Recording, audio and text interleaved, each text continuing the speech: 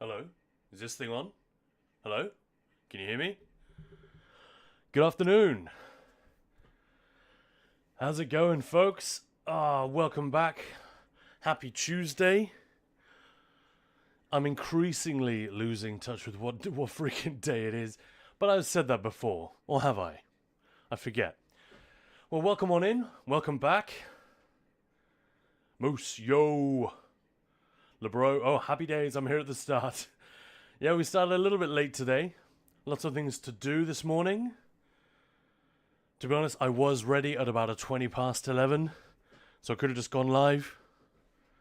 But I thought, let's just get a few more bits and pieces done. But we are going to start in ESO.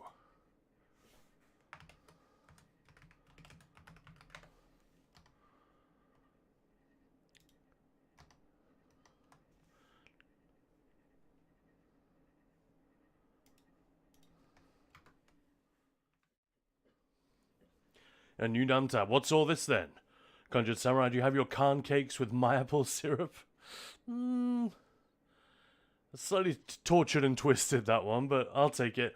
Ted Meister, afternoon. How's it going? This is a madhouse. No, we don't hear you, Khan. Zdenya, yo, yo, yo, yo. Welcome to the jungle. I was very close to doing my Axl Rose impression, but I think, to the relief of everyone, I didn't go there. No one wants to hear that.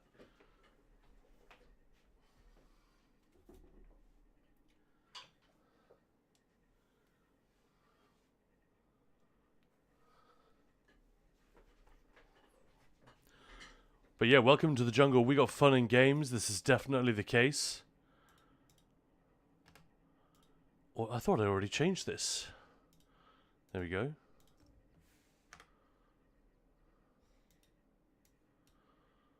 Let's just finish getting set up here. Rather hear you than Axel. Ah. I don't know, man. Bit of a dude. But yeah, welcome back. Gamesfest, day 26. So, a few days ago, I would have said, hey, we're on the home stretch now, 8 days to go, whatever it is. But actually, we have 14 days to go. Thank you for that, guys. In all seriousness, thank you so much for that support. I love that you guys are sincere and forthcoming about what you like. It helps us to do that. Nothing worse than trying to, not just trying to pay your rent from Twitch, but first and foremost, trying to do something which is fun to be a part of, you know? By the way, look at this, look at this.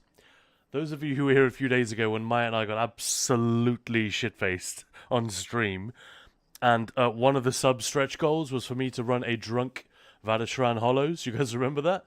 I mean, I brought an Arcanist, so yeah, easy mode. No gloating or anything, but I made the fucking leaderboard. I actually made the leaderboard and got some mail yesterday with gold items. Couldn't believe it. That's hilarious. I suppose it was a trifecta, wasn't it? I want to say it was a no death. It could easily have had a couple of deaths in it, though. There was some silly mistakes here and there. Khans and roses.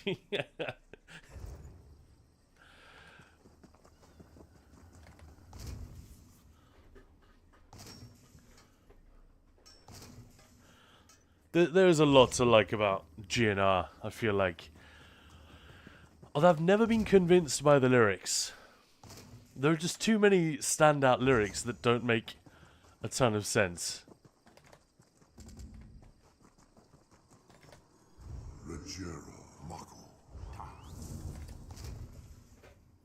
I can't think of anything I like about GNR. Oh, really? Not even Slash?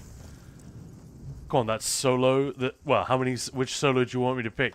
But the last solo in November Rain. Frankly, all of them. All the solos in November Rain.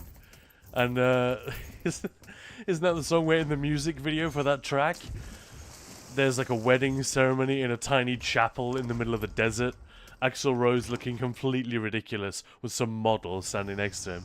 And like halfway through the ceremony, after he's like giving them the rings, it's like a skull and whatever, Slash just walks out of the church.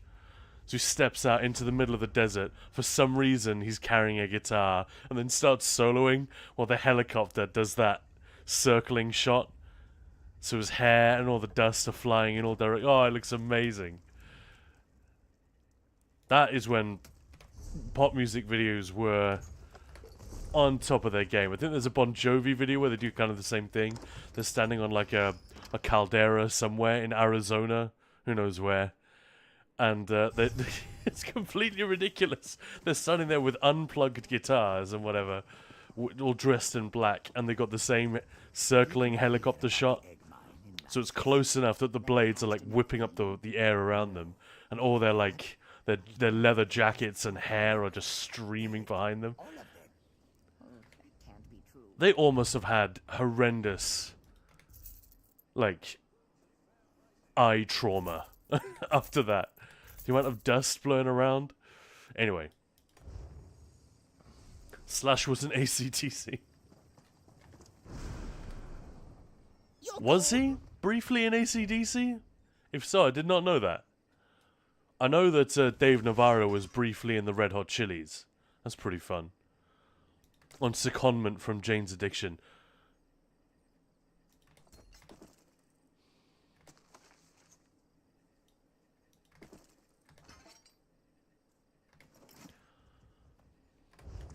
Alright, well, welcome on in. It's a lovely Tuesday afternoon. We are going to be doing some more... story content on the live server now that the live server is actually up. We didn't even log in yesterday because it was down for pretty much all the stream, and then it came up, well, like an hour or so before we finished, by which time we were already on Kodaku stomping stuff in Space Marine 2. That was a lot of fun. Yeah, look again, he's right in the middle. Wasn't Axel touring with Akadaka for like one tour? Yeah, maybe. It sounds like a vaguely familiar piece of info, but I don't know. Alright, what are the endeavors looking like today? Let's have a gander. Provisioning, clockwork foes. Yeah, we can do that. Clockwork foes, not Dwemer. There is actually a distinction, which I discovered the hard way. Brian Talk, hello there! Welcome on in. How you doing? Welcome back. This one welcomes you back. Hope you're having a good week. Just quickly bashing out some endeavors here. Tell you what, let me just put carve or something on the back bar.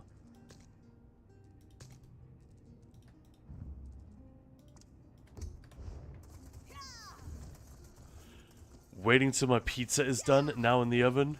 Nice. The other day, Maya and I decided to fire up a little bit of Cyberpunk. What a great game that is.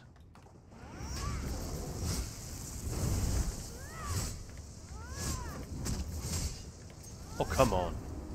Did that count? Yes. And we had... artichoke and avocado pizza, which is the thing, that's the type of pizza topping that is mentioned repeatedly in Cyberpunk 2077, and it doesn't appear to be a real world thing, at least not in the UK. That's not a thing that you can get. You occasionally see like a quattro stagioni with artichoke hearts on one of the four sides, one of the four segments, quarters. Cyberpunk is so cool. I'll tell you what though, avocado on pizza is kinda genius. I mean, avocado on almost anything. But, yeah, it worked really well.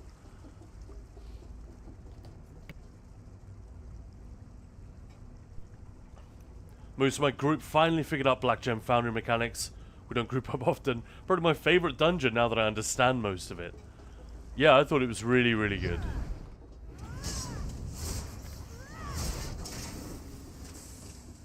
Carve is so weak. It takes 2 hits to kill anything with it.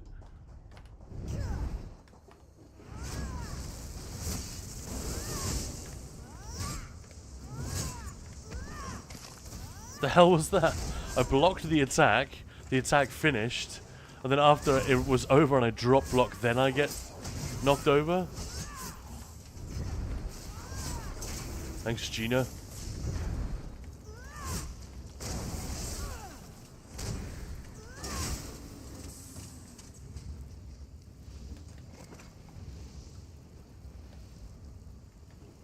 We're at 8 out of 10, which should be good.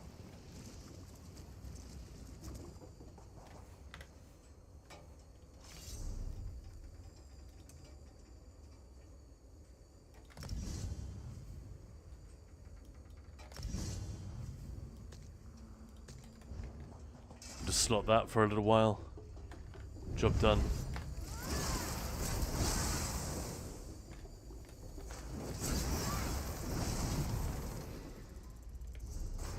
Cool. Easy. I like it when they don't take long. Well, I like it even more when they just happen automatically.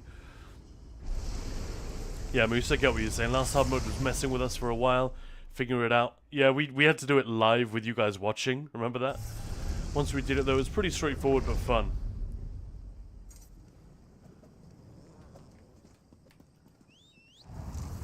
Yeah, glad to hear it. I like that. I like the approach they took in that dungeon.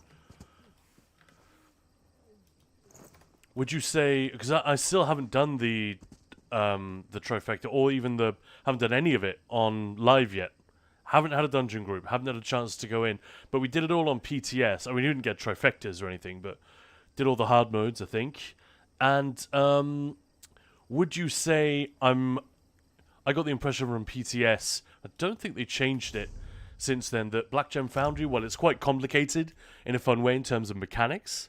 It's quite demanding in terms of teamwork, etc. The actual stat checks, the actual pressure in terms of DPS check, healing check, that kind of stuff, that is pretty straightforward. Like, I didn't feel under any pressure at all from that point of view. It was just about, you can focus 100% on the mechanics here, because that's kind of all it is. But it does have to be close to perfect.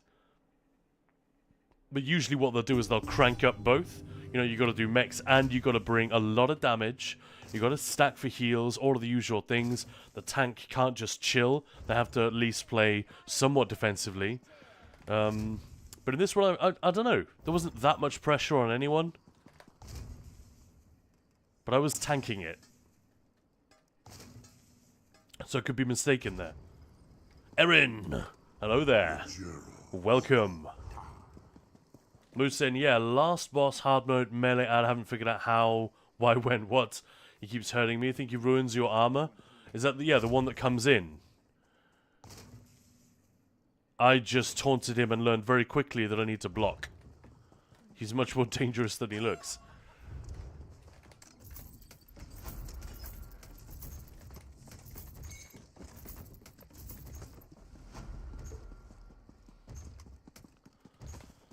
But yeah, you guys correct me if I'm wrong, or not even if you think I'm wrong. If it's just, oh, I got a different impression, I had a different experience in there.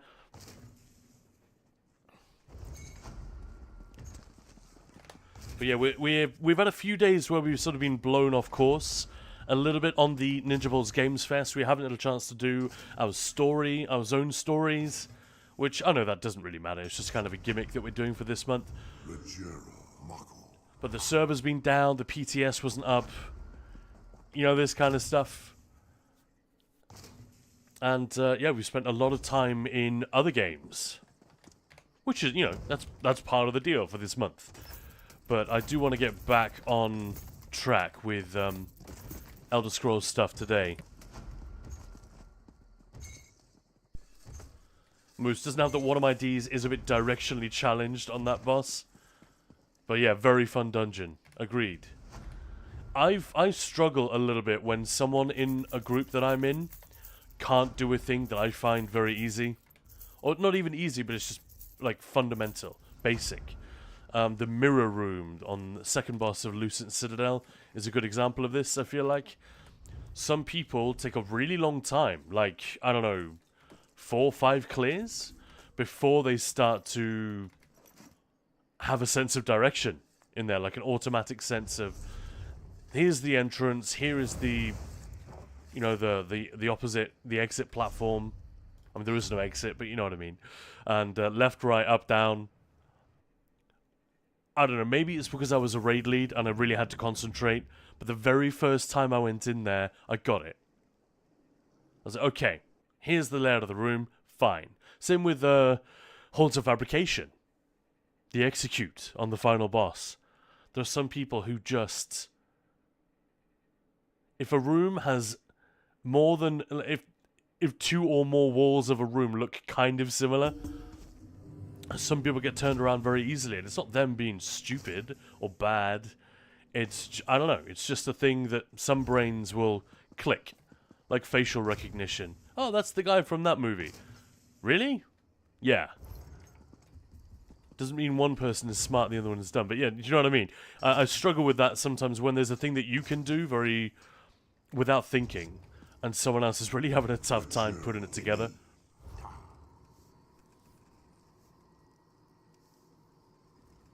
LeBro, Khan, you got me back into Cyberpunk and Skyrim. So yes, play all the games. Man, well, I got some bad news. For those of you who, like me, have an enormous, mountainous pile of shame in their Steam library, I reinstalled Assassin's Creed Shadows, because that is what we're playing today. I played the first couple of hours of that game, and I thought I'd played out of the tutorial, got everything set up, and then got into the world. No, the game keeps, like, spooling out in front of you. So I played quite a bit of it in order to prepare for today, because that is the game we're going to be streaming later. Assassin's Creed Shadows. It's one of the better ones, I think. It does come with a whole load of Ubisoft... It's weighed down by a lot of Ubisoft bloat, which I just don't understand. I don't understand how the more games you make, the harder it becomes for you to remember the fundamentals. Although I guess I think I do understand on paper how it's like too many cooks spoil the broth. The company gets bigger, bigger, bigger. You know, you have many, many different satellite studios working around the world. And what do you do to ensure consistency? You treat it a little bit like a franchise restaurant, like Wagamama or McDonald's or whatever. You know, you have very, very strict rules about all of the infrastructure, like even the screws that they use in the furniture in a franchise restaurant is sent out from head office. It's all very, very tightly controlled. Everything is standardized, and that can lead to things that don't make a ton of sense. I feel like that is what creeps into these Ubisoft games. But at the rate they're churning them out, a lot of the stuff is like remarkably high quality. The art direction, I feel like, is tippity top every time. But it's a lot of the more mechanical stuff which seems to suffer. But the bad news is, I was kind of hooked. Once you get out and are just exploring, the story in Assassin's Creed Shadows, The two characters are very, very likable. Maya! Hey, Erin. Maya's not here at the moment. She will be a little bit later, though, so sit tight. Maya has a million things to do on her week off. Just one of which is hanging out with us and streaming to you lovely people. I think she'd want to do that every day, every hour, that she wasn't asleep, if she could. But yeah, so Assassin's Creed Shadows, I played enough of it that when I was just it hit me when I was walking around. You know, in the quest, the marker on your compass says, go this way, and I just went, fuck it, and turned hard left, went up a mountain into the woods, and I kept waiting to bump into the wall, you know, the edge of the level, and it just didn't happen. I kept waiting for the moment where there was an invisiwall put in place that, like, we don't really want you climbing that mountain, because we didn't want to have to build it. Never happened. I got all the way to the top, and I think that's where we're going to start the game later on. Just wandering around, I was looking around the woods and thinking what we were talking about when we played Enshrouded a few days ago. And by the way, we've got in touch with Keen, which is a German studio. I falsely claimed they were English. Sorry about that. Pretty sure it's a German studio. Maya got in touch with them and said, BT Dubs, we streamed your game the other day, and we sold like 3 copies of it. Well, we didn't sell, but, you know, people who hadn't heard of the game were like, what? This looks amazing. At least 3 of you went out and bought it, which is wild. So Maya's talking to them like, should we do something again? Because it's a very fun game to explore. And as you know, I haven't actually played that much of it. It's one of Maya's games, not one of mine. Assassin's Creed Shadows is also one of Maya's. I haven't played it that much until the last couple of days when I've been trying to do my homework for today's stream. But yeah, walking around the woods and just exploring and seeing what's there. Of course, that feeling runs out in any game. There's no game that can sustain that forever, but it was definitely there. So that's my long-winded way of saying, LeBro, prepare yourself. You might get that Assassin's Creed itch once again after today's stream. It's an easy franchise to dismiss because it's so big and there have been some real blunders in its history and people are a little bit tired of it. But when they do a good job, boy, there's something about it that does hit hard. But anyway, Moose, just going back to that half execute, we're talking about, I swear, I'm the only one who gets the right position every time. I don't know how people get lost. Yeah, same. Although I've never been in a group where everyone was lost. There's always 1 or 2 people, and I just don't understand it. It seems fundamental to me, but video games playing out on our screen, that is an abstraction. That's my theory. It's not fundamental to, like, left and right. It is, like... Give someone a mouse and keyboard who hasn't really played many video games in their life, and they will struggle just to move left and right. Not because they don't get the controls, but because there is something... It isn't as inherent. You know, moving around, looking around in a video game isn't as inherently straightforward as we think it is because we do it on the regular. I think that's the key. But yeah, Alatarel, hello there. And hey Maya, there she is. Look who's here. Yeah, Brian Talk, not much you could do about that. Exactly. Exactly. Not a lot you can do. And Ninja Balls, so that's Maya. Speaking of your huge pile of shame, I do have a key for Mars Attract. Oh, okay. And Brian Talk, Shadow is fun. I thought it was. It's one of the better ones. Both characters are very likable. They're fun to be with. The story is, I mean, it's Assassin's Creed. How original and nuanced is the story going to get? I was a little bit disappointed because I thought the character of Naue was actually pretty compelling. I like her. She's fun to play as. That's the lady character, the sort of more sneaky, assassin-y one. But yeah, we'll check that out a little bit later. I'll probably play most as her. But her story is so generic. And I feel like the developers are so proud of their storytelling. They keep making you sit through these incredibly long-winded cutscenes. Like it's like watching a movie at times. And I understand. I get it. These characters look great. You've built this historical setting. Beautifully done. But just... find a way to tell that story without so many cutscenes. Do it. I don't know, it's an awkward separation of game and cinematic, which always bumps me a little bit. There are games that do it well. I'd say The Witcher 3 does it quite well for the most part. And Assassin's Creed Shadows is certainly not the worst example, and they do look gorgeous.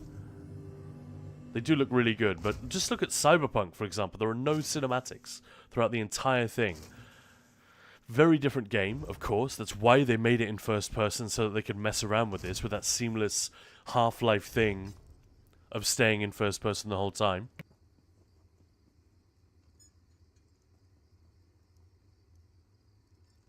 Oh, hey, Maya just came in asking if I need a coffee.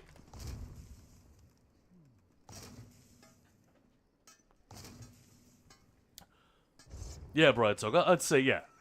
If it's a straight up binary yes, no, is it fun? Definitely yes. Maya is kind of here. So she's working downstairs and listening and reading your comments. So be polite, folks. Xenia, I showed Enshrouded to my wife's brother yesterday and he went home and bought it. No way. So he's going to be my wingman in the game now.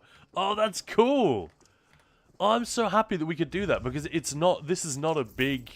I mean, even if it was a huge studio, if they made a cool game and there are people, like fun folks who haven't heard of it and didn't realize it's out there, then that's a great thing. But the fact that it's quite a small studio,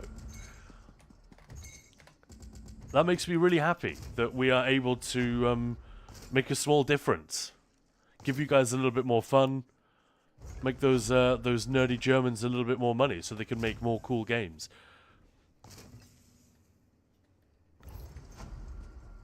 Yeah, I can testify to the... Even though I haven't played more than, I don't know, 5 hours in Enshrouded myself, I've listened, I've sat there working, sometimes hanging out, sometimes working in Discord chat while Maya and Eggbirds are playing it together, and I've often had one of them streaming it to me at the same time so that I can like look up the corner of my screen and see what's up.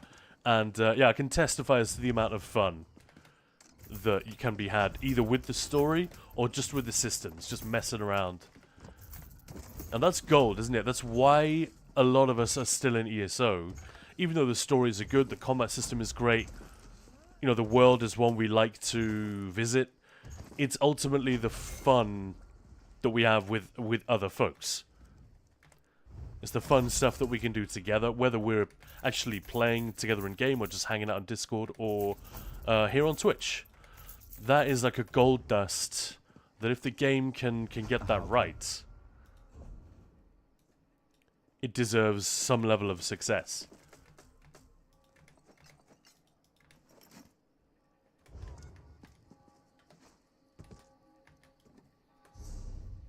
I wonder if we're going to see Zos try to hammer that particular nail a little bit more.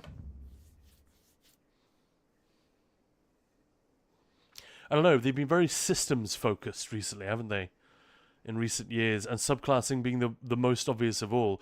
Like, it created all this interest, but as soon as the unfinishedness of subclassing became clear, look what's happened. But anyway. Bright Dog, done! The pizza, I mean. Awesome. Get on it. And Aaron, I had Enshrouded already, otherwise I would have bought it again. By the way, where are the new stretch goals? Ooh, they are coming. Yeah, as Maya said, they are ready. Just needs Khan's special designer touch. Oh, they really don't. Maya already designed a beautiful graphic. I was honestly just not sure about the third one. I kind of don't want to do that. But... yeah. And Alatariel, which of the goals are already done? All of them. Did I miss Drunk Vadishran? Yes, you did. I'm sorry, you did. That was when we were, well done. we were already having a drunk stream. Well, it wasn't a drunk stream by design, but we had bought a big bottle of vodka and lots of beers and some wine and stuff. And we were just going to have, like, a quiet evening where you guys could make it less quiet. And a lot of you got on, very much on board with that idea. So we ended up having quite a rowdy stream, and Maya had to leave and walk to the grocery store and buy another bottle of vodka because we were so far behind. We absolutely smashed the goals, and yeah, there was just a tidal wave of support for us that day, which I absolutely loved, but it created a dangerous situation for my liver.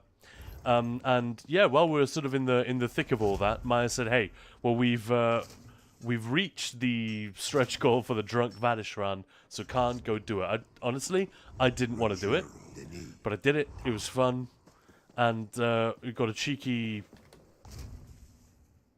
I think it was a trifecta run as well, and I was just saying, I guess just before you joined, Alatariel, I got a mail yesterday in-game with, you know, for your dauntless deeds at Vadishran. I actually made the leaderboard. Which is hilarious. On a super duper inebriated run, I actually made the leaderboard. But I did bring an Arcanist. So go figure. Just, you know, easy mode. But that made me laugh.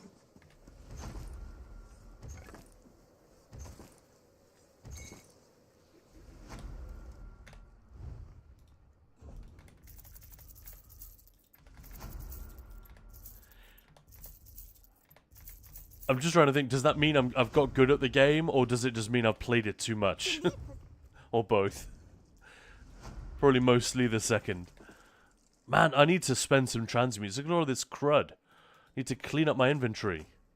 What can I print? There must be something that I need. I won't bore you guys with that. I will, I'll figure that out off stream, I guess. There must be a tank who hasn't got, I don't know, something. Not that Yolnakrin's being used again. I think I only kept one set of Yolna, so maybe I should print some more of those. But yeah, Erin, all of them. I was watching gameplay of Silent Hills F, and it's so fucked up. I'm definitely getting it. I need to understand what is the point of these games. We already talked about Resident Evil, Silent Hill, and I don't have any ill will towards them ever. I love good environmental storytelling. I love horror games. Love all that shit. The particular type of brand of Japanese horror, certainly in cinema, really appeals to me. And a lot of the visual design of Silent Hill F definitely also, I'm there for it, but none of the marketing material for these franchises has ever looked good to me. Like, I see it and think, oh, that is a game made for other people. But we talked about this a while back. We don't need to rehash all that, how a lot of games that are designed, that are developed in Southeast Asia, they will market them in a way which is completely different to the way you market to a Western audience. So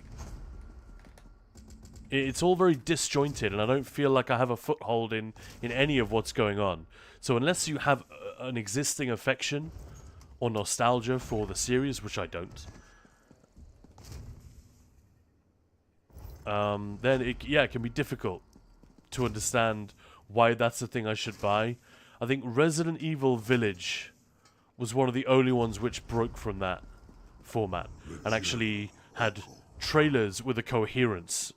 With like, here is where you are, here is a little teaser of what is happening. But even then it was very, very thin, and it was mostly the intriguing castle and the vampire ladies that like makes you sit up and pay attention. It's like, oh, this is something different. But yeah, I definitely want to get into that. Maybe Silent Hill F is the way to do it. Does it look like a classic? Does it have the classic tropes and gameplay features of a Silent Hill game, would you say? Or is it a bit of a break from that?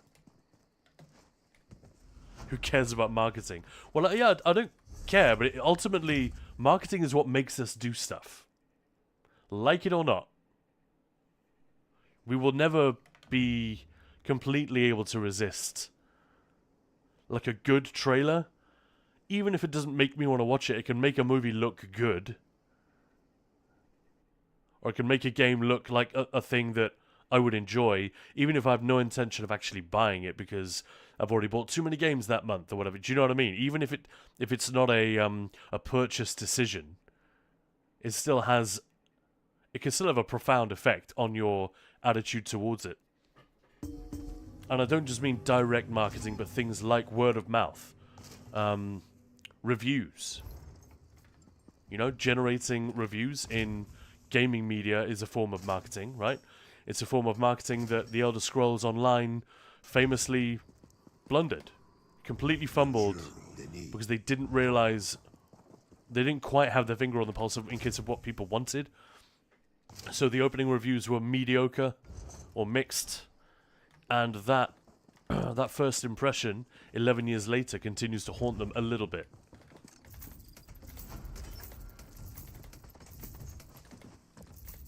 Difficult to say just how much, but it's got to, you know, it's got to be there. You might not even remember why you had a weak impression of something, but the impression is there, you know.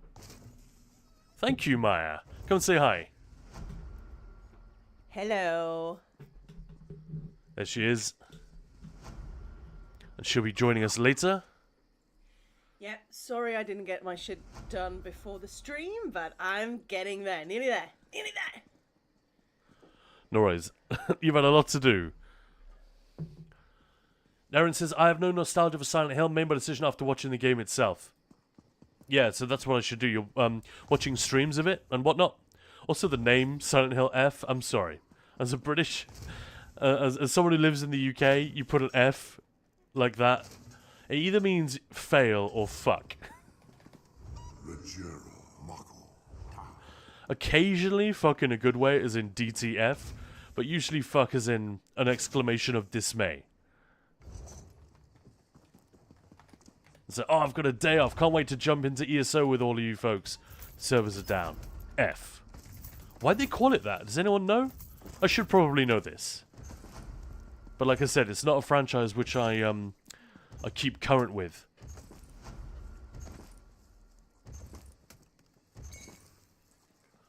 Erin says, I am going to do the third one. What's the third one? Do you even know what it is? I think it's a karaoke night. Music and karaoke night. It's like a pain in the axe style set list. But it's the karaoke bit that worries me. Because I know that Maya isn't going to be volunteering herself for singing.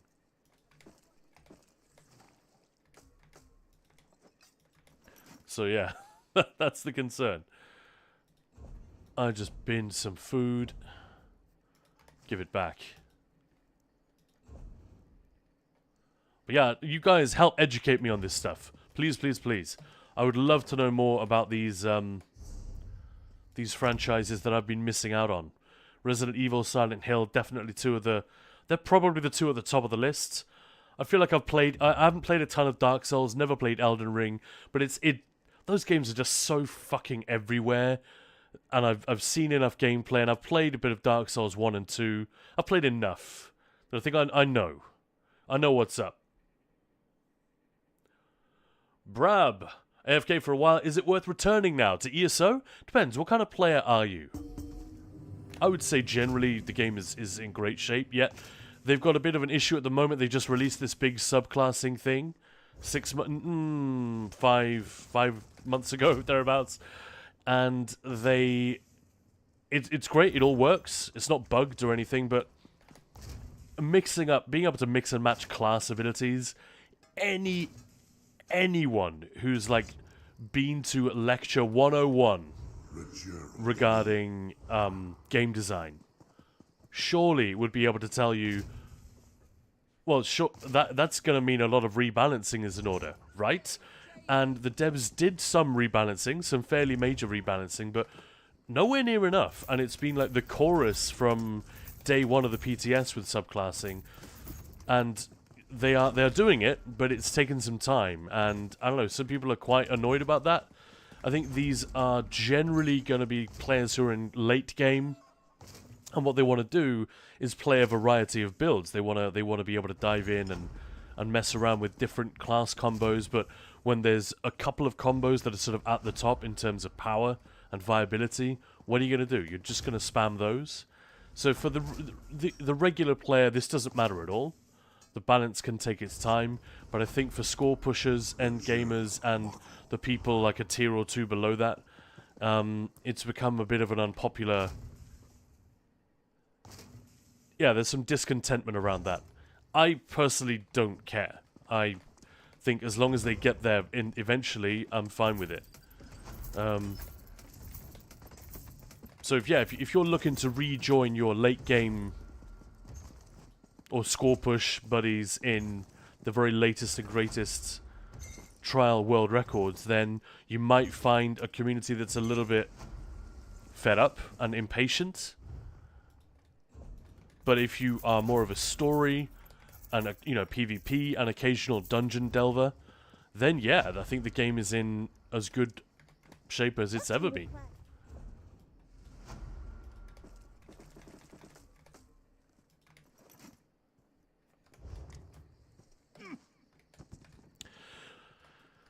We'll know more about this in the coming year, actually, won't we? Because they've done this big shift into more seasonal content, so it's less of a one big update every quarter with one giant update every June. That's the format they've had for like 7, 8 years now, and they finally realized that that's run its course. They need to be able to be more flexible. They need to be able to be more, what's the word? Agile, so they can respond to player feedback. This is part of the issue right now. It's taking them, it's a big ship and it takes a while to turn, you know? And players who maybe were expecting a response within 3 months, realizing that they're going to have to wait 6, 9 months. Selling, buying, trading, right here. But yeah, Brad, does that help? I hope so.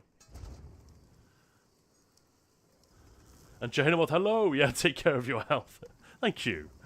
I am taking care of my health. I'm having a very healthy day today.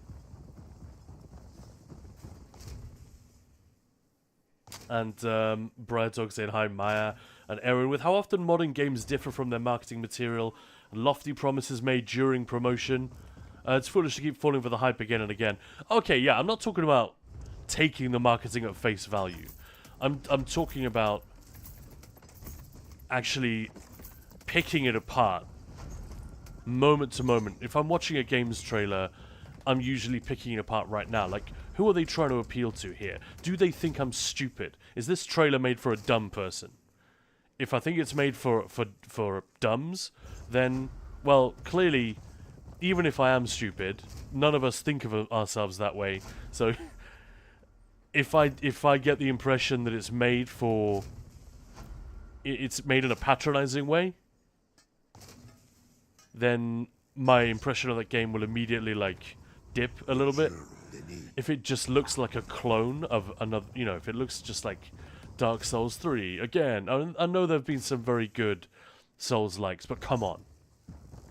Enough already. Like, do something interesting. You know, there are all these things. Some of them are personal. Some of them are a bit more general.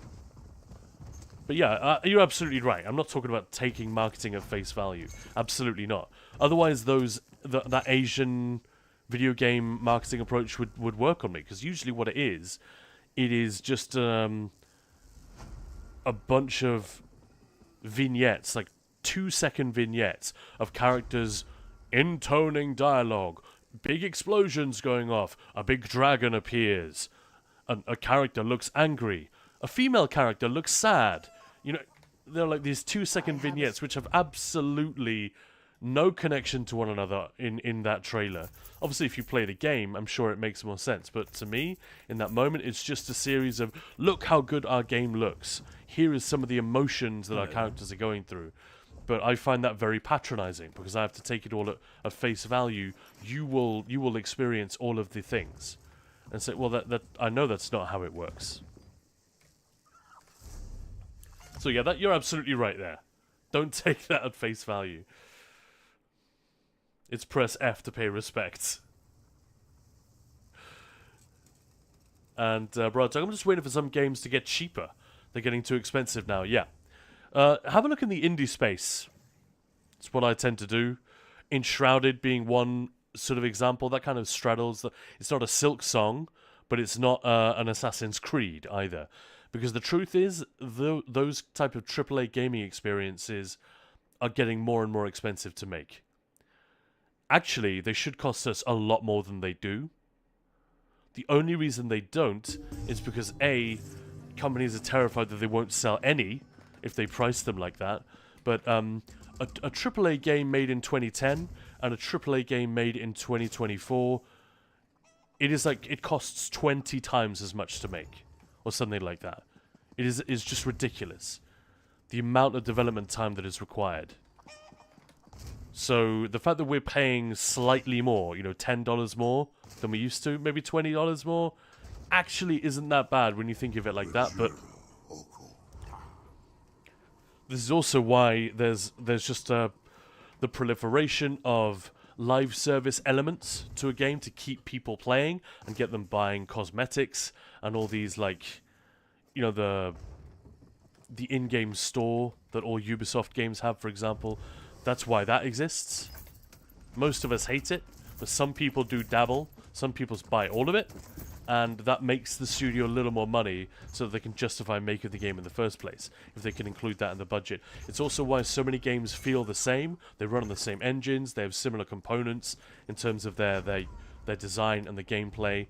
Again, not to bag on Ubisoft too much, but Assassin's Creed games, they almost turn that into a selling point. You know, if you've played the previous one, you'll be like 80% of the way there in the new one, in terms of knowing the controls instinctively and all of that stuff. All of these things help to make them cheaper. Live service games obviously have proliferated as well. And games that are incredibly mainstream, and therefore slightly less interesting. The more you broaden the appeal of something to include not just this particular type of nerd, but everyone, the more bland your game is likely to get. And if your budget is so enormous and balloon,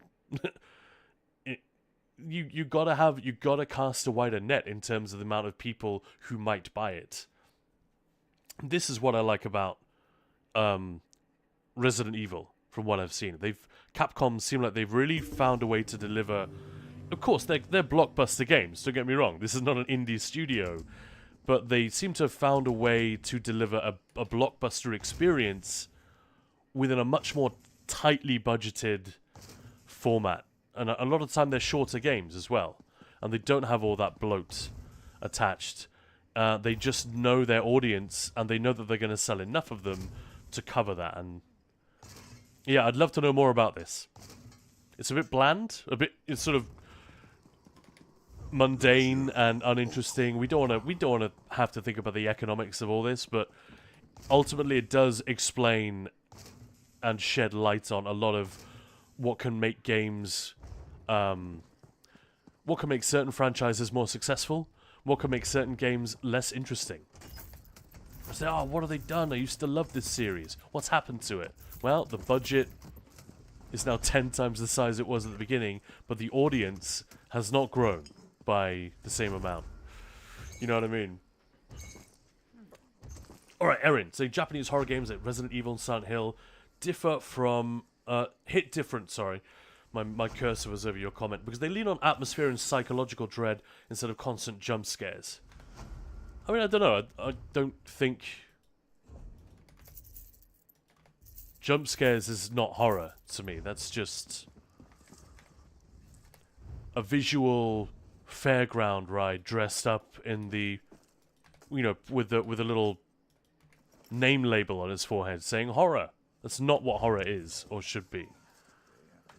So yeah, I think these guys are just doing real horror, is what you're saying. You get quiet tension, strange symbolism. Think Pyramid Head as a walking guilt metaphor. And everyday places that suddenly twist into nightmares. The marketing can feel weird to Western eyes. Yeah, it doesn't feel weird. It just is strange when you're used to things being pitched in a completely different way. You may be the perfect judge here, because is it fair to say you sort of sit between the two? And it's definitely a failure on my part. Or not a failure, but like it's a shortcoming, or what's the word I'm looking for? A shortcoming on my part. You know, that I'm just not used to seeing that kind of thing, so I don't feel like it lands. It's not delivering what I'm expecting or looking for, in terms of, here's the product, here's what we want you to know about it, and here's why we think you'd enjoy it. It's just a completely disjointed set of, like, you know, like a slideshow. Often mix upbeat music, mascots, or variety show tie-ins, even for dark games. That type contrast is part of the charm. Yeah, also very stylized combat. And fourth wall breaking things that remind you it's a game. Like in a narrative gaming experience, I absolutely do not want that. And I don't think I ever will. Unless it's really, really cleverly done. Like Stanley Parable kind of stuff. But it's not because it's badly designed. It's deliberately done. When they break the fourth wall like that. Interesting. Also things like limited ammo, eerie puzzles, folklore-inspired monsters, Gorilla's slow burn, fear that sticks. I think ultimately that's the thing. They just don't look scary. I don't think I've ever seen... The only Resident Evil game I ever thought looked scary based on the marketing was, I want to say it's 6 or 7. You know, the one that's very, it's basically a carbon copy of Texas Chainsaw. You know, the house in Texas Chainsaw. That looked really, really unpleasant. And in a cool way. But they just never look frightening. They just look kind of laughable. Again, in the marketing material. Once you're in the experience, I think it's different. And maybe having a horror game... Like, think of what a typical Western... Not even Western. Think what a horror movie trailer looks like. It's usually... You know, blah, blah, blah, blah, blah, set up. And then you get... Once the audience has been told where they are, something about what's happening... A little bit of setting has been established, then you get that quiet bit where someone's waving a torch around the room. And trailers for other types of film usually cut very quickly. They will contain a few seconds of a particular scene, at most, you know? Typically. Not always. But in a lot of horror trailers, they really put you in the moment, one of those scary moments in the film, and let you sit there and stew for a little bit longer until the thing happens, whether it's a jump scare or whatever. And the way that these games are marketed does exactly the opposite. They jump from thing to thing to thing to thing. Isn't that scary? Oh, and none of it is, because I'm not looking at any of it long enough, and it's all just like retina frazzling fireworks. So yeah, what needs to happen is actually need to play the damn thing. Or, like you were saying, watch other people play it, then you get a much more accurate impression as to what's up. But yeah, I really look forward to doing a Resident Evil dive on the stream. That might be a thing that we do in the extra time that you guys have bought us for Gamesfest. Then that might be, it's either going to be then or during the Hearts After Dark, the charity rain that we're doing in next month on October the 13th to raise money with the American Hearts Association.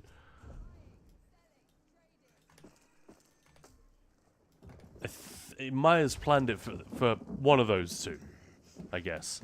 So I'm really looking forward to that. And if we're buying the game anyway, well, I'm obviously going to play it on stream or off stream. But yeah.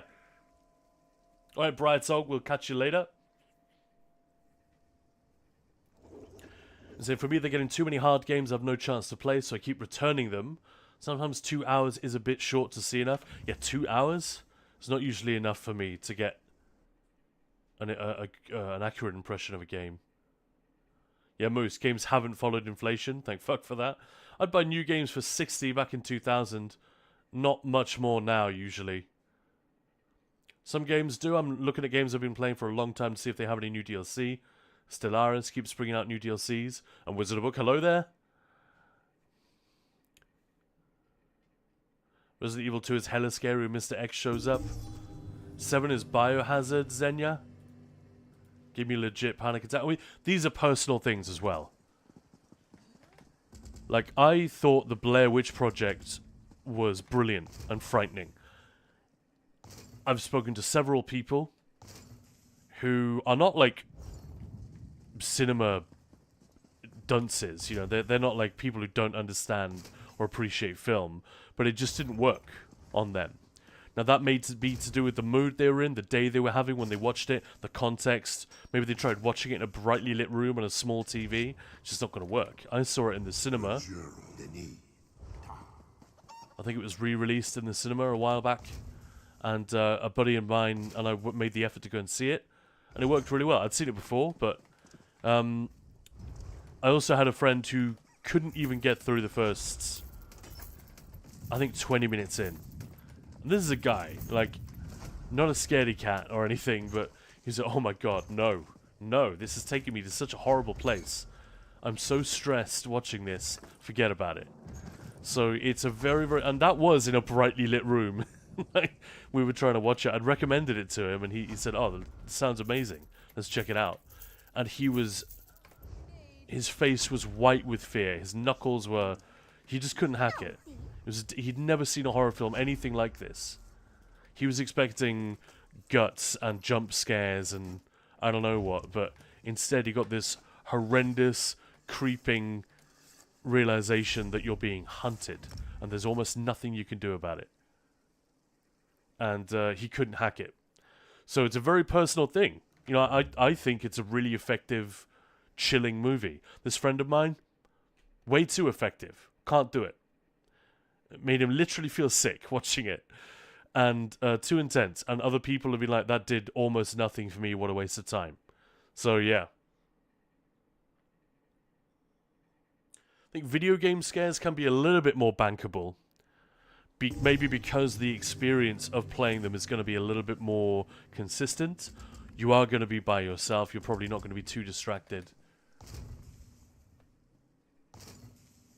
Size of screen doesn't matter as much. It's a much more direct scare because you're moving your character around. So it's inherently going to be more tailored to you. But still, I think there's a big divergence. Like some people just can't handle horror games at all. Other players just whatever.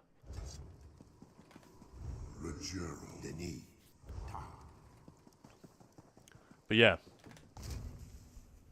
Definitely an ignorance hole in my gaming experience that I would like to patch ASAP.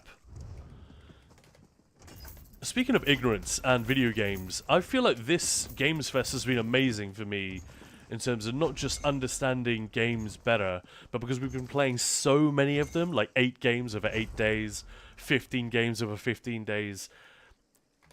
Not only has it been great in comparing like back to back, which game does what really well, which ones are superior to others in this respect, or which ones work better, but also what I'm good at and what I'm not so good at in video games, or what holes there are in my like gaming education. Maybe we should put it that way instead.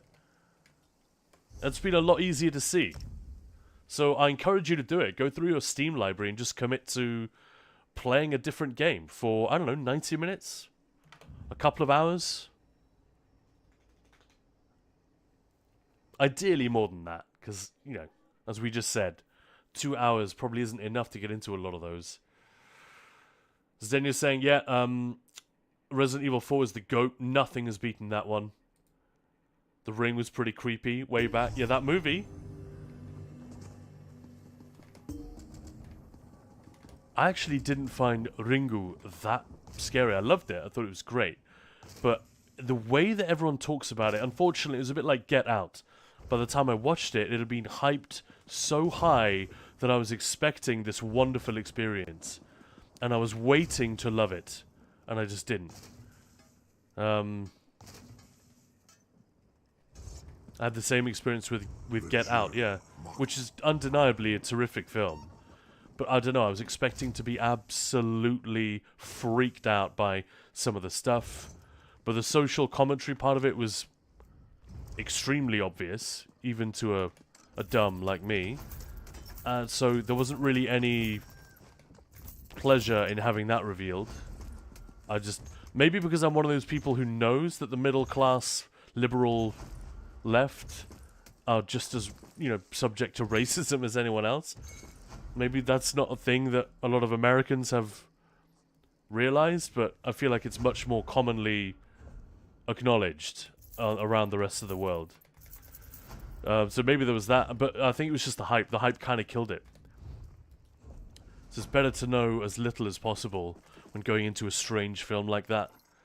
But yeah, The Ring was excellent. And even the American remake was pretty good. Like, there were some genuinely decent scares in that. Was that a Gore Verbinski movie? The guy who made the Pirates of the Caribbean films? I want to say it might have been Gore Verbinski. I don't know. But either way, not a classic, but, you know, had some moments in it. Event Horizon. That's a great film. I love that one. Hey, Preacher Man. Welcome on in. Thank you very much for the follow. Hope you're having a lovely week. The Ring gives... so yeah, do you want to clarify, guys? Aaron, are you talking about the Japanese original or the American remake? They're very different. Actually, the remake isn't just a like for like. Okay. I don't know if you heard any of that. There was some scrambling in the room. The dog just came charging in, like full speed, into my study. Did a quick, like, few spins, and then ran back out the room again. I think she's got something in her mouth. Like, Maya must have just given her a treat, and she's very excited about it. But yeah, Erin, the ring gave me the feeling that the evil has a method to its madness, and then crushes that hope in the end. That's what made it memorable to me. Yeah, alright, I know what you mean, because there's got to be a rule, right? There's got to be some rule that it follows. Nuh-uh. Brad Talk, funny, I can handle that sort of thing, jump scares, but I don't like it. I can handle that sort of thing, jump scares I can too, but I don't like it. Yeah, I suppose you're not supposed to... It's supposed to be fear leaving the body, right? It's boot camp for the soul, Wes Craven used to say. Horror movies do not create fear. They release the fear that is already there. Now that is obviously a very poetic way of... But what we're talking about, I suppose, is a horror of other people, of the unknown, of death, of these things which are very real and you could discuss in a philosophical sense. A freaking jump scare in a Saw movie is probably not one of those things. Maybe not. Maybe the Saw movies, Insidious, may be a better example. Or of any of the 50 terrible possession movies we've had in the last, like, 20, 30 years that are still ripping off The Exorcist from 1977 or 79 or whenever it was. And Preacher Man, yeah, Infinite Archive, yeah, we stream it quite a bit. We stream ESO a lot. That's like our main game by a long, long way. And Infinite Archive is great. So I'm one half of the Ninja Balls team. Maya, my wife, is the other. My name's Khan. So Khan and Maya running Ninja Balls Guild. And we also have a YouTube channel, Twitch channel. That's the reason for the name. My name is not Ninja or Pulls or Gaming. But yeah, hence the slightly weird naming convention. But because we play as a couple, Infinite Archive is literally the only two-man content that exists in ESO. Of course, you can make your own two-man content. You go into Overland, you can go into dungeons, even trials maybe. But that was specifically designed for two. And the fact that it works for solo is just a bonus. So yeah, we love going in there. It's really good. And Brad, so I can do it from time to time. I tried that new MMO thing. Didn't like it as it was only dungeons. Which new MMO thing? I'm probably being dumb here. Which one are you talking about? As Daniel, the evil within 1 and 2 deserve more recognition. Yes, I've heard that a lot. I played the first one, actually. Not the second. I gotta say, it didn't scare me. I didn't find it frightening at all. Ever, I don't think. Just weird. We're like weird in a brilliant way. And I'm really glad that games like that get made. It just didn't... I wanted to be frightened and I just wasn't at any point. I think it's all a bit too abstract and weird. Like, the horror doesn't have anything to do with anything. But that's a beautifully made game. I just wish that it had more of a... There was a bit more humanity behind the terror. Otherwise, it's just unanchored. It's a bit like cosmic horror in general can be really, really distressing and disturbing, but because it is inherently completely indifferent to human, you know, we're talking about whether it's cosmic horror like other dimensions creeping in or just like giant cosmic beings like Cthulhu and all that kind of stuff. These aren't evil things. It's not an evil, it's just like a hunger or a presence that regards humanity and life as we know it as insignificant, like ants. You know, there's I don't know, there's something terrifying about that conceptually, but in order to translate that into a movie or a gaming experience which which lights me up with fear and enjoyment, it needs to be connected to something human. You've got to find a way to connect the dots. Otherwise, it's just very nihilistic. You know, it's very bleak, staring into the abyss, but that's not the same as horror.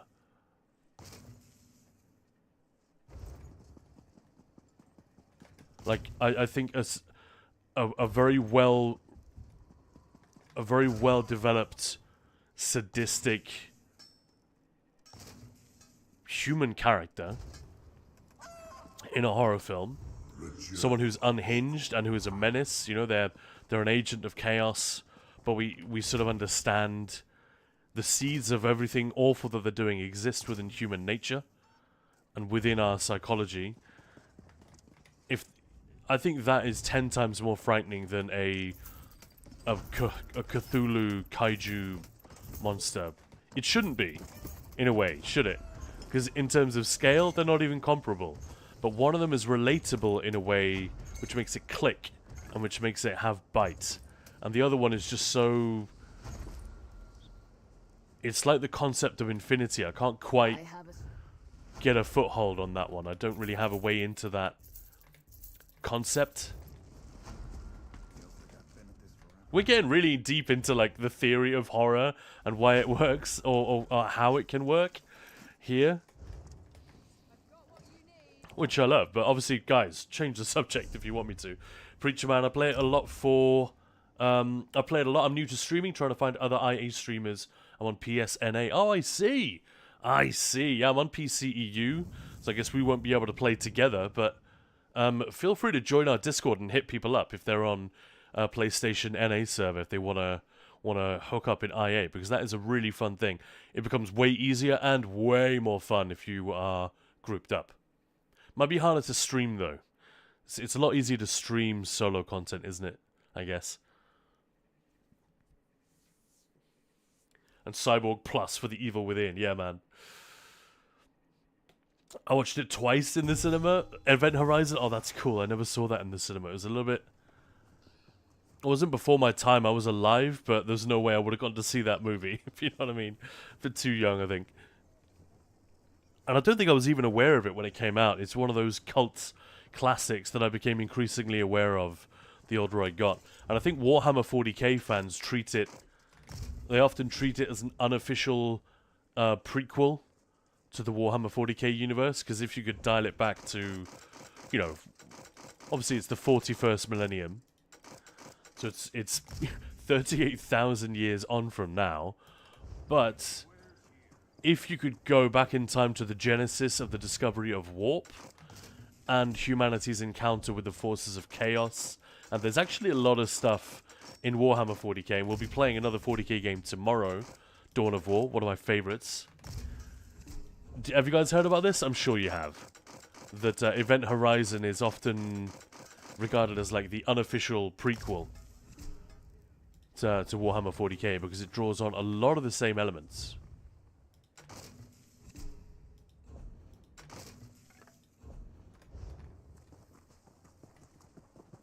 Then again, I guess Doom, Dead Space, and even...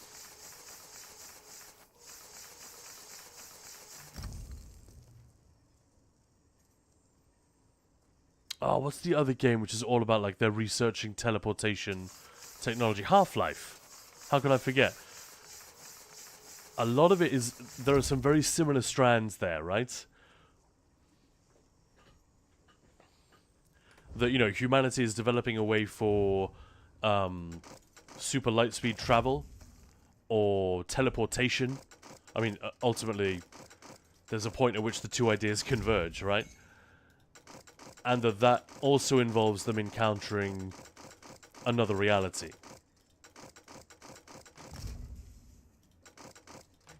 And things come through once they realize the portal is there. It's a really rich concept. You can see why it's been revisited a bunch of times. Oh, now I just want to go and watch Event Horizon and play Half-Life. But yeah, Erin, Evil Within is the brainchild of Shinji Mikami. Yeah, he's also the creator of the original Resident Evil I knew that bit. I remember Bethesda making a big deal about it. Maybe my experience with The Evil Within is one of the things that has coloured my impression of Resident Evil is not high on my list in terms of things that are made for me. But do you guys know what I mean? Did I describe that well enough with regard to putting a human... giving the horror a human element? Like a character is vengeful, or... I don't mean realism. Absolutely not realism.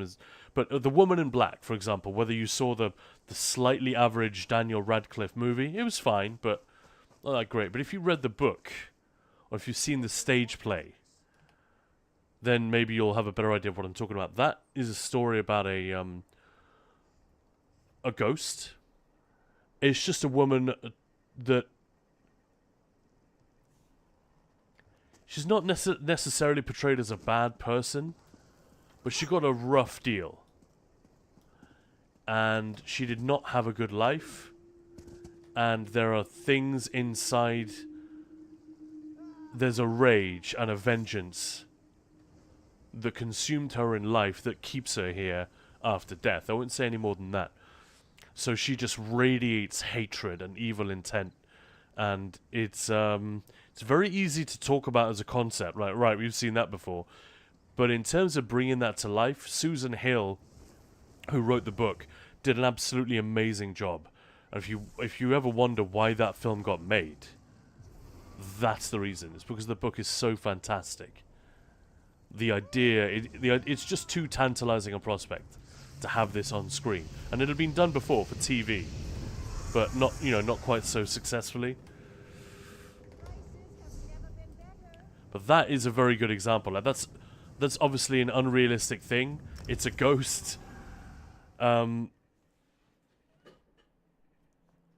suppose that's a lot of what Japanese ghost stories have at their core is not necessarily a rage or a malevolence, but like a sadness. There's tragedy. And again, I think that's one of the things that makes it so effective. There is humanity all over these things.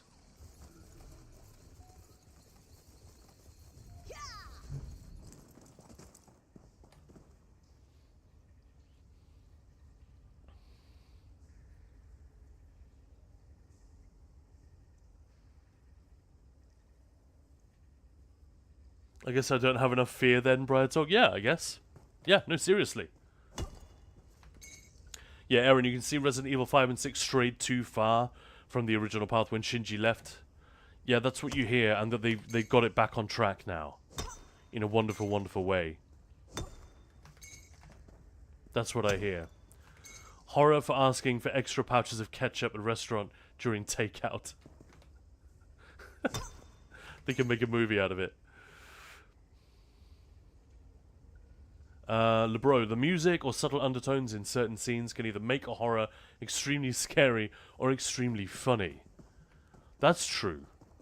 A clever soundtrack can really elevate things. There's a movie called Little Joe. It's not exactly a horror, although it does have those elements in it. It is about a scientist who develops a plant that can... I think the setup is... there's this little plant, it's like a potted plant you keep in your house, and the plant will secrete spores which make you feel better, or something like that. Can't remember exactly what the setup is. But it very quickly delves into, is the plant doing more than this? Is it actually beginning to control people? Or at the very least control the way they feel? Like the device in Do Androids Dream of Electric Sheep. That's the movie that Blade Runner is based on. They have it doesn't really feature in the films, but they have this device that controls their mood.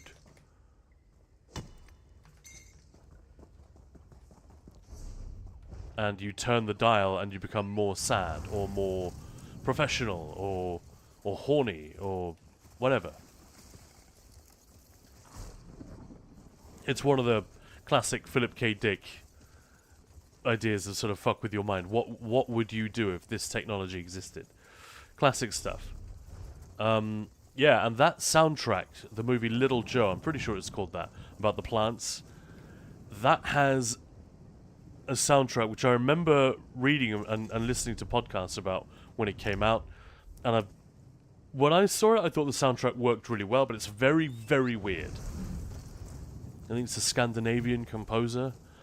And it's a lot of weird noises and clicking and ticking and stuff like that. It doesn't sound like a typical movie score. And some people found that it just wrecked the film for them. They couldn't get past it.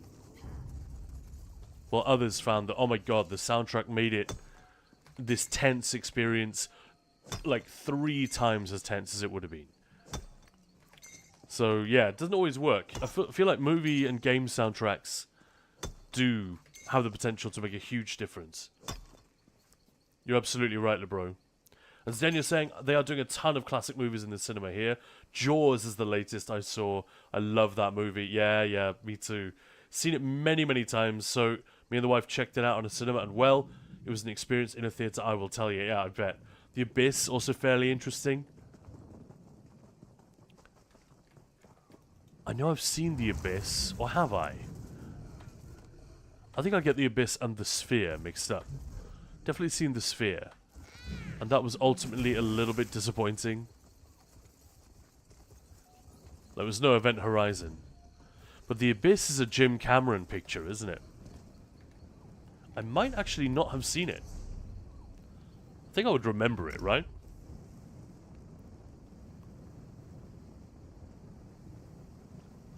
Not seen Jaws till now. Why is it a big deal? Honestly, it wouldn't have been a big deal.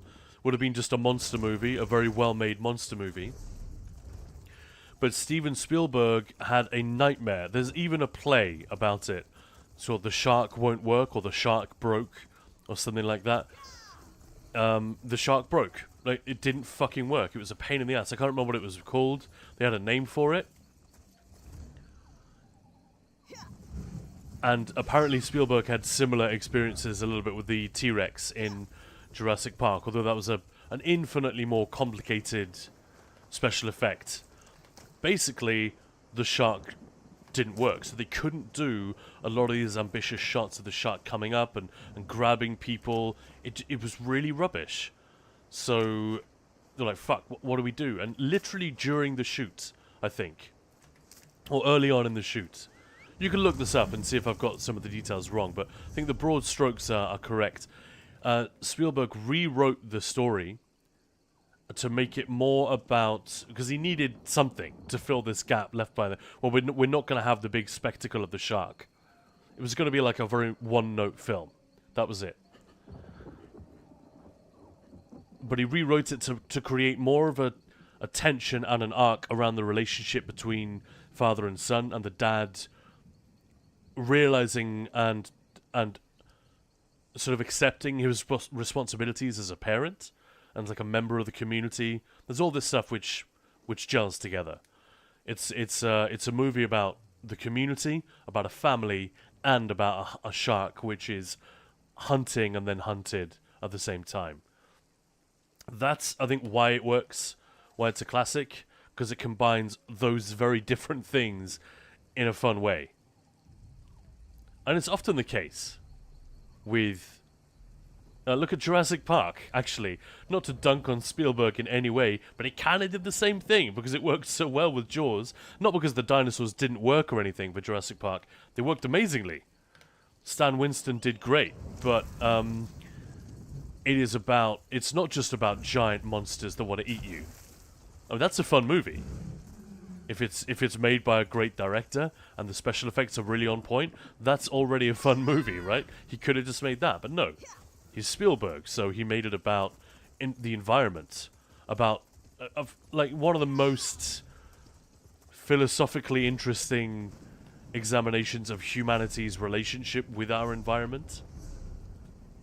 He had the guts to put in some of the chaos theory that was in the book. There's a lot of chaos theory in the book. I read it when I was way too young. I was into dinosaurs and I'd seen the movie. I was like, I'm going to read the book. Chaos theory? What?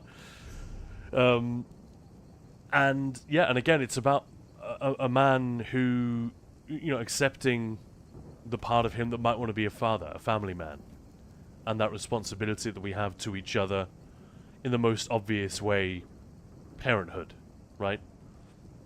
James Cameron did the same shit in Terminator 2. It's much less subtle, but the robot, the Terminator, becomes a father figure for the orphaned kid. It seems so COD philosophy and so blunt. These are not subtle tie-ins to everyday human experiences, but they work. They really work. There's a ton of depth added to an otherwise very, very silly film in Terminator 2 because of that whole father figure thing. And there's also loads more about Sarah Connor and being a mum and all the rest of that, but yeah, blah, blah, blah, blah, blah. I think that's ultimately why Jaws is considered a classic. It's not actually for the shark stuff so much, although that's brilliantly done. And at the time, people had never seen anything like it. So I think it had its really big cultural moment, and then it's regarded as a classic with hindsight for all the reasons I just stated. Does that make sense? That's probably 10 times longer answer than you were expecting. But yeah, this has been Steven Spielberg cast with Khan from Ninja Pulse.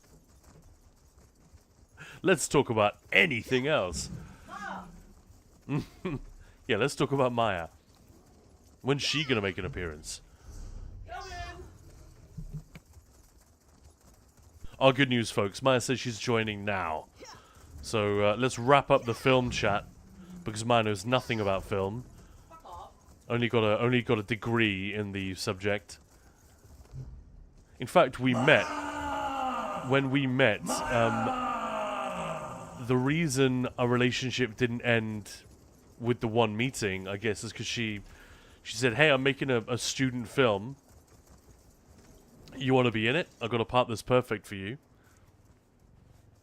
That's kind of how that went. Good old Erie. 10 times longer answer than expected is the norm when Khan starts talking about films. And hi, by the way. Yeah, it's true. I mean, if you ask me a question about something that I think is awesome and I care deeply about, and I don't think everyone knows, a lot of people know about the shark thing. But Erin's a buddy, and Erin asked, "Hey, so what's the deal with Jaws? Why is this?" Because on the face of it, you'd think that doesn't seem like it should be a classic film.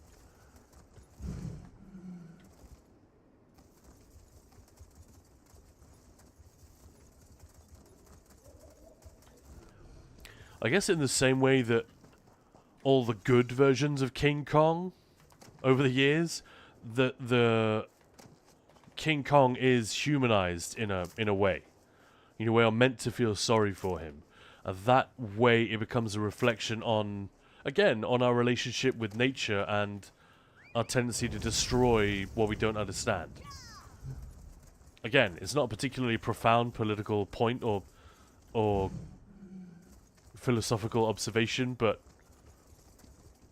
that is what media can do really effectively. It can crystallize these ideas in a really fun way, and if it's done in a story which is already fun and adventurous and cool, then you got a winner on your hands. All right, let me fire up Discord so I can get Maya on voice with you lovely people. Welcome on in, by the way. This is Khan, shortly to be joined by Maya. You're watching Ninja Pulls, and this is day 26 of our September Gamesfest. Join us on a Tuesday afternoon.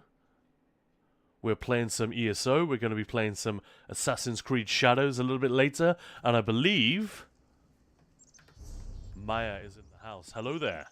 Hello. Hey. Like my path Awesome to hear your voice through the headphones, Maya. Are you done with all your many jobs for the day, or are you just sufficiently caught up? I still have the whole schedule to put together for the retrain in October, but Ah, thank you. I just called the end of that conversation good old Erie saying, to be fair, that is a big part of why I always tune into Ninja Pulse Culture Cast, so I consider it a good thing. It was really fascinating listening to you, Khan, I have to say. Is my sound off? Okay. Yeah, mine's just tweaking the noise gate. We hear that. You think it was fascinating listening to me? But you know all this stuff. Is there any of that that I said that you didn't already know? Well, that's not really the point. It's just Right. a lot of really cool. I mean, yeah, I don't think I knew all of it. Maybe I don't know. No, it was just fascinating to hear all the cool stuff, the facts. And my sound is still not good. Yeah, that was really, really fun. Very cool. Oh, I forgot to tweak that one. I forgot to tweak one of my buttons. Oh well.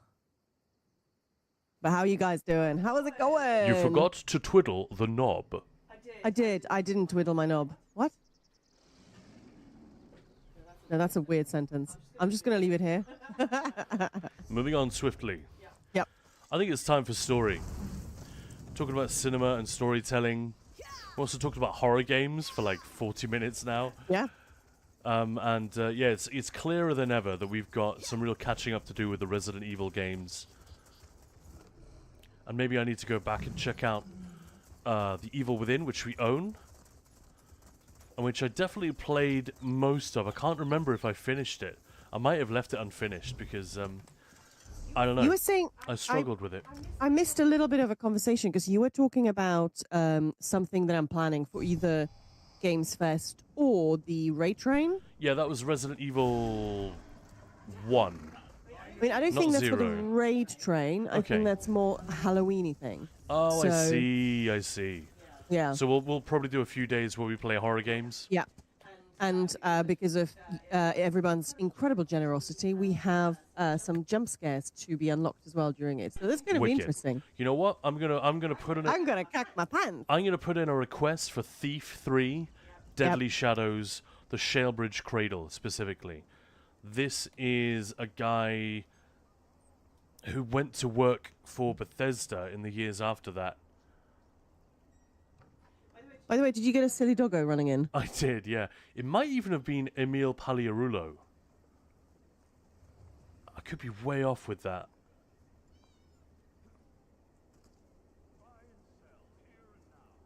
No, he worked on Thief 2.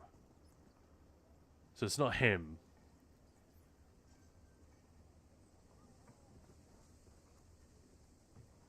I'm just going to look it up. But yeah, that is one of my favorite... it's very unoriginal in a lot of ways. And Thief 3 is not a quote-unquote horror game. It's a stealth adventure game with, you know, some combat. If you fuck up the stealth bit, you can kill people and get out of trouble. But the combat was pretty jank. It was mostly about incredible atmosphere for 2003 or whenever it came out. 2004 maybe. And it did have rudimentary physics in. Not at like a Half-Life 2 level. But, you know, it was groundbreaking in some ways. And it had this one level in it where, if you know the Thief games, you know there's a little bit of horror and sort of medieval dark magic and stuff in there already. But there's a wonderful section where you have to discover what went down X number of years ago. And you know that it happened in this... It was an orphanage. But a lot of the orphans started dying off. And then they had this big building with not that many orphans left in it. So the city started using it as a mental asylum. And of course... That seems like a really great idea. Yeah, so the poor old orphans were there in the same building as the crazed inmates. And over the years, you know, the inmates got more and more... They got worse and worse. The orphans got fewer and fewer until there's just like a few orphans left living in a mental home, basically, with like the most terrifying and violent people locked up there. And then the whole place caught fire one night and burnt down. And now you have to go in to this place, which is obviously going to be the most haunted fucking place in the universe. And you have to go in and root around through old papers and stuff to find out, you know... I can't remember exactly what piece of evidence you're looking for. But that's what Garrett, the thief, has to do right at the beginning of the level. and yeah, it was an experience at the time. I'd never played anything like it. I'm sure it has been surpassed because level design, technology, animations, and just sort of the whole field of video game design has advanced so massively in the 20 years since then. But I think the guy who designed that level and wrote it was the same one that got hired by Todd Howard to make the Dark Brotherhood questline in Oblivion. Ooh, okay, that is very cool. I'm pretty sure that's it. Let me actually look that up before we move on. What other horror games should we put on that list? So we've got Resident Evil 1. Evil Within is a strong candidate. Outlast is a classic. Could you just 2 secs? I actually want to write it down. Thief, yeah. What was the Resident Evil 1? Outlast. I mean, we already played that last year. Thief 3. Yeah, I've got that down. Yeah, there was something else. So the Evil Within. yeah. Buying,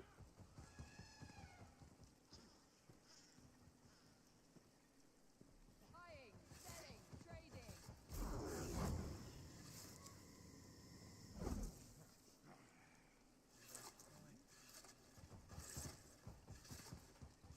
Khan is reading. I just thought I'd Google Dark Brotherhood and Shalebridge Cradle, and then it would obviously come up with the designer in question, but it's not coming up. Oh no.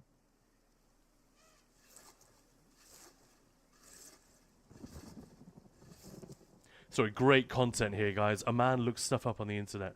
We can't even see him looking it up on the internet. I can. I mean, it's riveting. All right, Just- this is just funny. listening. Look at what Google's fucking AI says.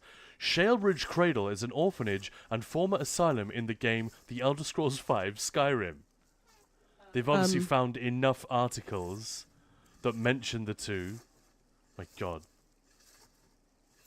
That is brilliant. Well, I'm getting like links to a load of Reddit saying Shalebridge Cradle, greatest mission from any game ever. Bunch of people are saying that one. Anyway, well, I'll look that up some other time. But yeah, here we are. Where were we with regard to Yeah, where are you Questage? story-wise? The Rift. We're going to finish the Ebonheart Pact, Nice. which is weird because the Ebonheart Pact story just very much culminated with the formation, like the solidification of the pact. And Yoren, we save his life, and Urine? yeah, Yoren the Skald King, Yoren the Skald King. Yeah, we get the Nemic egg, and Oh, yeah, yeah, yeah. what's the thing that the Dunmer bring? I can't remember. A mace of some kind. Yeah, it's got this sort of very culminating moment in the quest, and then that ends, and you kind of have to do another one. The Ebonheart Pact is definitely the weakest for various reasons. But yeah, Not Pure and their viewers just joined us on YouTube. Hey. Wow, would you look at that? Thank you very much for the raid. How's it going?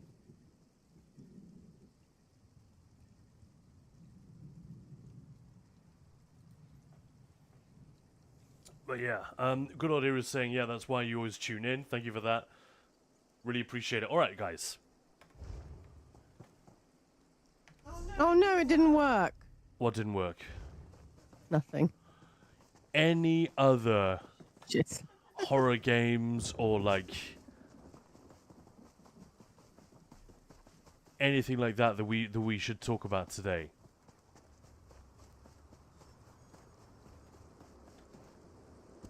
I could honestly, I joke, I jest, but I could easily do a Steven Spielberg cast, or just talk about horror movies. There are obviously commentators out there who know way more than I do, but you know, we're here now.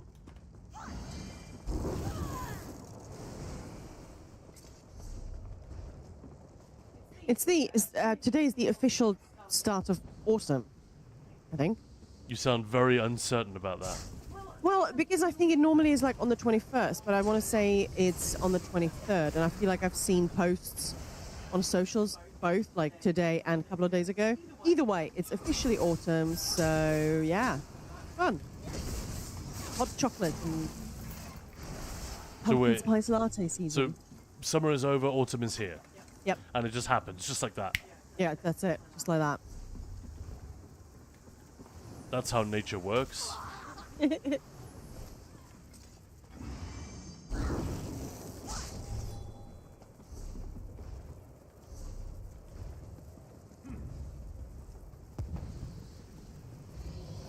That Reddit thread I stumbled across has got me thinking though. Like levels from games or moments in games that were amazing, but that nobody ever talks about.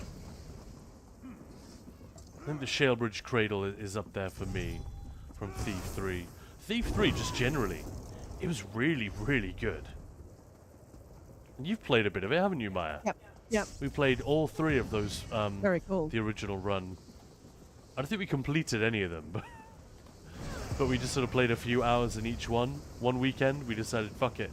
We're streamers now, we should swap more gaming stories.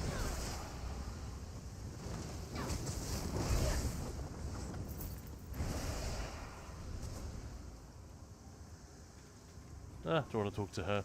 She's going to give me a quest and stuff.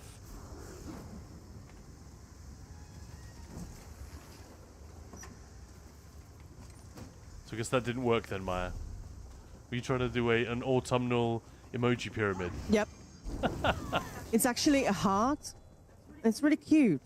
I'm going to post it on our Discord because I think that will work. Well, welcome on in if you just joined us. This is Ninja Pulls with Maya and Khan. And yeah, Hiya. we are doing packed story time in ESO. We're also going to be doing Assassin's Creed Shadows a little bit later on.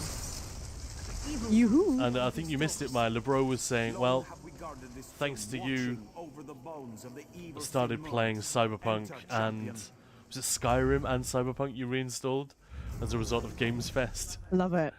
And Zdenio was saying, hung out with his Yeah, I actually... wife's brother. Yeah, saw that copy. Oh, you were yeah. responding to that, yeah. But isn't that cool? That's amazing, yeah. Yeah, see, it worked in our chat on Discord. It looks really pretty. Just didn't work on Twitch. Twitch! What's going on here then? Who's keeping those candles lit? Sinmur, giant of legend. The bones of Sinmur the Terrible are entombed here forever. The heroes Fireheart and Darkhammer sacrificed all to end. Enough for that. I'm good. Preacher, yeah. Yeah, whatever day autumn started, it's no longer summer, exactly. Yeah. And then in 3 months, exactly on the dot, winter will start officially. A man of Okay. logic. Uh-huh. Although I just assumed Preacher's gender. Based on the fact Preacher 114 man.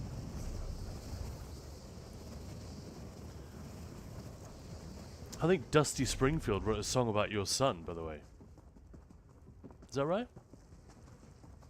Is that a Dusty song? Right. Think so, but I don't know. Maya's knowledge of, well, Maya's knowledge of 1960s pop trivia is not not what it should be. I must retake Folliston. Nope. Our worst night. I know exactly the song, though. Yeah, man. That's actually kind of an awesome song. So it was announced, I guess, yesterday that The Mandalorian and Grogu will be in theaters on May 22nd, 2026. I saw there was a trailer. I haven't watched it yet. But May 22nd? Why not May the 4th? Why not just a couple of weeks earlier? Yeah. I know, it just seems so silly. Very disappointing either way. Favreau's been working on that for a while. Mm-hmm. Were there 3 or 4 seasons of The Mandalorian? There were 4, right? Or is this in lieu of season 4? Because you wanted to take a break and do a feature-length thing. You assumed correctly. Colin Meyer! Hey Zim, how's it going? Zim! Welcome. How goes it?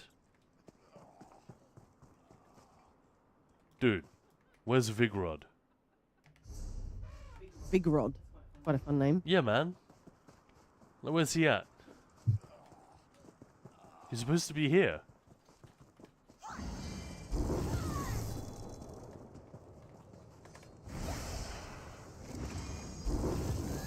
Yeah, I hope you guys are having a lovely week.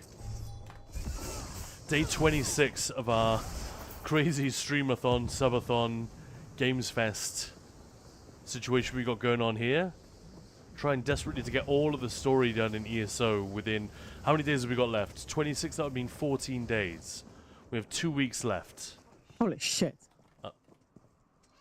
Is this bugged? I feel like this happened to us before. When I was here with the Warden. Around Christmas time. I think we did exactly the same thing. And Vigrod just isn't there. Yeah, I feel like I remember that.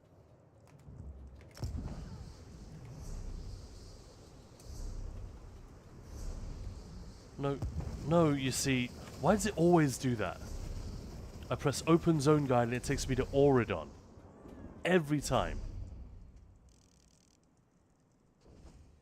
No, it didn't do elsewhere. We're still doing Cadwell's Gold.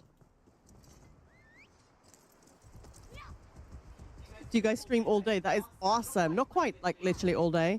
I mean, we did do a 12-hour stream on Friday. Or was it Saturday? I know, but I Saturday, wasn't it? Saturday, yeah. Yeah. I fear the worst. It falls to us. We've done the companion together with Fallowstone Hall. But we have been doing at least 6-hour streams every day, yeah. When I say we, Khan. Oh, I'll tell you what it was. It's because I said I'll meet you, lead on. So I'm supposed to run with him while he talks. But I just ran ahead to the quest marker. With as much direct damage as is used now, how does a lightning staff stack up? Still not worth it. Are you ready for this? I feel like I've answered this about 100 times since subclassing. Don't worry, that means it's a good question. You know, a common question. I'm not complaining at all. It's a smart question as well, but it's still not really worth it. Like, dual wield just has so much to offer. The passive execute.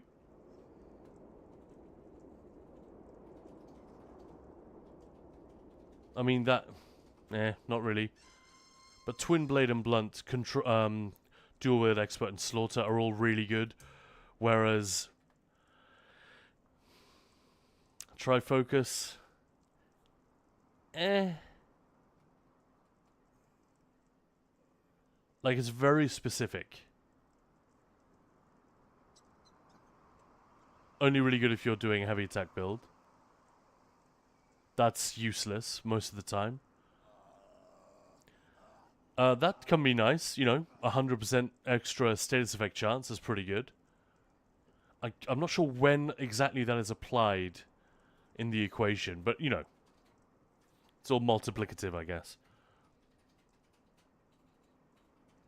And yeah, so that one thing... we don't really care about this. It's literally the one passive.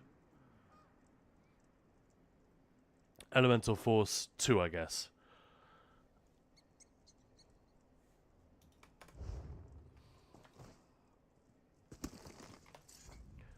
But yeah, one of the things I should say before we move on is that you then can't slot Blade Cloak.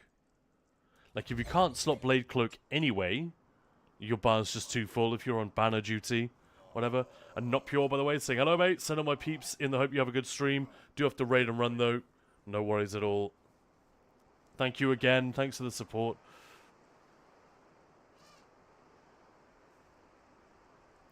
And welcome on in, everyone who joined from Not Pure's raid. You're watching Maya and Khan from Ninja Pulls, as I think we just said. But I feel like I'm reiterating everything. But yeah, the dual wield passives are one thing. Quick Cloak is another. The major evasion, also the amount of extra status effect pops you'll get from your front bar weapons, and the fact that you can run 2 enchantments on there instead of just 1. Are you ready for this? It's my fault. Isgramor! But it's not that far behind. Like, if you have the right setup and all of your primary sources of damage are direct, Don't come near me. I'll gut you if you touch me. then yeah, the staff can become handy. But also keep in mind that a lot of the time we're the time when we really want the big damage is when we drop when you drop your unblinking eye, you know, your languid eye, and in that moment the lightning staff passive is doing absolutely nothing to buff that ability. Sure, it's buffing a percentage of your damage, like your light attacks and all the rest of it, but whereas dual wield passives are buffing everything, often the moment where you really want... Right, you guys were watching us in Red Petal Bastion the other day, and the DPS in the group was a little bit lower than Maya and I used to. It was fine, we still had enough. But it meant that we really had to make sure we stacked the two Realm Shapers on the last hard mode and nuke them all together. And that kind of thing immediately becomes less effective if you're running a lightning staff and buffing all your direct damage ticks. Do you know what I mean? So it's tricky. It's tricky. They're pretty close together on the dummy, but there are reasons why, you know, the dummy doesn't take into account the major evasion from Quick Cloak. They can really save your ass. It's like standard in a lot of raid groups that are running hard modes. If someone doesn't have this, the raid lead will genuinely ask why. Like, haven't you got room for it? Can you not run it? Because if you're the only one who dies because you don't have major evasion, I'm gonna be pissed. You know? But yeah, really good question. Me. I'll gut you if you touch me. Wizard of Book, yeah, thanks for the answer. With the Ancient Knowledge passive and the 12% extra damage, I guess I was wondering. Yeah, no, like I said, very sensible question. It means you're paying attention to the passives and what they do. But And reading your tooltips. yeah, read your tooltips always, guys. They make you... It's boring, but it makes us, like, 10 times better players than we otherwise would be. Do it. Sage Tyrora is dead. Tortured. I lead the Reachman. Sorry, we're spinning through a lot of the dialogue quite quickly, because we haven't got time.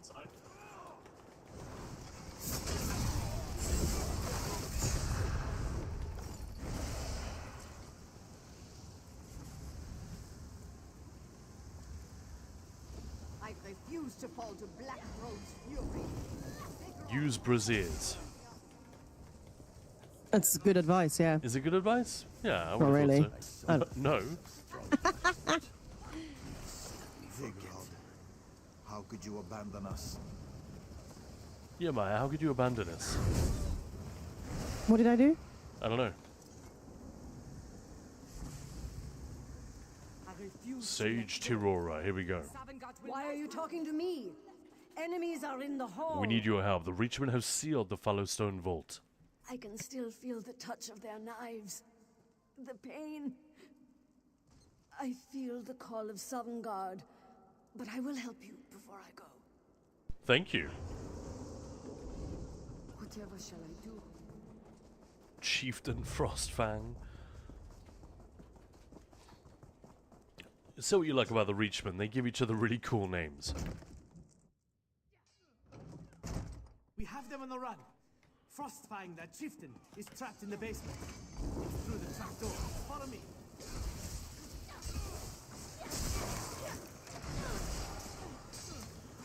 Frostfang. Kill Chieftain Longdick. Kill Chieftain Mammoth Butt. You know?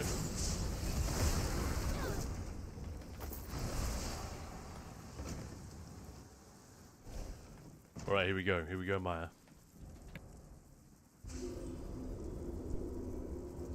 Chieftain, huh? Yeah. Just these very literal names, you know? Sage Tyrora answered your call. Sure, bless her. What happens next? I must ensure the hall is cleared. I need you to go into the vault.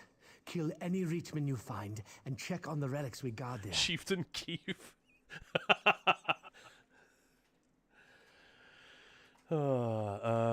Is there anything in particular I should look out for? Aye. We've the honor to safeguard the legendary axe Wuthrad. It rests in the vault, secure in the arms of Iskramo's statue. Please ensure that it's safe.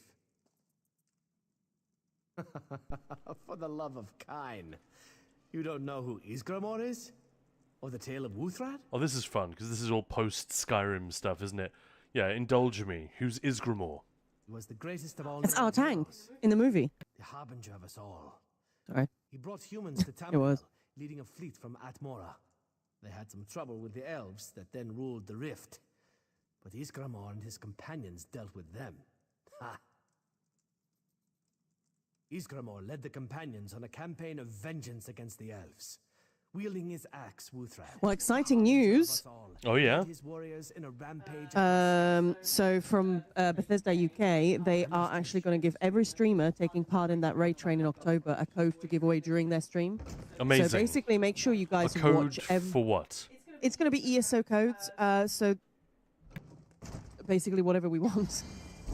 It just sort of It's the usual. It will be either content pass, crowns. It's Crown sort of, packs. Yeah, that'd be cool. I think crown packs are probably the best because then people can do whatever they want with it. That's useful to anyone.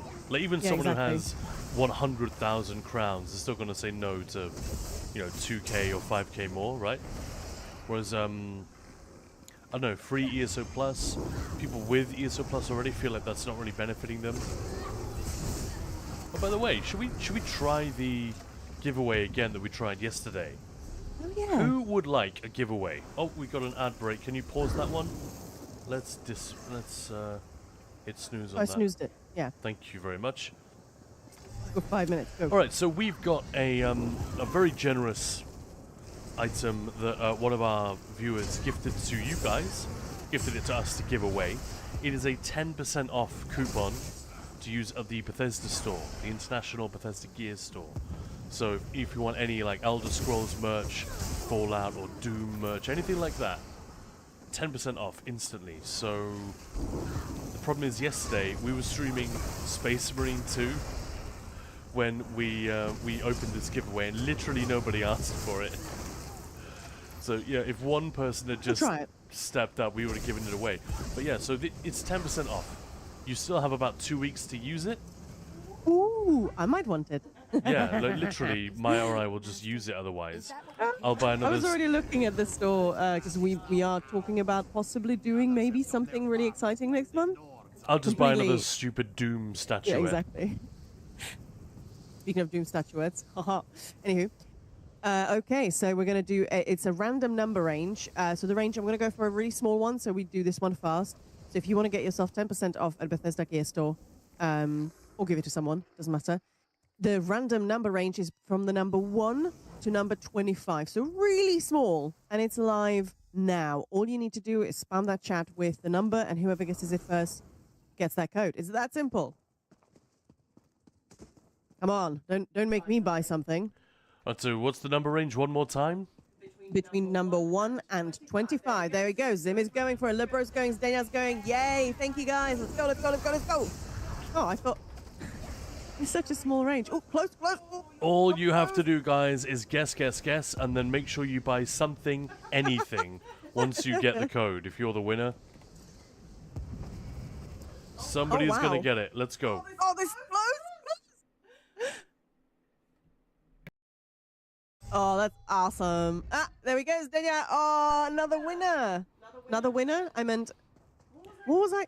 All right, Congratulations. Zdenia, congratulations first. And then there are 3 things you need to do. Well, actually 2 things. 1,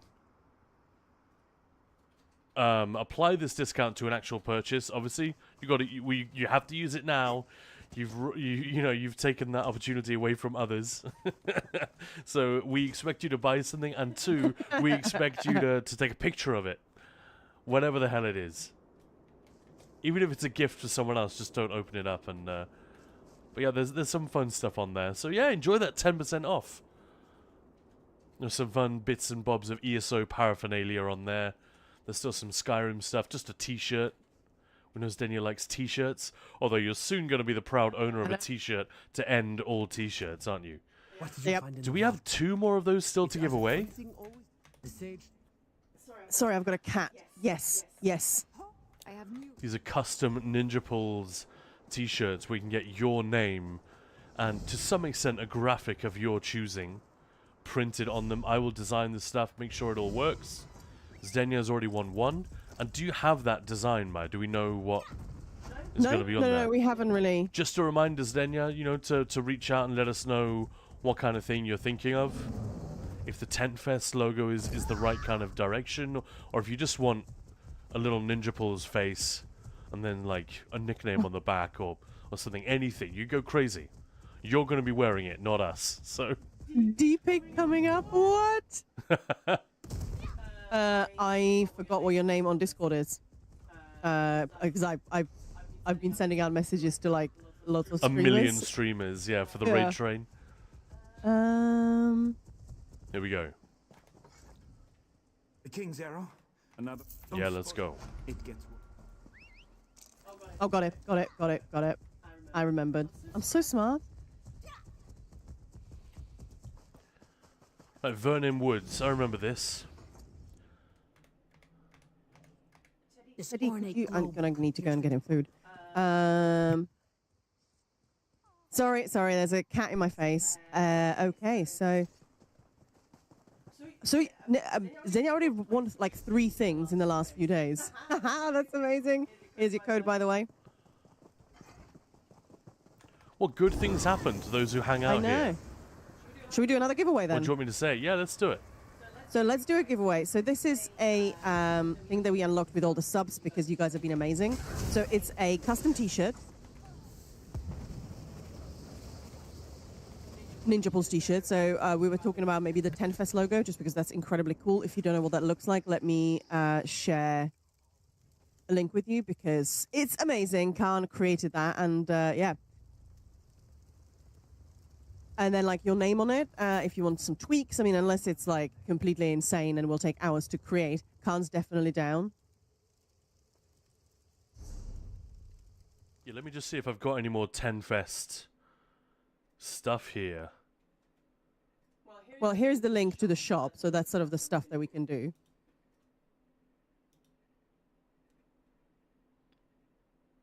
No, I don't think I have. You're very efficient. I never delete stuff until I literally started streaming after Tenfest with the Tenfest thing on, and I was like, yeah, I miss it.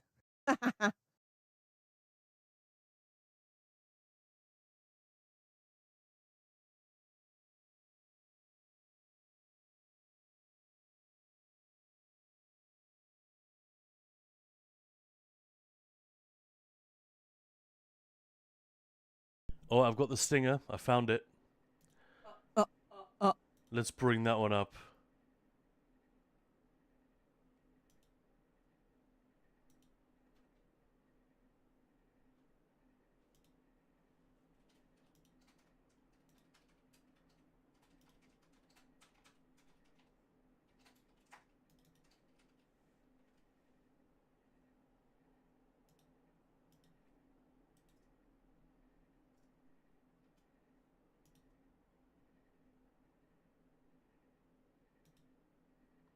Okay.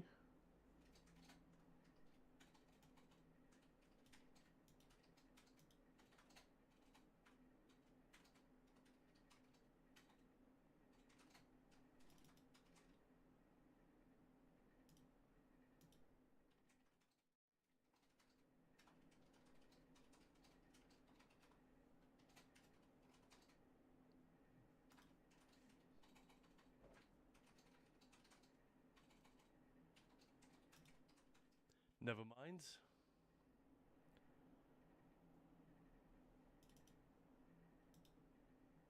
No, that's not going to work. No, never mind. Oh, sorry. I thought I could make that work. No, it's in a format that none of the media players like. I forgot because it's got a it's got a whole layer that's been keyed out, so I can't do it that way. Anyway, sorry. Moving on. I just wanted to remind you guys what the Tenfest logo looked like. Well, either way, it is a really cool one. Trust me, it's been amazing seeing people getting the Tenfest T-shirt and like then taking photos or seeing them on stream. That was really cool. So yeah, trust me, it's a good one. And let's do a giveaway for that one. So wherever you are in the world, if you would like to, if you can, throw a little bit for like shipping, that would be appreciated. But it is coming your way. And let's face it, it's a T-shirt, so it's not going to be that crazy. When we're sending out our amazing giveaways that we're getting from Bethesda UK, trust me, amazing. They're heavy as fuck, so we will definitely be asking for some contribution for postage. So to be clear, what we're going to give away here is not just a T-shirt, a free T-shirt. This is a custom T-shirt. It doesn't have to say Ninja Pulse on it or anything like that.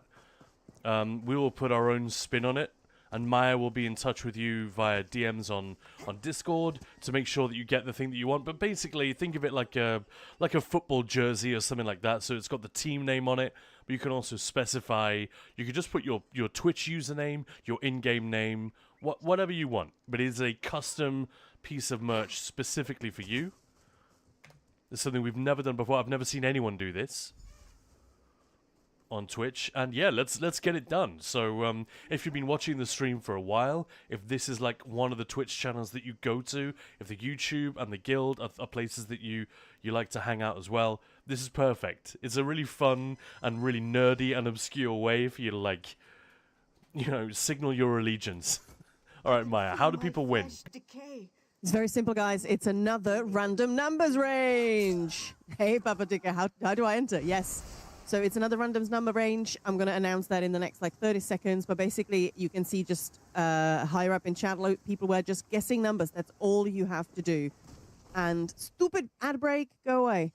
There we go. So, yes, all you need to do is guess the right number. 69. All right, so how many people do we have watching? 228?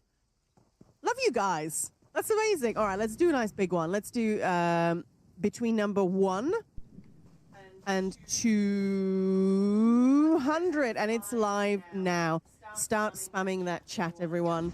If you want to get yourself personalized. Yeah, go, come on, go. Ninja Balls t-shirt! Where is your competition voice, Maya?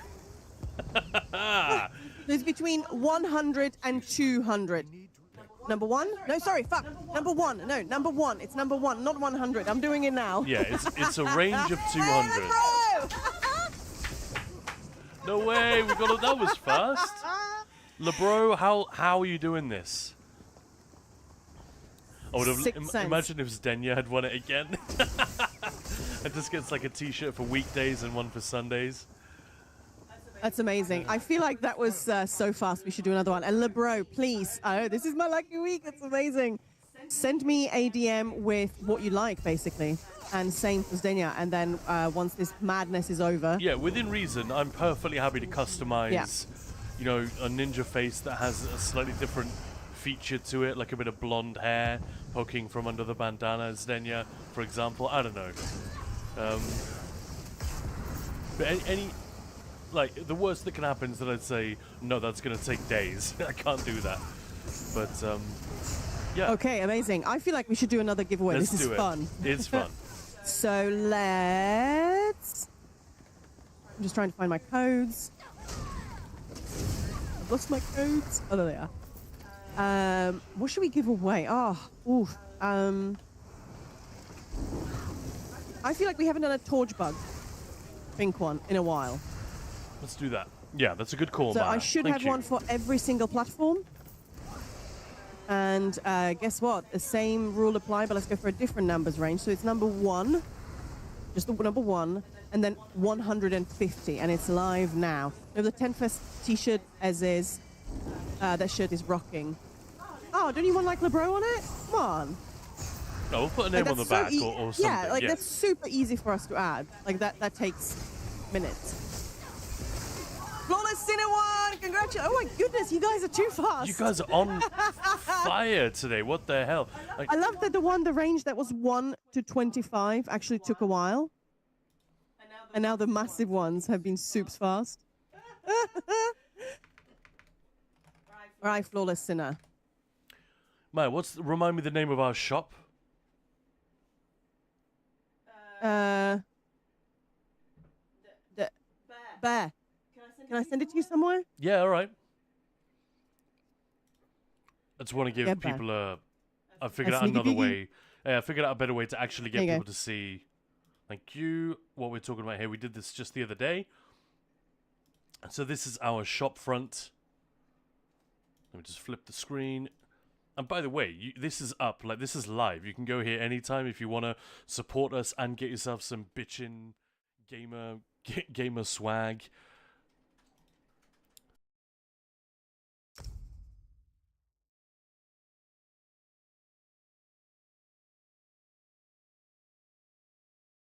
I don't think so. Yeah, we're down. Stream is down. Okay, are we back? Can you hear me over Discord, Maya? Yep, looks like we're back.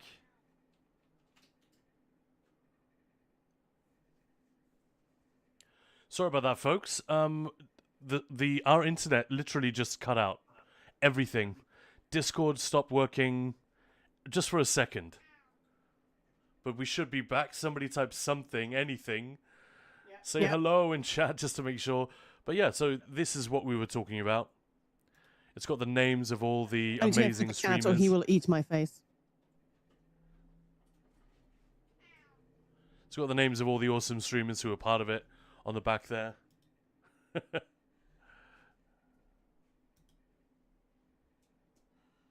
yeah, that's what we're talking about. And instead of this, we could get rid of that. And, you know, put your name across the top, something like that. I love t-shirts like this that no one knows what the hell they mean. I really dig that. That's a lot of fun.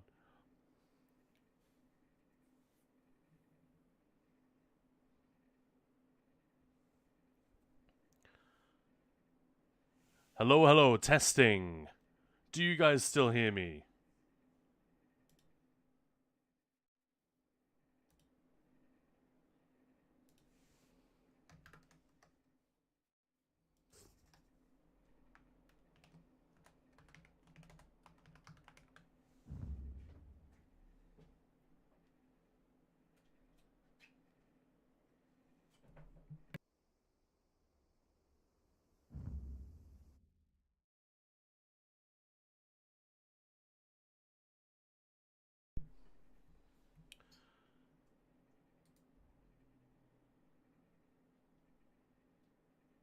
Testing, testing. Hello, Twitch. Earth to Twitch. Yeah, panic, panic, panic.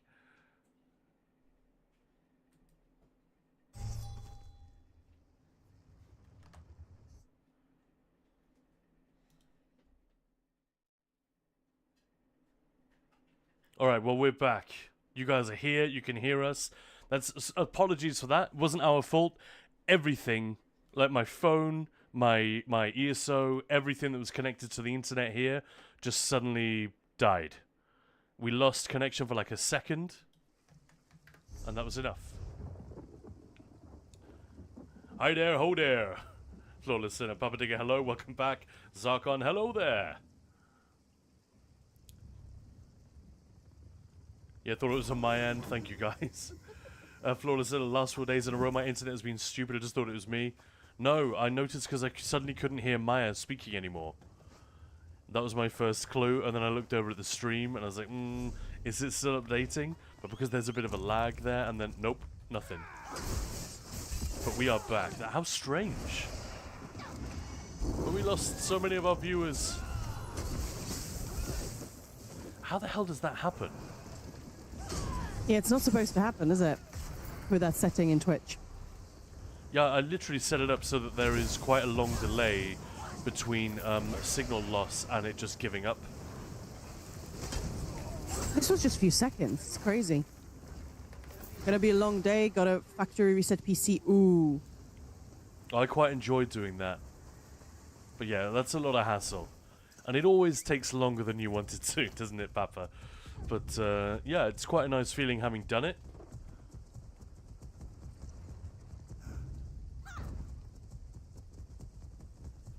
Yeah, various issues with Cloudflare, Google Cloud lately. Could be that, and could be. The fact that we just lost connection for a second. Literally. That was all. It was enough to kick me from ESO. I had to log back in. You've returned. With a number of dripping presents. A number of dripping presents. You have my That's the best kind. Oh,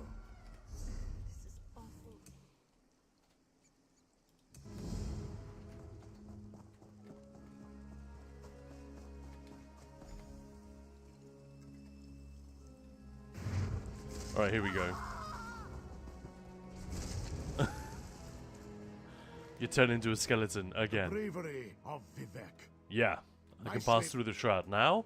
Absolutely. I think. You're much less alive than you were a few minutes ago, anyway.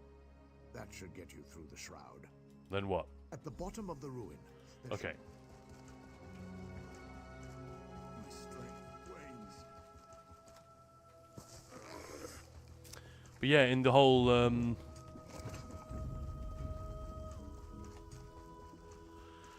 what would we call it?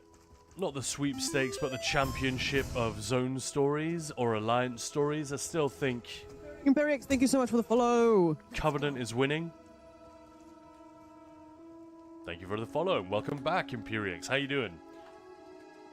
Some reason I unfollowed you on Twitch.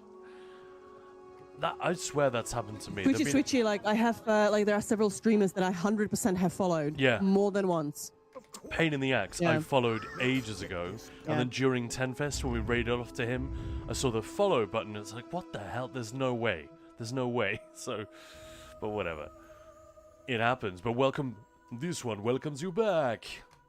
Bright Moons, welcome back. So you haven't played the stories, and you haven't been here for all of the stuff that I've been doing, Maya. But so you haven't played all the stories since we originally did them. Ooh, 5-6 years ago. But do you remember having a favorite in terms of alliance overall? Dominion, Honestly, Covenant, they do Pact. mix in my head. Do you know what I mean? All right. Well, if you look at my screen for a moment, maybe this will help. It certainly helps me. But you know, Auradon yeah. and Gratwood and Greenshade, Malabaltor, Reaper's March. That was quite a nice progression. I did love the ones with like Rivenspire with what's his name? Oh, with King Emmerich. No, Oh, with blanking. I can see him. I the just can't think of his vampires. name. Yeah. Yeah, and well, no, when you get the, no, I'm blanking then. Maybe Wh- Glenumbra? When you get the what? There's a dude that sort of, he's a bad guy, but he helps you out. But I Angoth. think that's yeah, that's not part of the. No, he appears really briefly. But he comes back in Cold Harbor. That's what That's what I was thinking. Yeah, yeah. No, you're right. He Yeah. is Ungoth. He's so goth. Stormhaven, I want to say. Like Glenumbra and Stormhaven, that's his thing. Yeah, I think these three back to back. Glenumbra because it's such a beautiful setting. Not the coolest story necessarily, although the whole werewolf thing was pretty cool. I'm surprised that the Skyrim storyline didn't lay claim to that. Can't have werewolves. The Nords already took them. But yeah, the Stormhaven to Rivenspire 1-2 punch was freaking awesome. It does lose its way a little bit then with Alikir and Bankrai, but ultimately because you meet King Emmerich at the end of Stormhaven and then the 3 subsequent zones, he's kind of there tying everything together. That worked really well for me, as opposed to Queen Aren being an incredibly important presence in Auradon, and then not so much in Gratwood, but everything you do is tied to her sort of confirmation as queen, right? And her coronation. But then after that, she sort of drifts away. And in the Pact, you don't really get to meet King Yoren hardly at all until quite late. And then it's really brief. And then he's in a coma, and then you meet, you solidify the commitment to the Pact, and then you're off again to the Rift on what feels like a sequel adventure. It feels like the arc has sort of peaked and closed, and then you're off again into the Rift. I'm not dissing, by the way. They're all pretty good. They all have highs and lows, but in totality, I think the Rivenspire,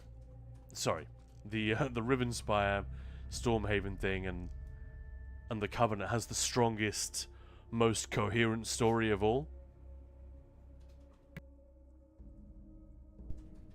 It just takes a bit of a crazy left turn at the end of Rivenspire, then into Alikia.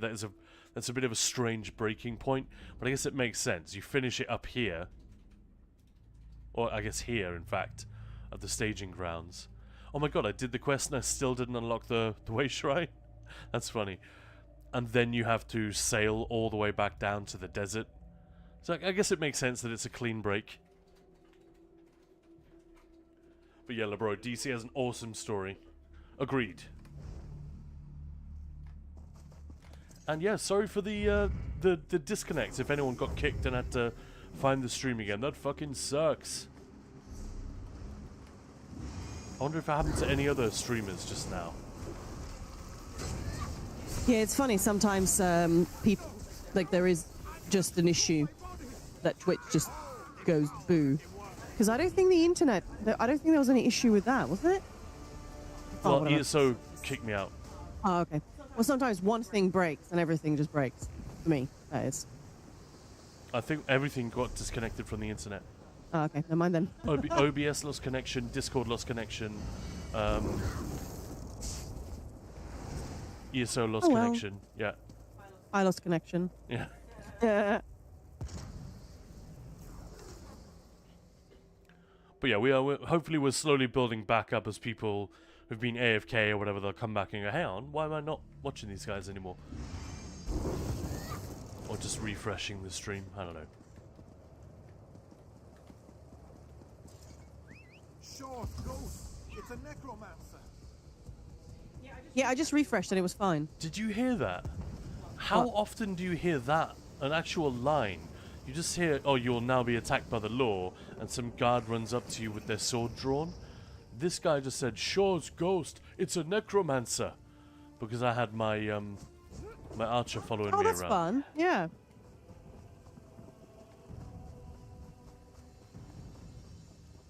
We Nords will rout out that. It's very annoying though. I now have a bounty just for If you're going doing to make it out, story I will quests. make sure the Centurion, Worm Pact, Crusher. knows of Strahl's defeat. That's an awesome weapon. Imagine if that was your wrestling name, Worm Crusher. That sounds like you have a lot of sex. Or you're a bit of a dominatrix. That, yeah. It gets with a lot of guys who feel inadequate. Worm Crusher. Hey, I've got some fun. No, never mind. What's the cat doing, Maya?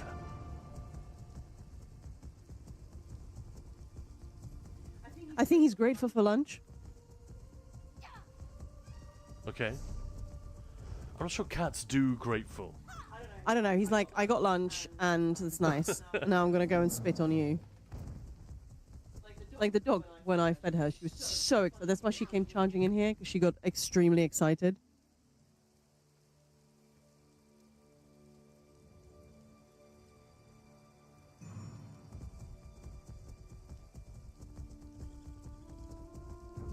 Sticks and stones may break my bones, but whips and chains excite me. Exactly.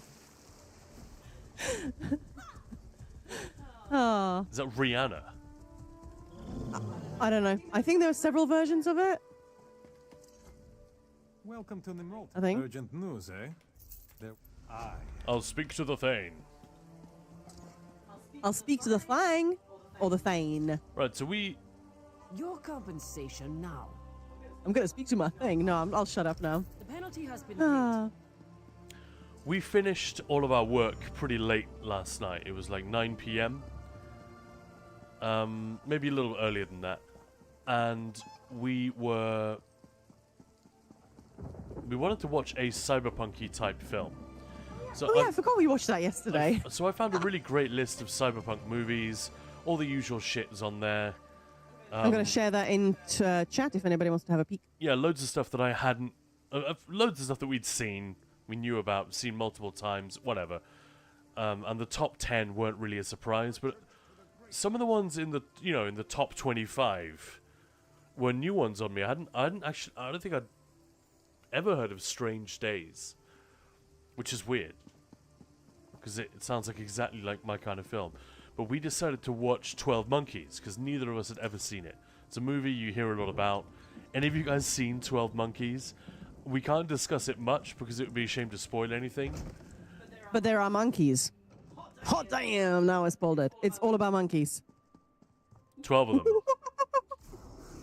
Sorry. Then I decided to start yet another tune yesterday solely for solo dungeons. Because with... Well, why the hell not? Man, I forgot how boring it is to level up and get skill points. Ah. Spoiler alert, jeez, yeah. So sorry. I just got so excited, guys. I think even calling it a cyberpunk movie is a slight spoiler. But it isn't a cyberpunk movie in the way that you might think. Not in the like way Total that... Recall. Yeah, like Total Recall or RoboCop or some shit like that. What brings you to my hall? I'm here to help. You don't... A friend of Ira's. Well then, welcome to Nimalton. It's a great movie, though. Yeah, I was sort of, The King's Arrow. on one hand, a little bit like, Well met. huh? But yeah, no, it was good. I did enjoy it. I'm not gonna say anything. Please, no one say anything. But like, maybe we should have like a discussion channel on Discord and like have a chat for people who've seen it, because I would love to know what people make like of the conclusion. I'll leave it at that. Bastard asked me for a But yeah, it was a really fun one, and that list has got some really good stuff. I love when the monkeys are flinging poo. I mean, that's the best part of the movie. Yeah. Hee hee.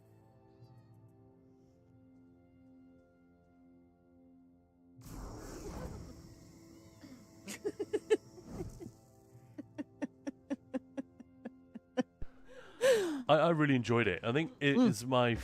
other than Monty Python, because it's made by Terry Gilliam. That is insane. And so other than the Monty Python movies, Life of Brian and Holy Grail in particular, I think it might be my favorite Gilliam movie so far. I just love that he went from Python to these kind of things. The movies are great. Like, I love the way the movie's shot. There's so much cool stuff. Things change just the way they're being shown. Oh, it's really clever. Wonderbrat, you have to want to figure it out because it can confuse. It was just mostly I was sort of thinking the conclusion, because there's just a couple of things happen that you're like, well, it could go either way. Anyway, I'll shut up now because like yeah, he doesn't want to tie it up with a bow, but he kind of does.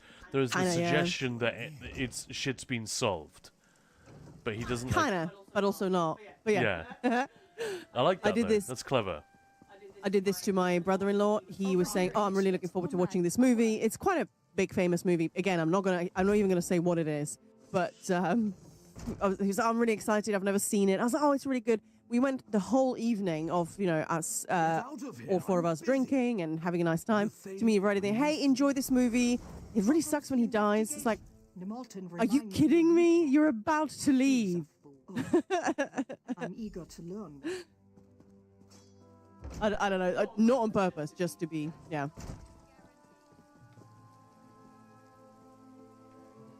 A thinking man's movie, I think, yeah.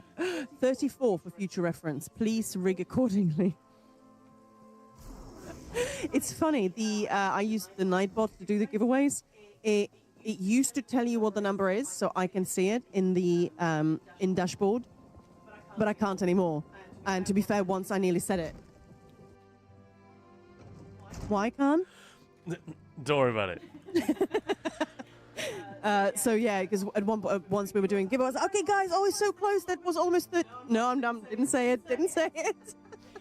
But it doesn't actually tell me now what it is. It was quite funny because I don't want to exclude moderators because it's like, I mean, Khan never takes part, but like Eggbirds or Sin. But Nightbot is also a moderator, and it actually once won.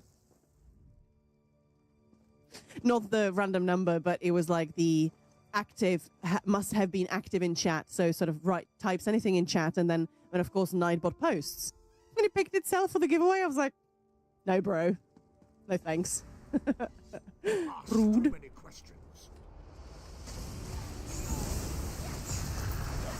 One thing that really stuck out to me in 12 Monkeys, this is not a spoiler of any kind, but a lot of it is about some impending disaster, some impending calamity that might be happening in the future. Is it inevitable? Can it be avoided? That's kind of an interesting question asked throughout the movie. You don't really need to... It's not like the central thing, but It's part of the setup.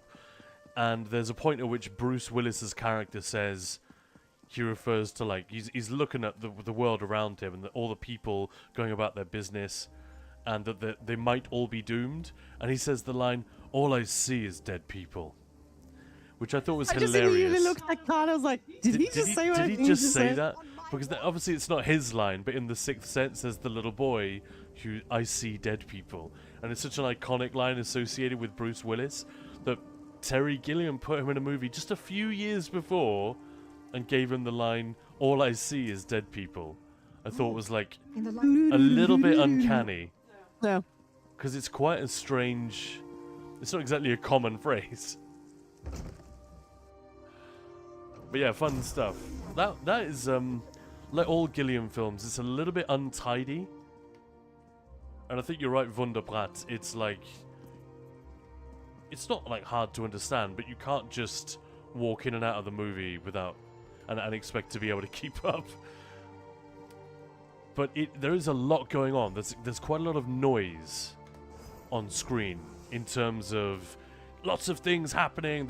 You know, both from a shot composition standpoint, there are always characters doing stuff in the background. Like there's a moment in a mental asylum where Brad Pitt's character stages like a huge ruckus, and he's knocking over furniture and making a scene, and all the guards come in, all the orderlies come in and start popping off, and it's a real riot. It's an absolute chaos of a scene to direct. And then there's just some inmate randomly blowing bubbles in the background, so the scene's got loads of bubbles flying throughout, and Maya actually pointed this out as we were watching it. That is insane. Like, there's so much stuff happening.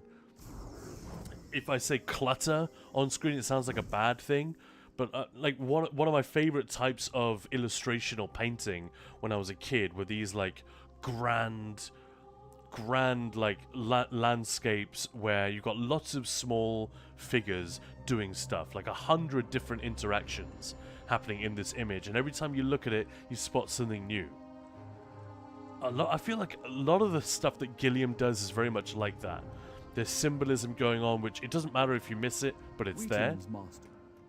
There are like there are signposts in the background and little details that refer back or forwards to other things in the movie. It's kind of chaotic, but it's a lot of fun. I really dug it. Details, is that a better word? Yeah. I thought clutter was a reasonable word for it, but yeah, it does carry a negative connotation.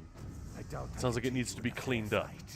Luckily, I don't have to. The little mammoth there, just I know, mammoth chilling. a mammoth thing. Mammoth. Ooh. Is that what Freddie Mercury was actually singing? Mammoth ooh woo. Definitely. I love that. Mammoth. What was that? The witchy cackle. Sorry. Hey Maya, you looking forward to Assassin's Creed later? Yeah. You're kind of an Assassin's Creed enjoyer, aren't you? Yeah. I mean, that's a very popular type of gamer. Loads of people love that series. I feel like I became dismissive of Assassin's Creed very early. Too early. Like, I played the first couple, then I bought the third one and was a little bit like, I'm kind of done with this now. I think really all my problem was just I wasn't enjoying the backstory, you know, the Abstergo stuff set in the future. And I would later come to realize that, no, that's not just me, that's everyone. And that's everyone's least favorite stuff. But as the series went on, I feel like the devs realized that, well, this is not the strongest point of the game, so maybe we should, like, push it into the background a little more. And they focused more and more and more on the historical setting and making it really sumptuous and incredibly high budget and like really accurate, and just visually, I mean. Not in terms of historical events. Oh no, I just blew my ult.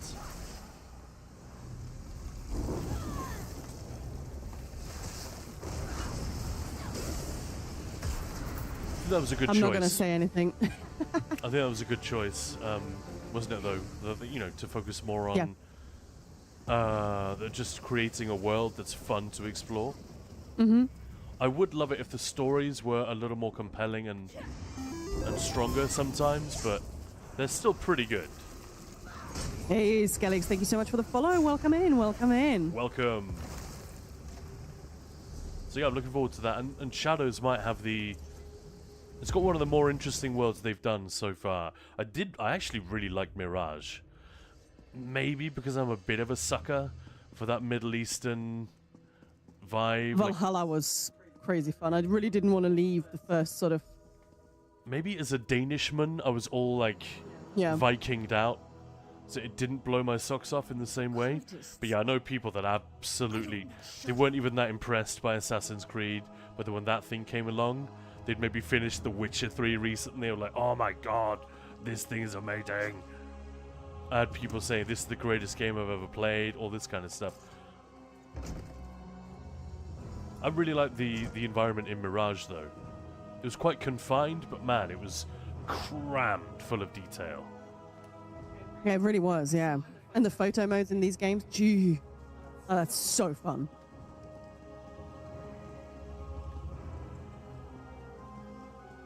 Favorite photo I've still ever taken with photo mode in any game is in Cyberpunk when I...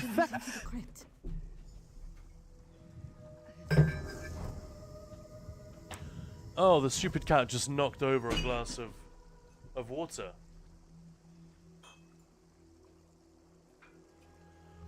Alright, I'm going to have to take 5 and help Maya clean this up. Not even 5, just a couple of minutes. Sit tight, guys. We'll be right back with you.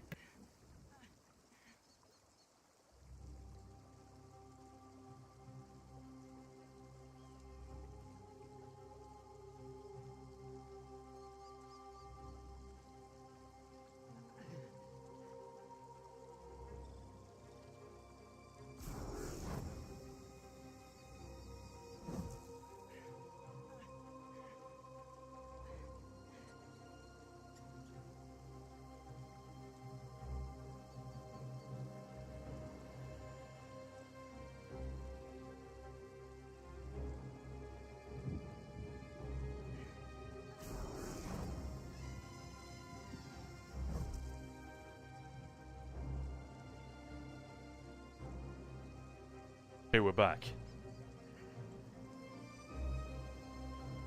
Man, sorry for the commotion. Our cat is getting old, and he's very, very stupid. Yeah, he just completely knocked over a large pint glass full of water.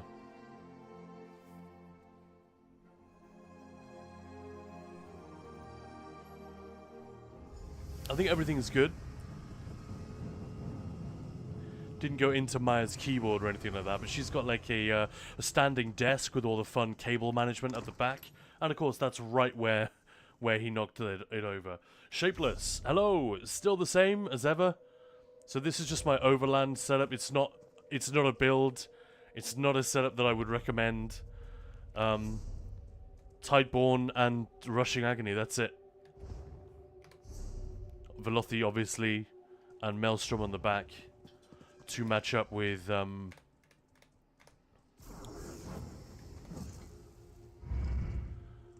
Rushing Agony.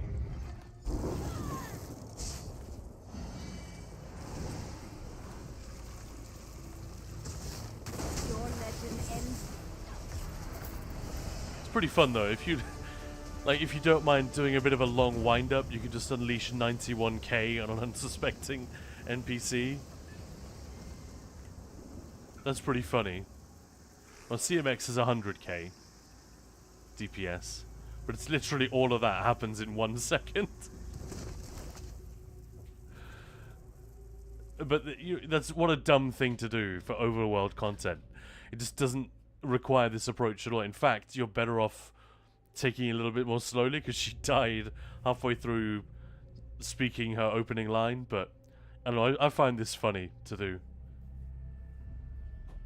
A blast bones for 44k. Everything else is just tiny. I got one tick of puncturing sweep in there. But yeah, that's what we're doing. And Xenia, yeah, Origins. Never played that one. Maya did.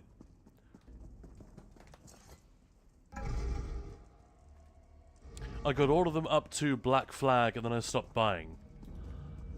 Maya started getting them after that, so I think she has Syndicate, Origins. That's the one we just talked about, Valhalla, Mirage, and now Shadows, the newest one. So there are a couple in the middle that we're missing, right? And there are lots of, like, spin-off games and smaller offerings. Shapeless, I forgot what the effect looks like. Oh yeah, I can't kill bosses with my Overland. I mean, you should be able to get, like a, you mean like a world boss? This setup should be more than capable. I don't know, let's test it. Do I have Reaving Blows? I don't. But I do not need Exploiter. That's pointless. Almost literally pointless. I don't know, let's try this against a boss. Actually curious. I took it into a dungeon with a couple of you guys last week, and it was keeping up. I think on one of the longer boss fights, it came out slightly ahead of the other two DDs, but like we're talking like 1k DPS. We were all around like 55, 56, 57 on this particular thing. But the longer the fight, the more this setup seemed to do okay. But obviously for dungeons, you would change a few things here.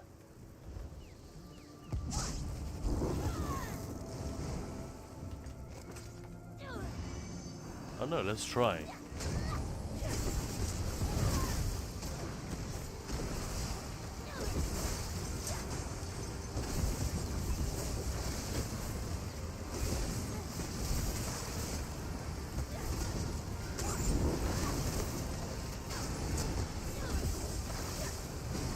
Yeah, he's got absolutely no damage. I don't even think I need Reaving Blows for this.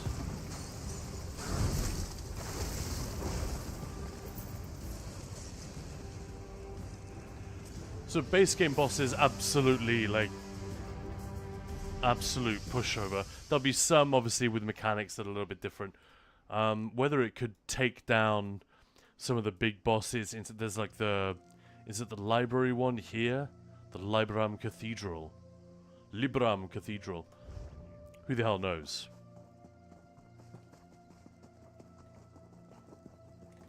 But it's not a build or anything. I'm happy to share like what I'm running, but this is just for the giggles. Rushing Agony in Overland is, on the one hand, very funny. On the other hand, it's kind of pointless because by the time it goes off, everything's dead. So it's actually a bit of a stupid set to wear. I'd be better off with Mother's Sorrow or something, probably. You know, something that just gives you a bunch of stats, or Ansul, maybe. In fact, do I have Ansul on this character? No. Maybe I should go and make her a set of Ansul. But yeah, always happy to share what I'm running, how well it works, and what might be better than what I'm doing. I was looking for... Sorry, I should not do that. I should talk to the Thane first. Ira was behind much of this, wasn't she? Yeah, we killed her. Yes, yes. Pretty sure I spared her in my first playthrough. I was looking for Sergeant Ira, but the Thane tells me she was slain. Need some help, buddy? I've just come from Pine Peak Caverns. Pine Peak. A worm cult ambushed us. There are researchers there trapped in the caverns. Researchers? We gotta get them out of there. Are they sexy researchers? Because if this was a movie, that would make it much more urgent.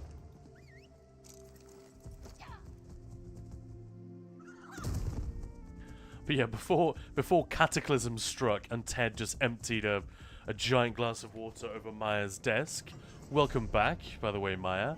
Thank you. We were talking about movies and cyberpunk films, and well, we were talking about horror films and stuff as well. Speaking of horrors, wow, look at that. Look at that character. And 12 Monkeys, which we watched for the first time yesterday. Watched for the very first time. Yeah, it was good. Where is the alchemy place here?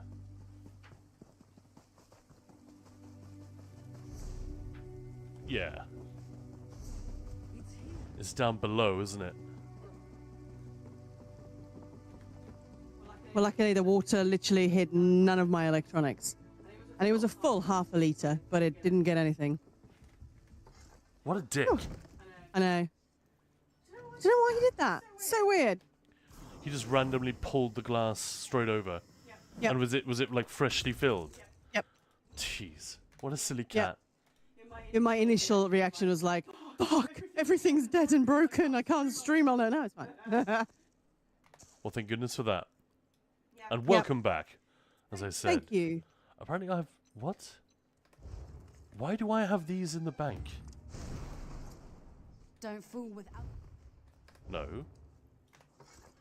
Baron Jangle Plume? I always think it's Dangle Plume, like, some... My plume is dangling. Yeah, he's hanging dangle. He's hanging plume.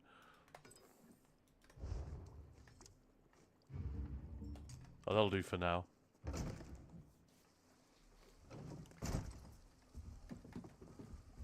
But yeah, let me know, Maya, when you want to switch categories.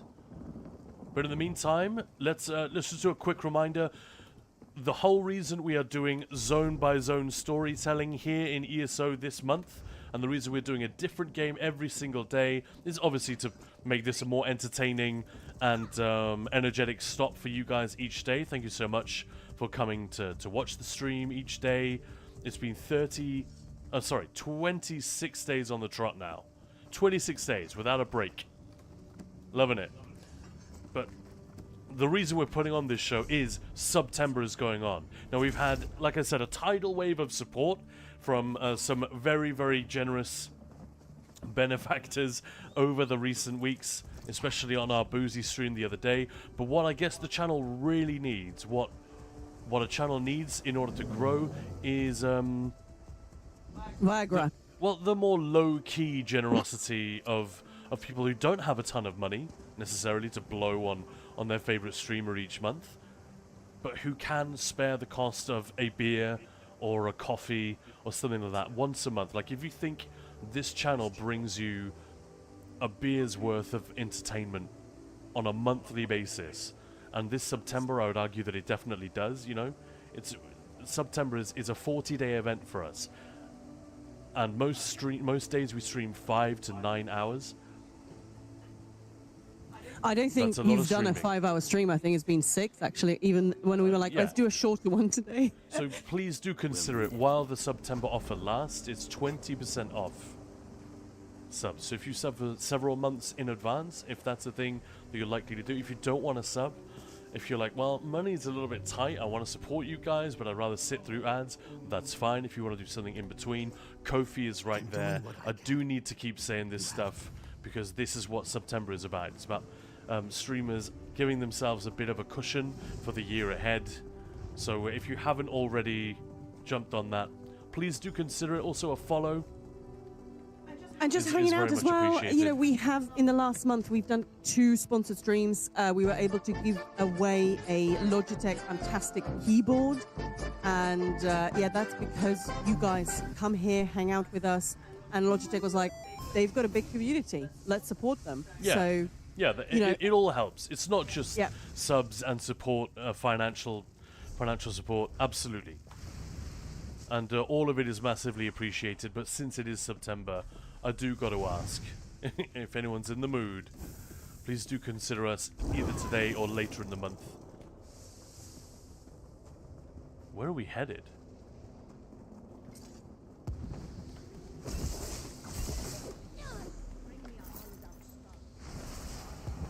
Use Hakra Shard on cultist corpse. Can't we do that down here? And most importantly, tell all your friends about it. Yeah, About that's a good idea as well. All of it. There's so many ways to help us out, but however you prefer to do it, we absolutely need the help to keep this thing not only going but growing. There we go. Nightslide, thank you so much for the follow. Welcome in. And this is Oh, just thanks. like seriously a beginning of the journey. We want to grow the channel and make it. I have words. And Great make fucking it the sales pitch, Maya. Yeah. make it the best hang on Twitch. So yeah, any feedback we get from you guys as well is greatly, greatly appreciated. We've done a lot of talking of movies and stuff, and I've mentioned this on stream before. That we have this thing that sometimes we do, like when we have some time off. Oh, anonymous gifter gifted a sub. Thank you so much, anonymous gifter. Thank you. That is massively appreciated, and welcome on in by your side. What a lovely name. And Shapeless subbed at tier 1. Thank you so much. Oh, you've been subbed for 4 months. That's awesome. Thank you. See, you guys are amazing. Yeah, But we've that's talked- super kind. Thank you. Thank Sorry, you. Maya. No. We've obviously unlocked a movie night. I think we actually unlocked 2 already. Movie nights on Discord. So that's not going to be on stream, because if we were to do it on stream and only people like that have Prime would be able to join in. And if we're going to do a movie night, we want everyone to be able to come and join us. So yeah, we'll definitely be doing that. But we've done this quite a lot, that we sync up a movie, a game, and food. You guys don't know, I'm a professionally trained chef. I run a cookery school. I cook. And I love to eat and invent, create new recipes. Maybe we should do that like a monthly sort of feature. If we meet like this amount of goals, sub-goals or something, we do that game, you guys get a video or at least a recipe to create something fun at home. I think that could be really fun. Because we only did 1 movie night so far on Discord, but it was so fun.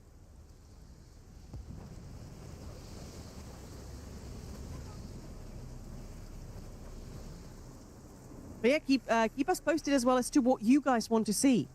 We want to know. Yeah, that's a good call. We love you guys already do this, and I said earlier today we love how sincere you guys are in your nerdery, and Yep. what it is that we like, what it is we want to see.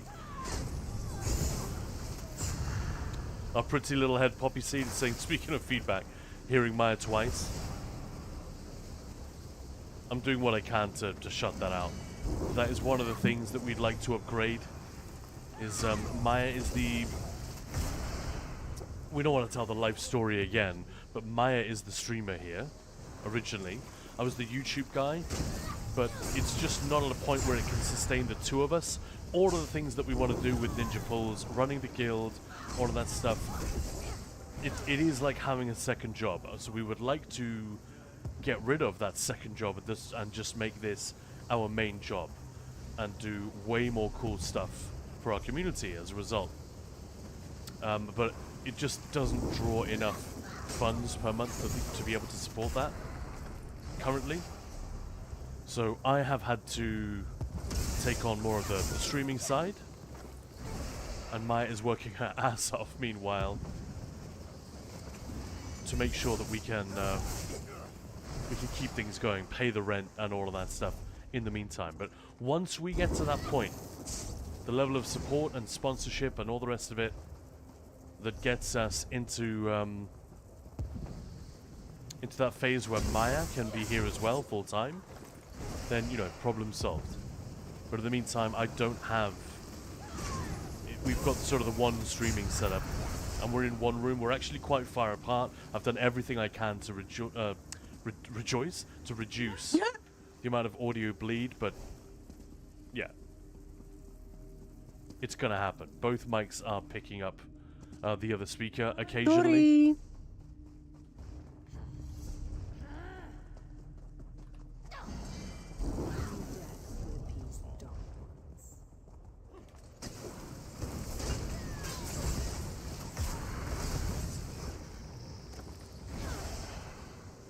But yeah, we are aware of it and sorry that it's happening. I guess people, if they don't have headphones on, hopefully won't even notice as much. But if you've got us turned way up, or if you're wearing headphones, then yeah, it's a thing.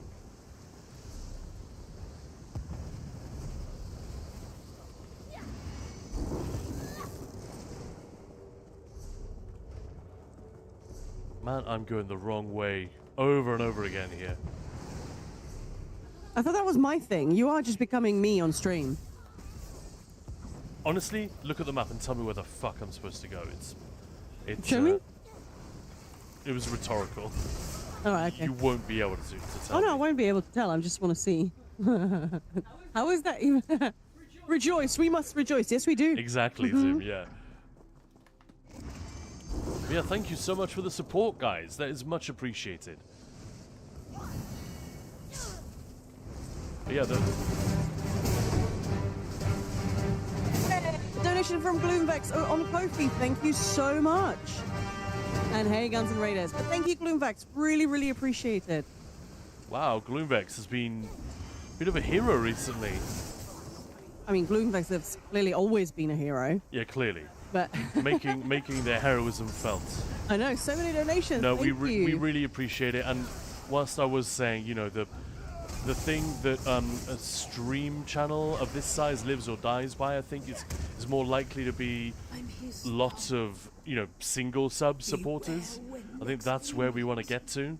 Obviously, the incredible encouragement and generosity of those who are prepared to gift like large numbers of subs and spend their hard-earned paycheck on helping us out. You know, it's almost impossible to put into words how I feel about that.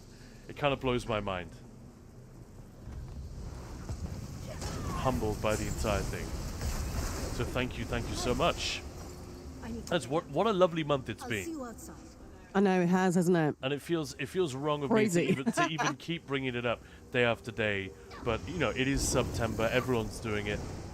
We do need to mention it. Or, yeah, if we wouldn't sell, we would die. Figuratively. Ted would have no food. Yeah, the cat would have no food. Talk about that for a guilt trip. Well, he's just gonna chuck it all over my desk by the looks of it. Filthy beast. Love the cat, but yeah. I can't believe he did that. It should have occurred to me when Erin, give Ted a treat. Hey, No. don't encourage him, Erin. Hey Erin, how's it going? Yes. And welcome back, everyone who joined us after our... It sounds like several of you have the same thing, but all of our internet things, Discord, ESO, OBS, even my phone seemed to lose connection to something. All of a sudden, it was just gone. All of it. So I quickly did a restart on the stream and seemed to come back. But a lot of viewers have been kicked, so we appreciate you guys finding your way back here. Yeah, it's there's nothing more terrifying than when that happens during a raid train. Oh, it's the worst. This time round, I want to say it happened once, right? Oh, poor Skinny.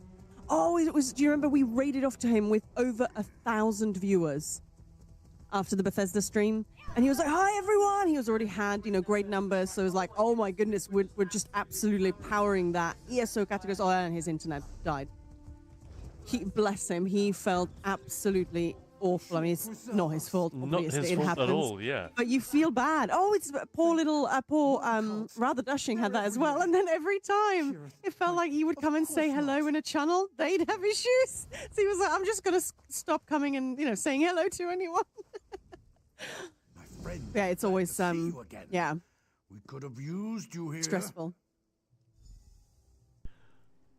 But yeah, thanks for the greeting, Dead End 776. Love it. And Pretty Little Head Poppy Seed saying, your friendly cadence, consistent schedule, and positivity will take you leagues. And there's Weston's costumes again. Hello, thank you so Hey. much for popping in and saying hello. I can't speak today, but I'll give you a shout out. Hey, Vessens. Welcome on in. Moin moin. But yeah, tell you what, Dead End and Poppy Seed, thank you for the kind words and for the encouragement. I really hope you're right, because we are trying to do that thing where we are just slightly more entertaining versions of ourselves. You know, I don't speak in this sort of presentational mode when I'm on the phone to my mum, but I take it seriously. I can't just use my everyday boring.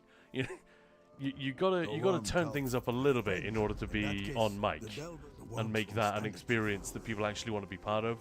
But yeah, basically we're trying to follow that advice of be ourselves and be with our community, and yeah, and try and not be arbitrarily positive about stuff, but you know, just carve out a little place on the internet, which can be such a fucking dispiriting place sometimes, right? The internet can just, despite all the wondrous things we can do with it and we have done with it, it can be a real depressing hang when you feel like the only people talking here are just the worst kind, or the people who are putting the least amount of thought and conscientiousness into what they're saying. So it can very, very quickly, very, very easily feel like a dismal place. And I love the fact that we've carved out this little hang, this little bar. We've where just we all come never to had and any nerd it sort out. of, like, people talk about, you know, horrible stuff being said, and even like small streamers, big streamers, we've just not really had anything. You guys have been nothing but wonderful. Yeah. Even if, you know, topic pops up that perhaps is not, you know, we always just navigate the waters together. And I know it sounds really cheesy, but it's true. Yeah, and we are super lucky.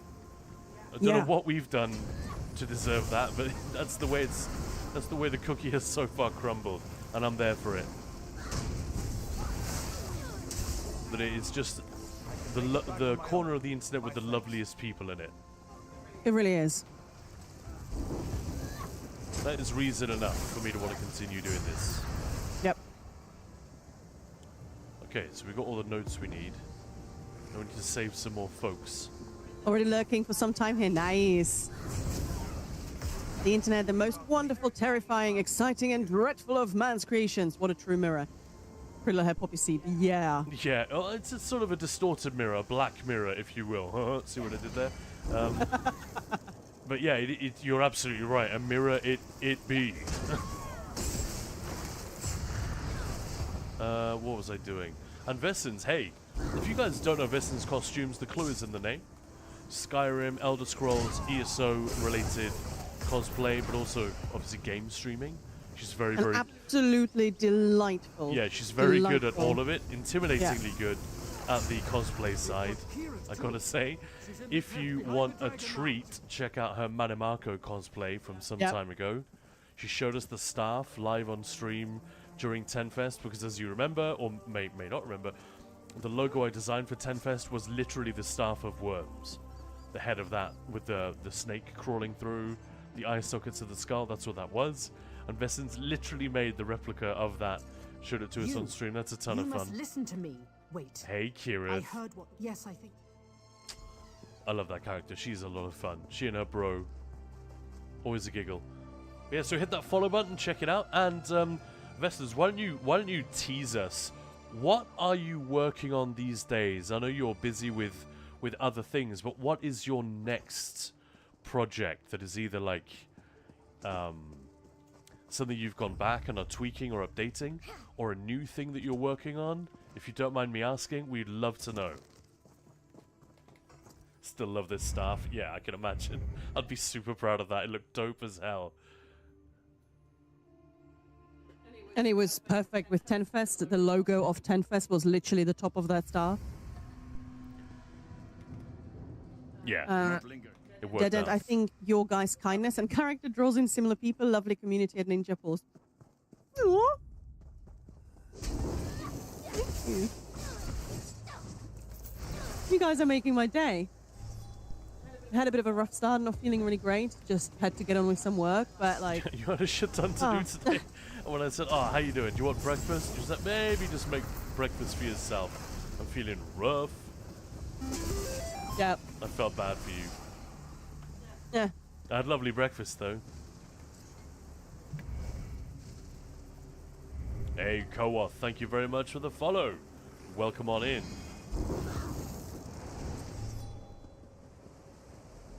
Am I in the wrong place? I think I might be in the... No, I'm in the right place.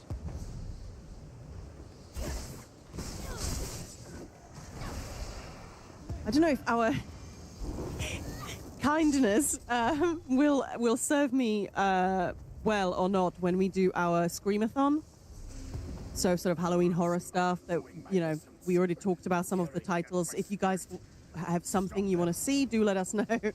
But I wonder how much people will want to scare me. You know, is that like funny, or people just, no, too nice. We can't scare her. Because I did have an amazing one from Raves Lord last year when we did this. I forgot that actually the whole thing... No, it was actually during Halloween, sorry. But it was as we were about to do a trifecta in a dungeon. I mean, we would have had it, so it didn't matter. But the scream came in, made me jump, laugh, die. Gonna head back into work. Later, everyone, it was nice stopping in for a bit. Thank you so much for stopping by, Dead End, and thank you so much for your kind words. Really appreciate it. Yeah, take it easy. Have a lovely Don't work afternoon. too hard. Yeah. That's good advice. Almost complete. Unless there's a looming deadline. A phenomenon which I'm very familiar with. What? Yeah. Some kind of Yeah, puzzle. what is it, Con? Yes. Oh, I think I was. I dropped something. So yeah, I'm curious. Some people work really well under pressure, so they start working, very close to the deadline, and it just powers them on, and it's awesome. They get it done. Some people just are the opposite. They want to get it done, and then it's done, way ahead of the deadline. Where do you guys stand in chat? I can kind of do both. Sometimes it's nice to just get it done, and it's done, and then you can tweak if it's like a project that you can go back to. But there is something about sort of having that deadline. It's like Eggbird's house here, Maya. The duplicate rooms. Yeah. That was really creepy. So we had a housing competition tour on Sunday. And Eggbirds has been asking for these tapestries, furnishings from ESO for the last couple of months. He was like, oh, it's for a housing project. And it was something that he had mentioned a while back, but just sort of random little off remark. Yeah, we were all like, why do you need 40 or 50 or 60 or whatever it was of this same identical tapestry? And they all need to be the same, apparently. It's like, why? Now we know. It's basically a labyrinth, but it was same room over and over and over. It was really creepy. It was amazing. I loved it. Essence is saying, I do things last minute. All right. Erin, I work better and more efficiently under pressure and become lazy where there is none. Yeah, I get that.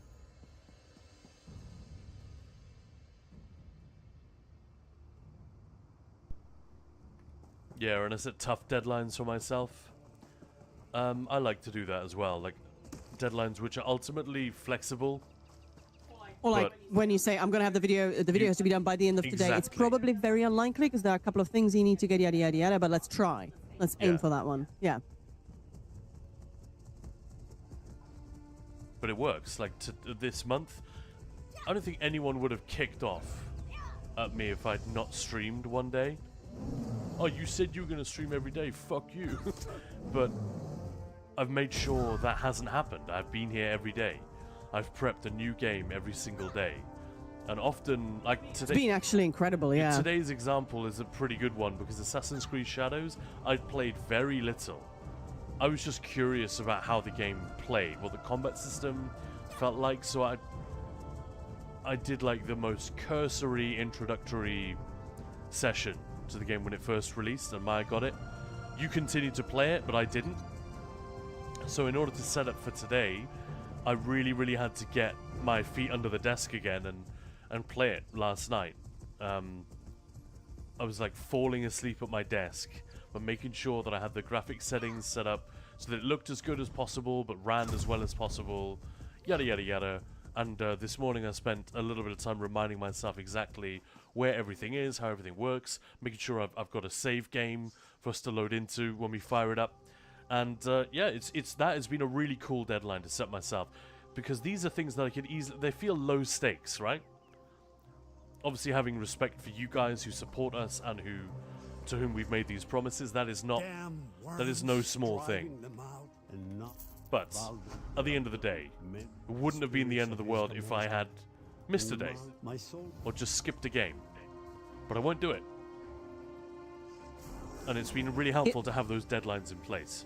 Yeah, the only thing that you did do was switch a game because there are drops on this one, so we thought might as well. Not this one, but Assassin's Creed. Yeah, Assassin's Creed Shadows, there's a drops campaign started a few days ago. So that's why Might we, as well. Yeah, we originally had it slated for a little bit later in the month, but we moved it up to today so that you guys can get some free drops. Simple as that. Erin, I had a feeling that Khan might take a day off after Drunkathon. Nope. But you may have noticed it was a very chill stream. And we had a third. That was smart planning by Maya, to be fair. I smart. Although, actually, we did very, very well. Do we have 2 sets of electrolytes on that day, or what was the deal there? Yep. Yeah, so I woke up feeling in fine fettle. That went... It could have easily gone bad, couldn't it? But Yeah, it could have. No, it didn't. But it was perfect having a housing and enshrouded day.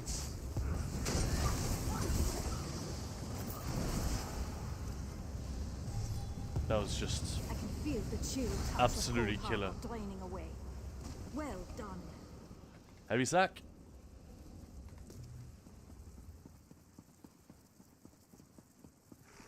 Enshrouded was so fun, actually.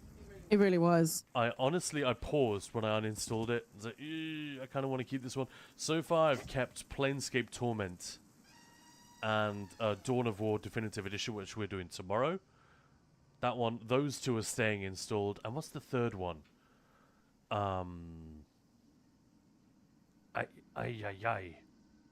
Cyberpunk is always installed.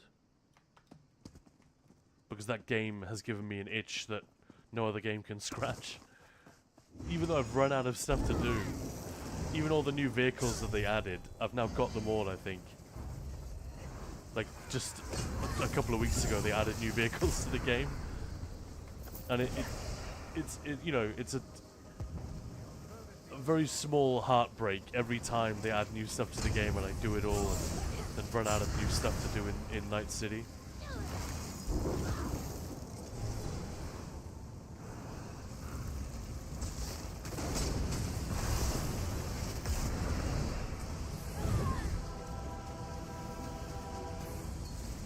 So yeah, Erin, I guess Keep going. you and I are similar in that regard.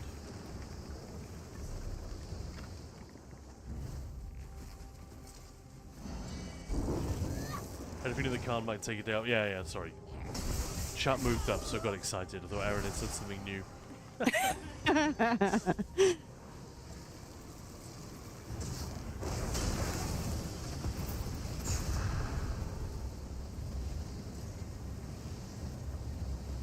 Another portal closed.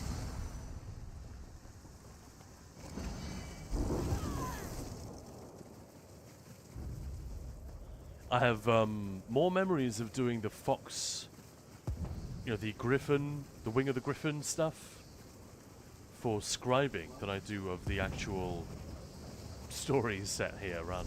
This is Honrik's Tower, right? Yeah, Honrik Tower. You remember that? One of the Oh fragments. yeah, no, I do actually remember that one one. of the Yeah. things that you have to do is here.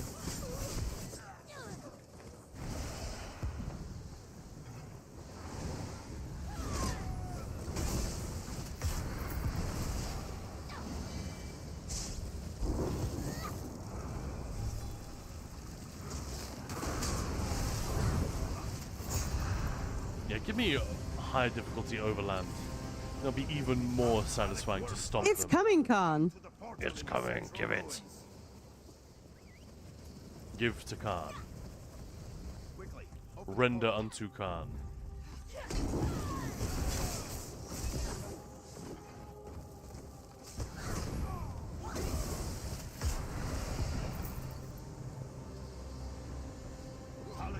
Father retreated through the portal to Arcwind Point. Let's go.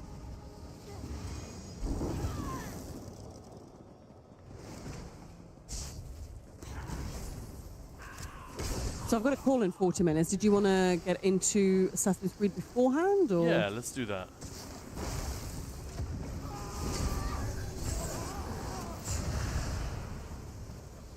Yeah, let's finish this little leg of the quests.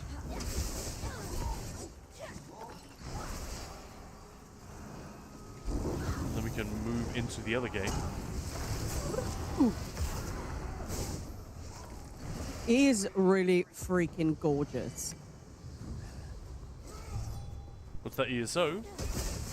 I mean, that, yes. But no, That too. Assassin's Creed. Yeah. No, ESO's beautiful. Yeah, I would love to know, because they definitely seem to go through a point where they shifted focus. And like I talked about earlier, both in terms of moving further away from the Abstergo storyline and the whole Animus thing. Like, you don't see a lot of that in the newest ones. So they definitely went through a phase where they, A, shifted away from that, and B, started investing more and more and more in creating this beautiful world. No, as dark as that may be, I can't say that I'd feel guilty. All right, but be quick. Like, what sort of feedback or design decision or budgeting or whatever? What is it that gave them the confidence to head in that direction? Was it just a sort of, you know, a creative decision by someone in a leadership role? Said, hey, this is what players want? Or was it based on hard evidence? You aren't a cultist, are you? Please, help me. They took me from my tribe. I was just following my chieftain. Wouldn't you? Thalic Warmfather promised us glory. Should we kill this guy? Everlasting life and power. It was all No, lies and why? flesh. I'm tired of Well, we need war. to. Someone Please, needs to die I in just order want to go home to activate my children. the altar back there. I disobeyed him. There was a ritual. Oh, that's a bit sad. I was just following my... I thought I'd die here and never see my girls again. All right, all right. What? Well, Who else are you the going to The sacrifice? captain will willingly give her life. This guy didn't want to. So let's go with the captain. Oh, poor captain. And she already offered to do it. There really is no other way, is there? Open She the doesn't door. seem in a very fine fettle either. Sad. And the mammoth is just there like, yep, I'm a mammoth. Mm-hmm. Yeah, I'm a mammoth. Is that what Well, mammoths yeah. say? They definitely do. I heard them say it. Kind, give me strength. The dog is so excited. And then mammoth. That's creepy.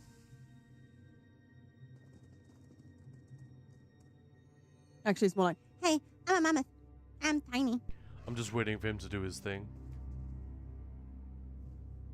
He's sad because she died.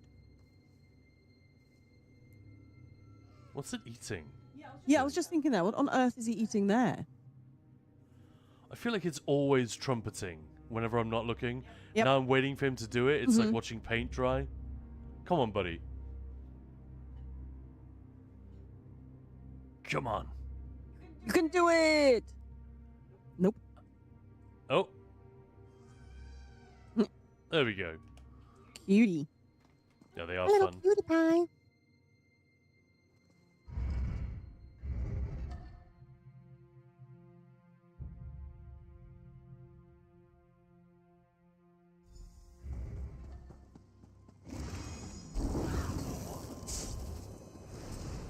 By the time we switch over, can you get... Oh, sorry, I was muted. Smart. I was going to say, like, we're going to wrap up this little bit of questage in the Rift. And then we're going to head on over to Assassin's Creed Shadows. Drops are going to be on. And Maya's going to make sure we've got all the details of what the drops are and how to redeem and so on.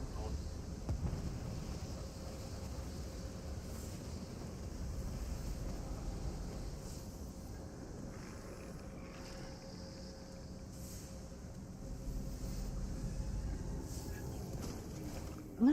You'll never defeat the worm cult. I give my spirit to Sinmur.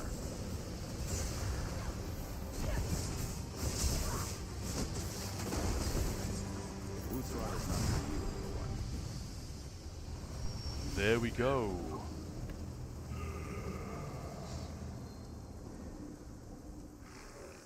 I'm afraid this has made Sinmur even more dangerous.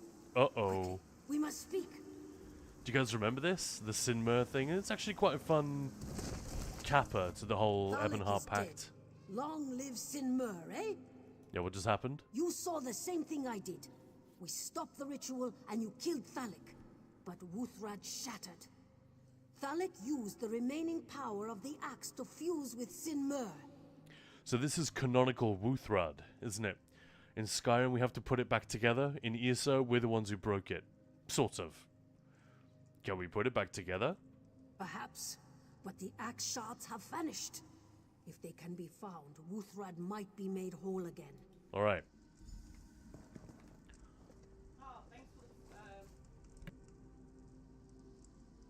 Well done.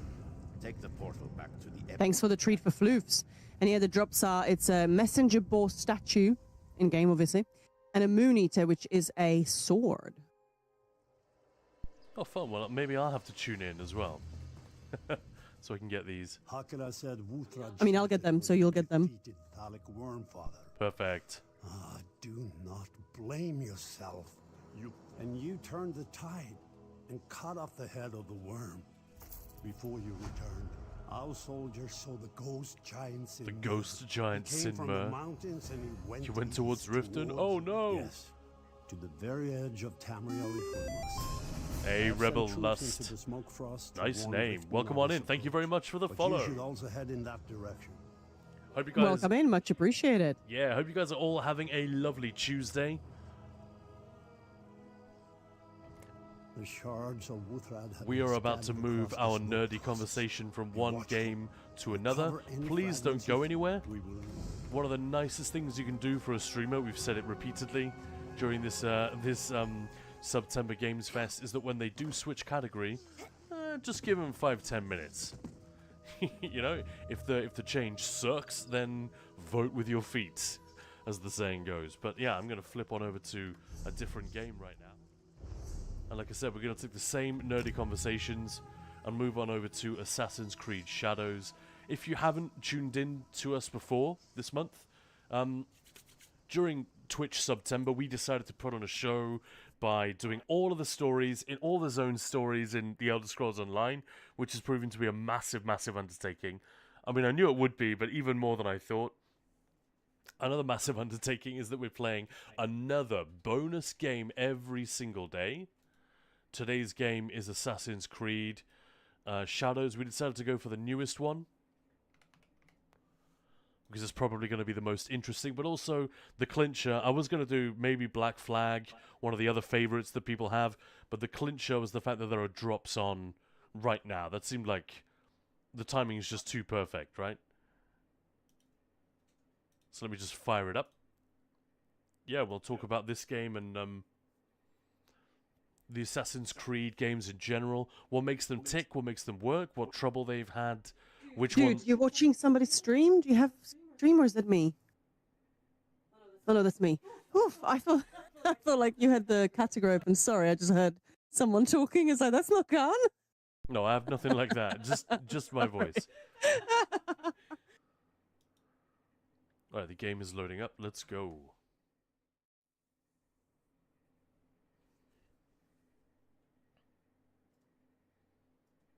Warning, please read before playing. One thing I will say that Ubisoft have too much of is menus that take a long time to load. Like these very fancy things, even if it's just a couple of seconds. As a UX and UI person, I can say that that is probably not the way to do it.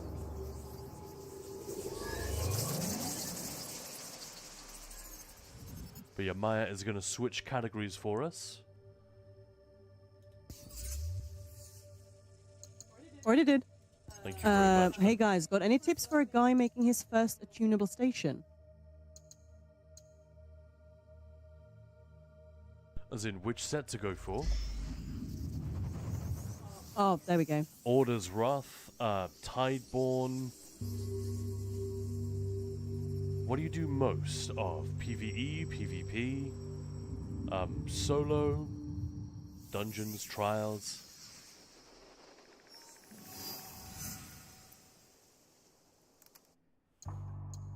First things first, I need to turn down the audio a little bit.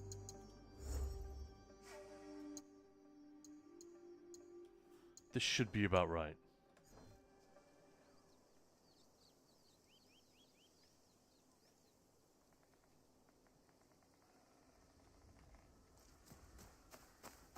do you guys think? Yeah, I play a lot of dungeons. Sorry. Well, Tideborn is really, really good right now. It's so good because direct damage is kind of king at the moment. The only thing I would say against that advice is that that might change. You know, it might be that dots come back in a big way, like sometime next year, and then you'll have a crafted set which is still really good, but you're not going to be using it as often. But right now, Tideborn is one of the ones that's going to be most useful to you and others in your guild who might ask you to craft a set for them. Just be aware that it could change significantly. Anyway, so this is should we watch the beginning of the game? I feel like we don't need to. No. So this is still fairly early in the game. This is one of the 2 characters you get to play. I find her to be the more interesting one so far. Her story is pretty generic, but I feel like they went a little bit more dramatic with some of the story beats and stuff. So she loses her father. It's very much like Ghosts of Tsushima, in a way which I think is fine. Yeah, it's fine to have some common ground between those games. But, yeah, this was the moment when I realized this is completely off the beaten path. I'm like in the middle of nowhere here. But the fact that you can just wander anywhere, and there aren't invisibles holding you back. There's nothing here. There's no reason for me to climb that mountain, except that I wanted to see what was up there. If the stream gets a little bit choppy, I've got the settings up pretty high here, because it's a gorgeous looking game. Wanted to make sure it looked as good as it possibly could for you guys, but if we are losing frames or whatever, we might have We're losing our mind. Yeah, we might need to turn a couple of things down, because as you can see, there's a shitload going on here. Beautiful looking game. Yes, yes, it is. It really is lovely. I mean, they've done a great job of establishing Assassin's Creed games as there's always eye candy. There's also new DLC just dropped, which we actually have. That's hence the drops, yeah. Yeah, in many ways, I should be there, shouldn't I? But I thought it'd be there more are huge useful. discounts as well, I'm pretty sure, on the store. So. Oh yeah, yeah. If you're an Assassin's Creed fan, but you haven't been keeping up with it, like Briar Talk earlier was saying, these AAA games, man, they keep getting more expensive. So I wait for them to go on sale. So I'm always like 6 months, a year behind the new releases. I love that thinking. You end up saving a lot of money. And it's not like there's a shortage of older games to catch up with. Tiago, thank you so much for the support on Ko-fi. That's really, really appreciated. Wow, thank you. Thanks, Tiago. Enormously appreciated. Absolute hero. Thank you. But yeah, I like this character. Naue is her name. Oh. The only thing almost every Assassin's Creed game has that bugs me. The character will assume you want to do something often. Yeah, like that. Like, what's she doing? I'm trying to walk. To be fair, I love that when you, like when I was streaming, one of the first ones, I can't remember which one I was doing, and Valhalla as well, is that they do cool shit, so they make the streamer look cool when I had no idea that that's what she was going to do. Oh, it's like the auto free running. Make you look like you know your shit. Alright, well, speaking of which. Vezok, I'm running out of hello nerds. So today it will be a simple, my gracious sovereign, oh marvelous entertainers. Thanks.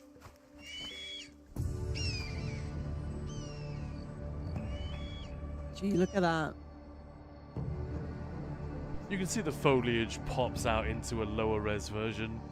I think if you have an absolute monster sick PC, you could probably crank everything up. And I'm also in 4K, so... I love the scale here. Like, she looks so teeny, which she would in a big world. It's very cool. That is one of my favorite things about this character. She is really small. And in the early game, if you run up to a samurai and attempt to interact with them in any way, you'll pretty much just get dicked on. If you press assassinate, they'll just grab you by the hand and say, "You're so tiny," and just push you away. Oh, thanks, Diego, for hanging out, and have a good rest. Bye-bye. So yeah, I like the look of the ships in the harbour there. Why don't we head down that way? I should have jumped, shouldn't I? Oh, thanks, Tiago. Amazing. I leave stream open, of course. Much appreciated. Oh, I was expecting a a hay bale or something. I think if I jumped from the lookout, the viewpoint, that would have worked.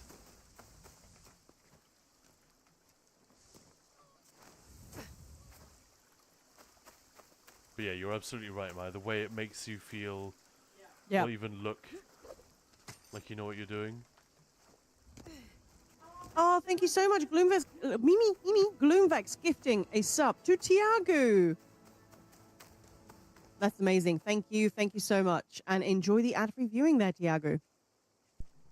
Yeah. Thanks for all the support, folks. Health bar is looking pretty healthy there. We're at 3 out of 10. Down on the bottom left. If you want to make sure that health bar is a little bit higher before we end the stream later today, do feel free to chime in. But we've had so much support recently, and overall we've smashed our sub goals for the month. Not once, but twice. Yeah, twice. So we've been truly spoiled. Yeah, so I'm really not going to labour the issue. Just the occasional reminder that, you know, without the support, the stream goes away. Sounds like a big fight. I'll need a better view. I'm not going to worry about... We're just in exploration mode for now. Because for me, I like the combat in this game. It's better than... It's definitely an improvement on Mirage. Slight improvement. It's very much the same. It's pretty familiar to Assassin's Creed players.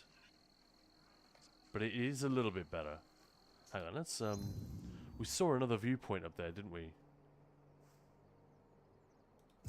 Let's head there.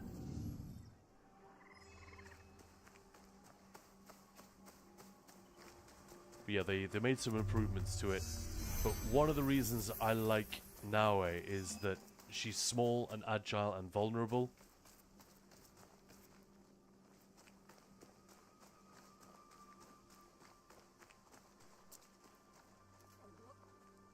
I don't know, that's just it puts you in a more interesting position when it comes to combat and exploring the world. Matt, could you do me a favor? I'm being really dumb. I'm completely blanking on... Near the shops. Yeah. What the hell is the name of the other character? Let me just bring him up. Yasuke. Yes, How, sorry. Like, what, the internet was obsessed with Yasuke for such a long time. How did I even forget? But yeah, actually, I should have shown you guys while we're here. What I'm doing right now is tracking down a particular member of the gang who killed Naue's father. That's sort of her story. And her purpose in this game.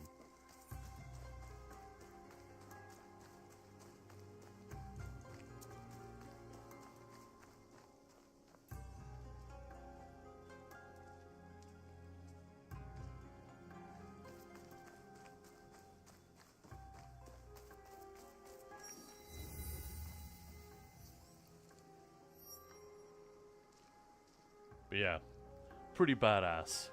Like, even if you turn a lot of these settings down, honestly, it still looks really good, and it will obviously run a little bit better. But I tried to go maximum eye candy for today's stream.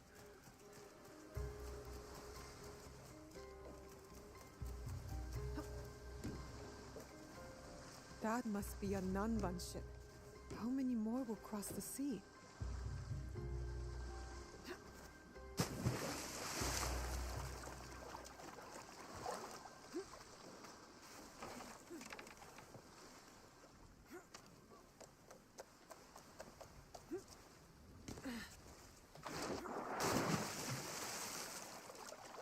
Just messing around here. Trying to see what that point of interest is. Oh, there's a dog.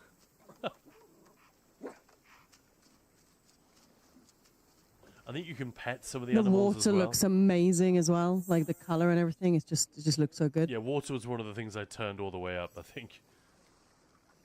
You mean when she dives in? No, I just meant looking at the water in general, like that. It just looks so. Yeah, water in games has been a fun one. Yeah. For the longest time, it was just about making it look really cool rather than making it look realistic. But yeah, there's a point. I'm guessing it's the top of one of the masts there.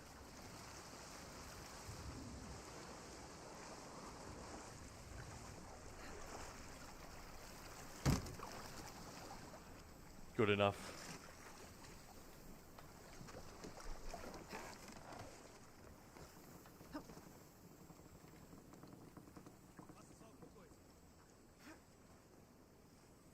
That's slightly scary, the way she's climbing that.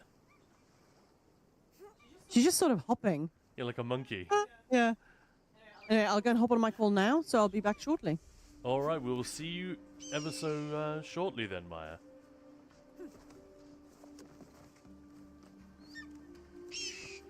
Assassin's Creed does occasionally give me the, you know, the slight vertigo sensation in your legs or whatever.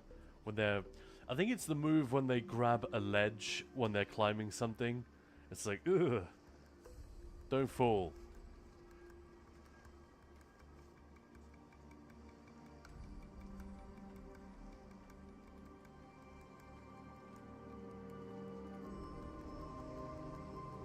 Is this the wrong one? I guess it's over there. Yeah, that move there, that backwards jump to catch a ledge that's above and behind you. It's like, no, that's not how it works. No, it is that one.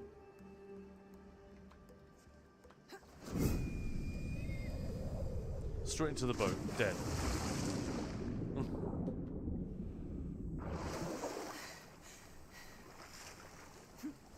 So does that mast. I wonder why it wasn't letting me get all the way up there.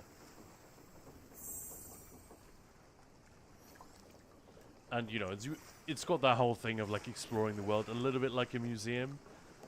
Like I think Odyssey was the first one that had that, right?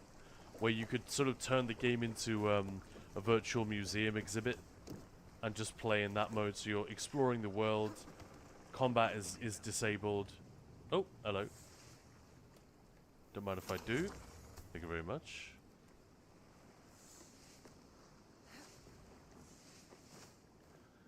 And yeah, you're just getting like little sort of tutorial style pop-ups around the history of this particular era, what happened, and it's sort of like a making of, isn't it? I haven't done a ton of that stuff, but Maya got really into it at one point. Vezog, not the internet, the grifters. Assassin's Creed was never known for historical accuracy. Yeah. Vezog could do the funniest thing and I'd climbing to ES6. Man, I'd love it. It was present in Arena? Was it in Daggerfall as well? I can't remember.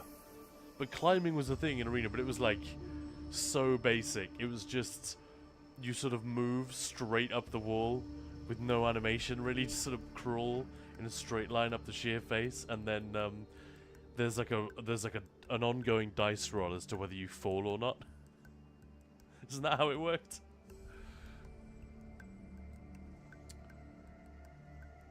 But yeah.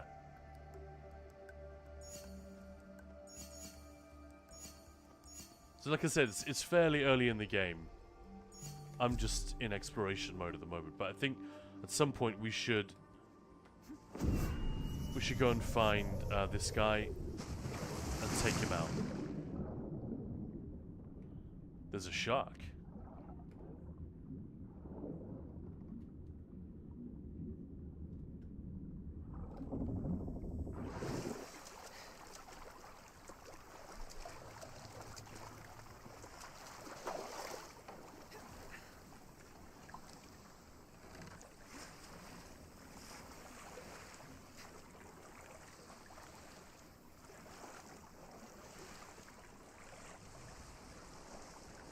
Man, this looks good. Haven't played Assassin's Creed in years. LeBro, that's what I warned you about earlier. I said the bad news is you might have the same experience if you're a lapsed Assassin's Creed fan. It's a really fun world to explore. The characters are both really likable, which hasn't always been the case. As to the story, I mean, I haven't played enough of it to make a definitive judgment. It's fairly generic and harmless, I would say. But that's the thing, Assassin's Creed are very mainstream games. And I think sometimes it's easy for people like me who are really immersed in not just gaming tech and gaming commentary, but gaming culture, if you like. It's possible to expect too much. They're not trying to do the things that a Dark Souls or a Witcher 3 or whatever. They're not trying to do the same thing. Hey, Raves Lord. Random fact of the day.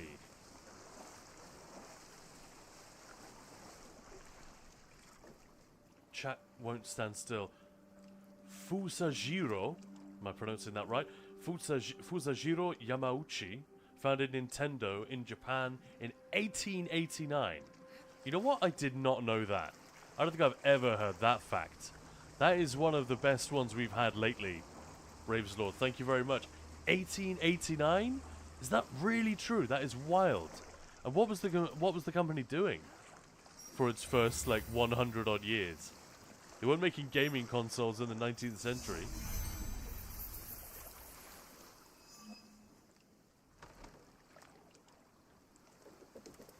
If you wouldn't, I know you already have done us a service with that fact, but if you wouldn't mind indulging me a little bit further.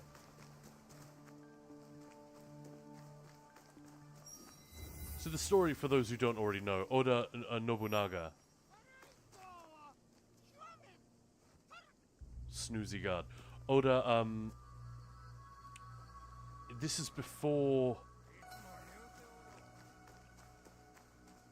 Tokugawa Ieyasu, I believe. But Oda Nobunaga is in the process of conquering Japan. And he's not the antagonist of the game, but it sort of forms the backdrop for what's going on. So his troops have got strongholds everywhere. It's sort of the inciting incident for the game, is his assault on Iga province, which is where this character is from. Her father is killed.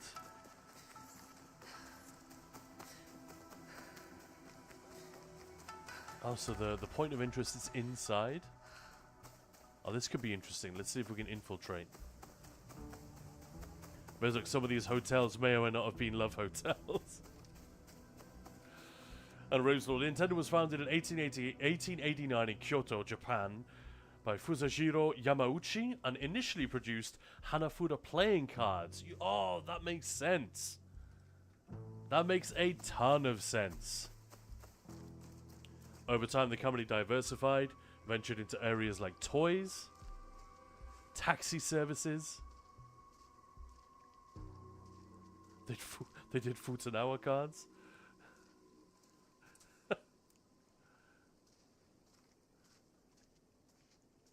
That's what Pretty Little Head Poppy Seed is saying.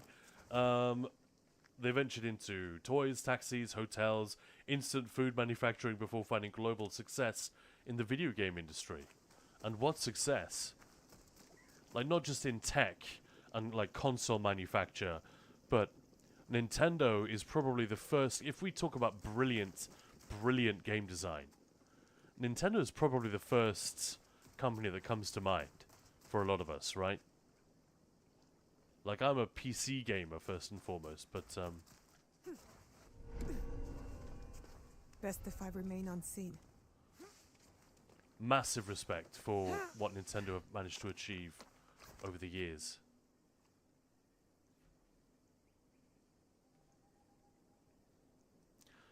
This is why I like playing as Naoe more than Yusuke.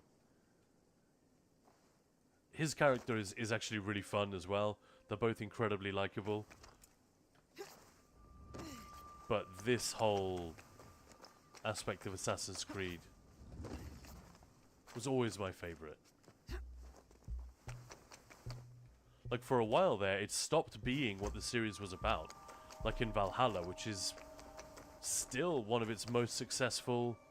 It might be its most successful game ever, right? Is Valhalla the like, its biggest selling? I can't remember. But there's not a huge amount of this. You know, the stealthy vulnerable sneaking around.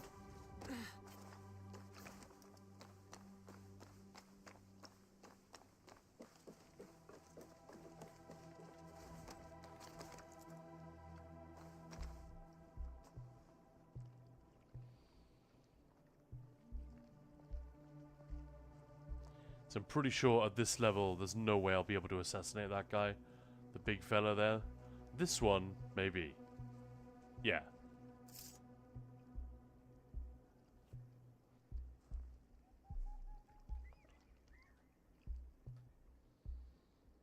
What's going to be the best way to the central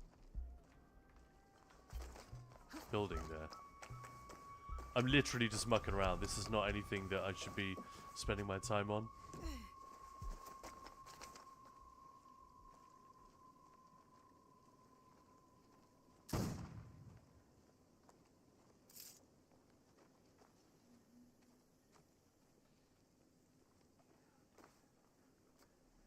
Would she make that jump? That doesn't look like a jump that she will make, does it? So we'll just do a cheeky save. Cheeky little save. Good old Eerie. I fell out of love with Assassin's Creed at some point. Kind of, I did too, like very early. I really enjoyed the first one. 2 and 3, I just felt like weren't going in as interesting a direction as I had perhaps hoped.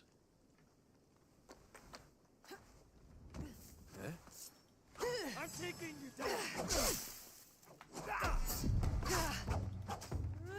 Oh, she's not even hitting him, standing up there. Pretty sure we've been busted now. Surely.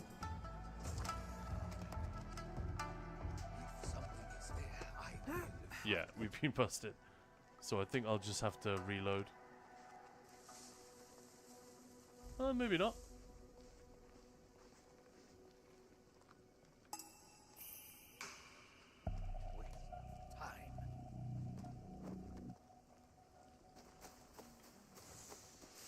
Wow. I think I was very lucky to escape unseen there.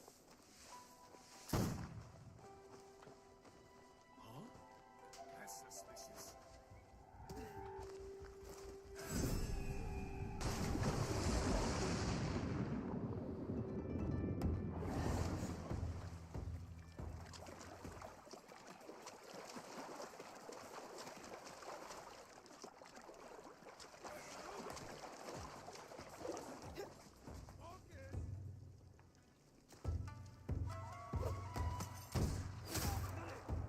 Oh no, yeah, we've been made. We've absolutely been made.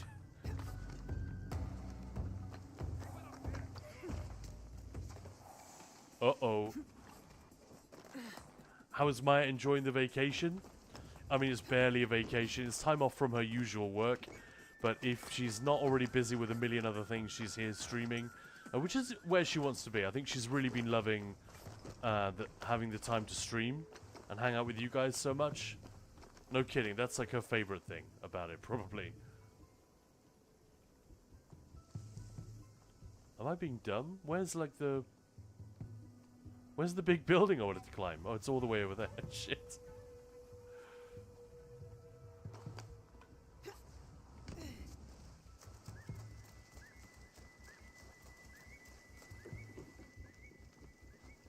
Feels like this part of the castle isn't being guarded anywhere near as thoroughly.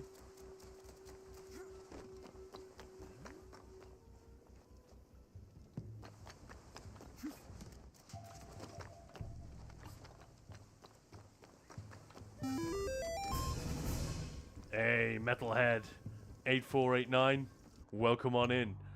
Tell you what, it looks a little bit dark. Like, I like that for me, if I were just... But for you guys, I want to make sure you can actually see what the fuck is happening. So let's just tick up the brightness a little bit here. Yeah, there we go. That's a little bit better.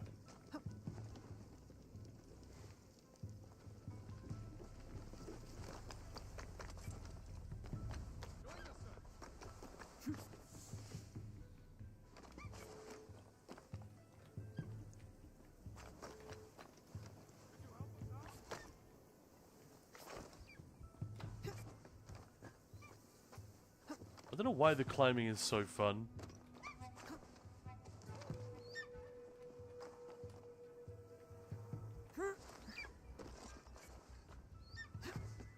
But it's pretty compulsive, like... It never seems to get old for me.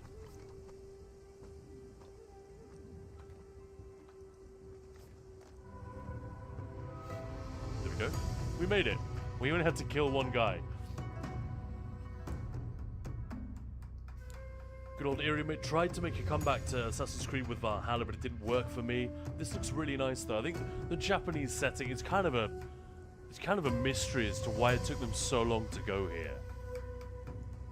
And to the point where Ghost of Tsushima got there first and did an amazing job. It's not an Assassin's Creed game, but it is in many ways they beat them to the punch, you know?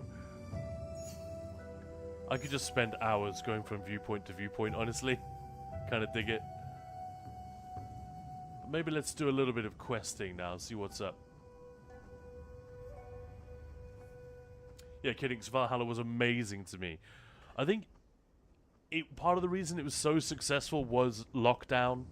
It was perfect timing. People were buying consoles, buying gaming PCs, stuff like that. Is that dude still looking for us?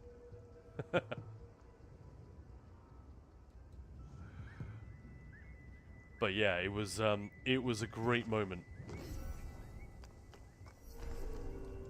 I still think it's regarded as their biggest success. Commercially, I should say. I think critically it was a success as well though, right?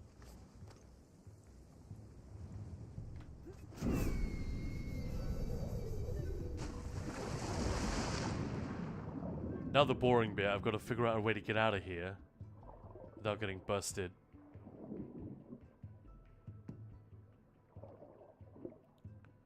So what, her lungs have an impressive capacity when swimming underwater. I'll give her that. Good job, Naue. Good job by you. Odyssey is so cringe. There's like, yeah, but you're Greek, man.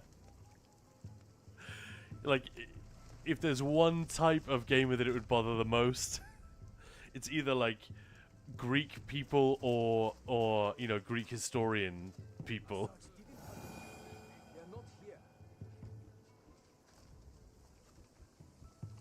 I say we just run for it.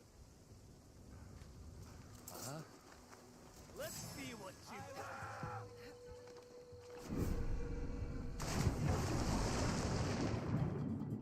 It's not normally how I would play a stealth game. I love a good stealth game.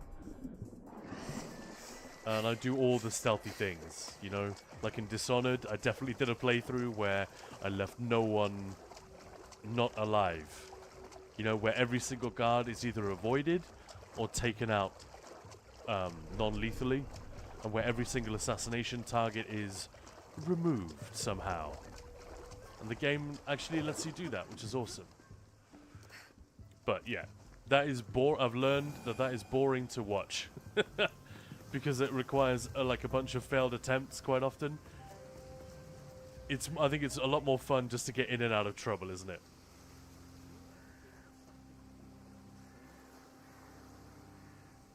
Shapeless dropped tier of manhood and saw the video trailer for Odyssey.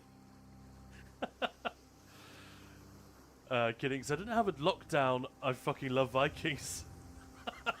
Yeah, I love Vikings as well. I mean, as a Danishman, I think maybe that was one of the reasons I didn't jump at Valhalla. I just thought this might be a little bit too close to home, and I'll be slightly irritated with all the harmless ways in which it is not quite right.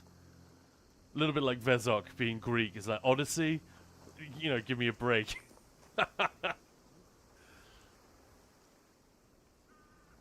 Like, I found it hard to get on board with Marvel's version of Thor and Loki and all of those guys, because these were, I don't know, man. It may be a dead religion, but it is still, I feel like it is not cool to go digging around and grubbing around in somebody else's cultural background and to sort of turn them into cheesy superheroes. It's perfect, like I said, perfectly harmless. But, you know, we can get a little bit sensitive about things like this from time to time. I watched Thor. I actually thought it was pretty good fun. I don't think I saw any of the other Thor movies. Just the first one by Kenneth Branagh. That was decent. Vezok saying God of War's alternative mythologies are much, much better.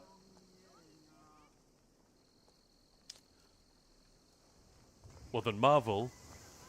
I mean, Marvel has a tough job because it's the MCU. Like, I'm not a huge fan of the MCU. I'm on the record of saying this. I'll say it again. But its achievement is quite an astonishing achievement. Not least of which is the fact that these are often very corny comic book characters that were set up a long time ago.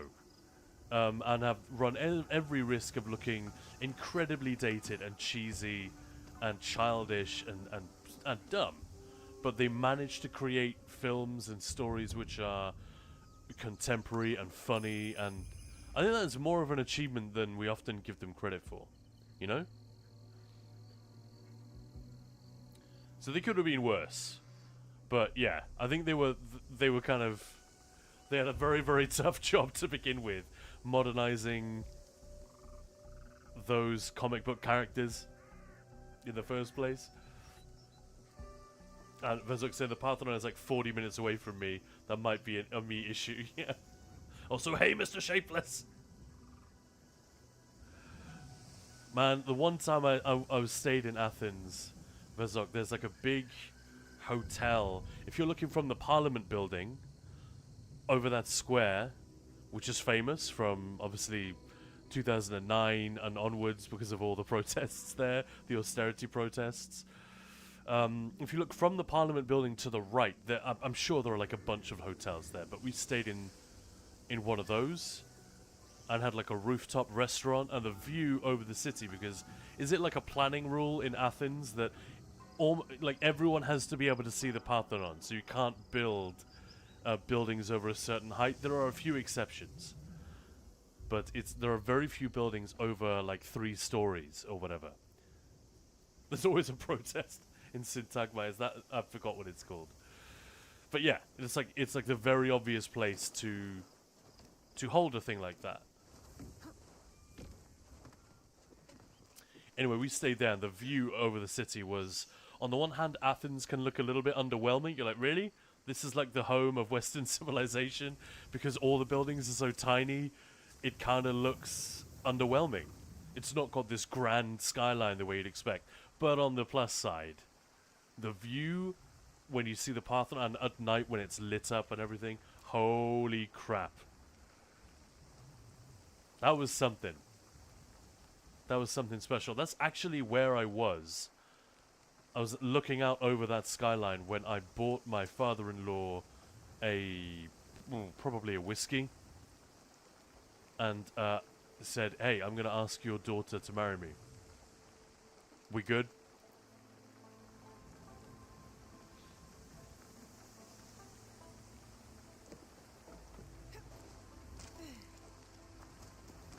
Turns out he was okay with that.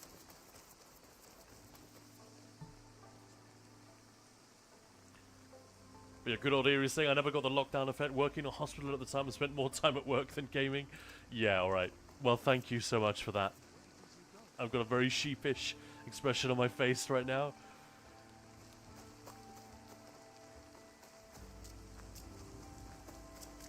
Hang on, this is not the...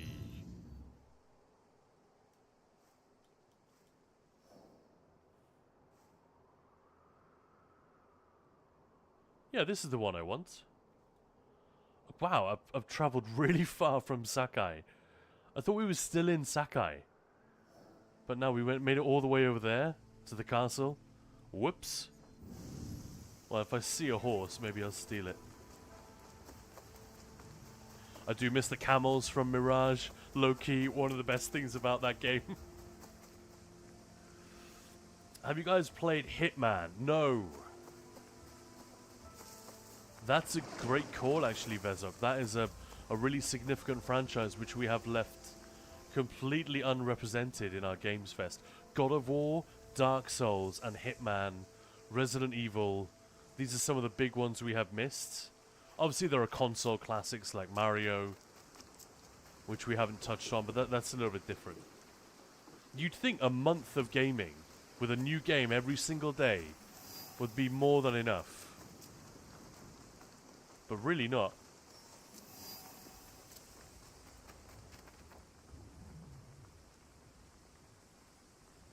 Yeah, Maya's not wrong. The water looks great.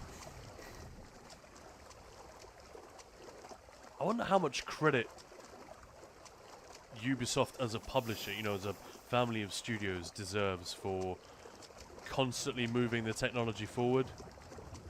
I think it's a thing that would happen with or without them, but by churning out so many games which have to look as good as possible. You know, looks very much come before a lot of other things, which is one of the criticisms we have of Ubisoft sometimes. But it does mean that they all look amazing and the tech comes on in leaps and bounds. I often wonder about that.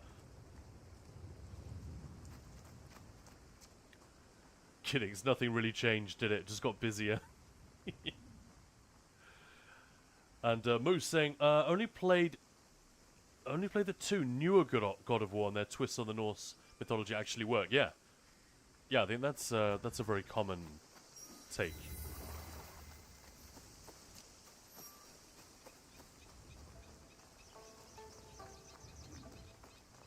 Fukushima. I've not actually been here before.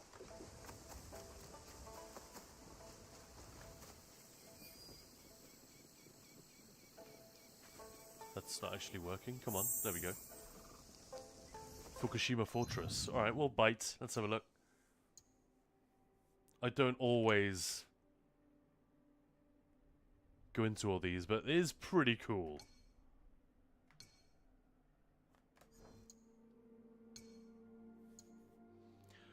In 1570, Oda Nobunaga was planning to besiege the fortress of Noda and Fukushima, then located at the mouth of the Yodo River, not far from modern-day Noda and Fukushima railway stations, west of Osaka Station, and guarded by Miyoshi's men. This is when the Honganji War broke out with the sudden attack of the temple's troops on those of Nobunaga. Kenyo, the head priest of the Honganji, claimed that Nobunaga had ordered the destruction of the temple, but there's no doubt that Kenyo was secretly allied with Nobunaga's enemies. It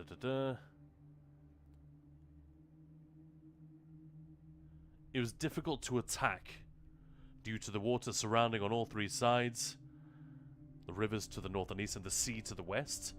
Honganji's power, was sustained by volunteers and donations from believers across the country. For this reason, Nobunaga had it surrounded with several fortresses and warships. Yeah, shrewd motherfucker. So that's what we're talking about. There we go.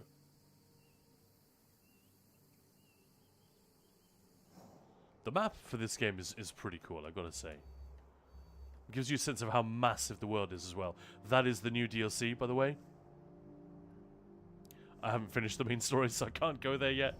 Sorry for those who are interested in that.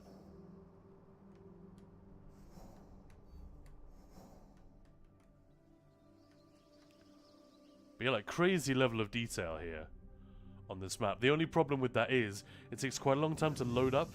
Like, if I'm in the game here and I press M to open map, bonk. You notice there's like that second delay when it fades to black and quickly load in that game map.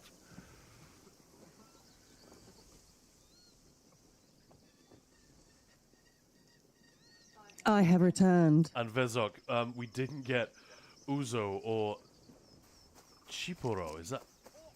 What even is that? You've been to Greece many more times than I have, Maya. What's that, like 5 lines up in the chat?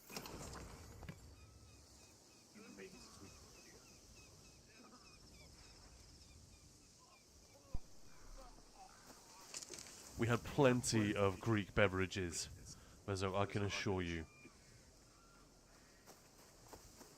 Do we have Greek beverages right now? No. When I'm talking about the hotel we stayed in Athens. Oh.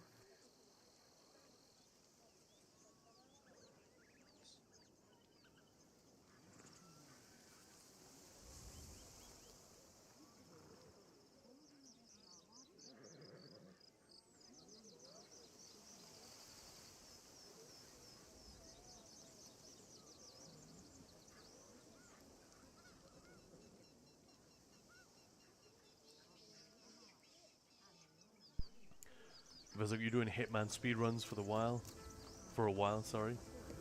And Bright Talk, hello, I find the fun the most important, but some games I think forgot that part, yeah.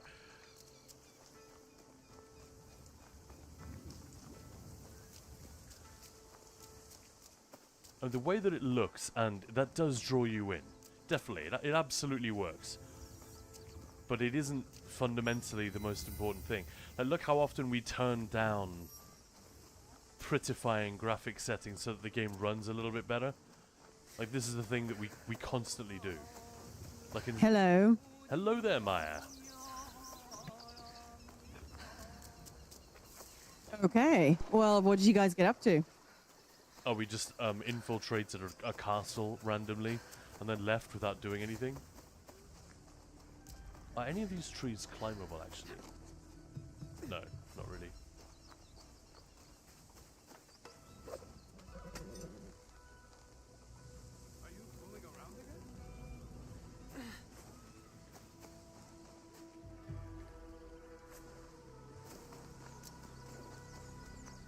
But yeah, just running around and just enjoying the world, really. I think that is one of the things that is going to get me to play an Assassin's Creed game. Because it's one of the things that they do best. Like, you know, if it's combat you're after, or stealth, there are usually games that focus the zero in on that a little bit more. But the world and the free running, I feel like that's where Assassin's Creed has got a lot of other games beat. Yeah, no, agreed. Although the combat in this one is pretty good, actually, I've got to say.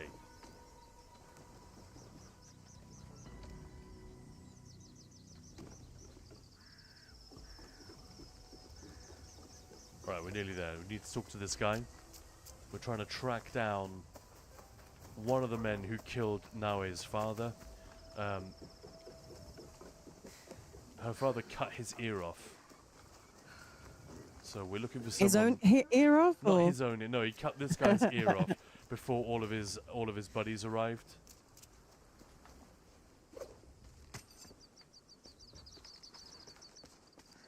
Well, here we go.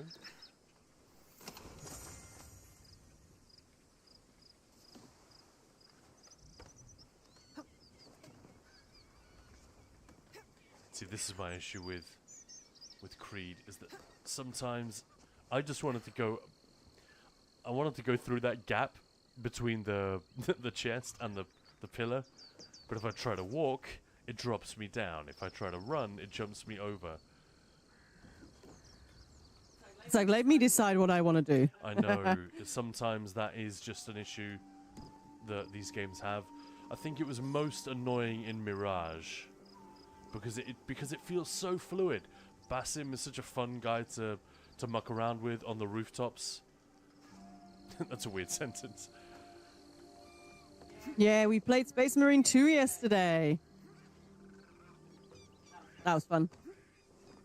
Richard is saying I skipped Mirage. It was pretty good. But like I said before, I'm a sucker for all that Middle Eastern vibe. I loved it. And it was quite a compact game in that it had a smaller map than this one, significantly smaller, I think. But the cities were really big. Some of the urban environments you got to muck around in. I think part of it is also because it is relatively close to the first game in visual style, geographic location.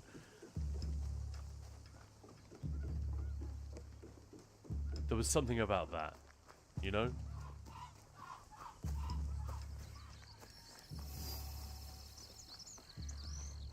Doesn't he? I think he even goes to the Hashashin fortress, where Altair is at the start of the very first Assassin's Creed game. I think you even go there to complete the sort of the tutorial section, and that lovely moment where Assassin's Creed Mirage, you know, the logo of the game, the title, fills the sky. I'm pretty sure that's where that happens.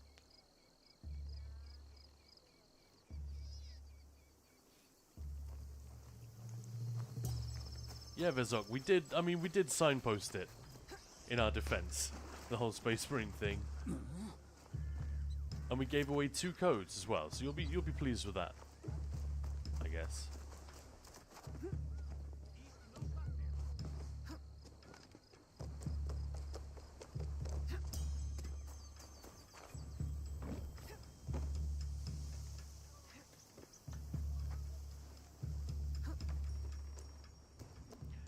I'm enjoying the soundtrack to this game as well.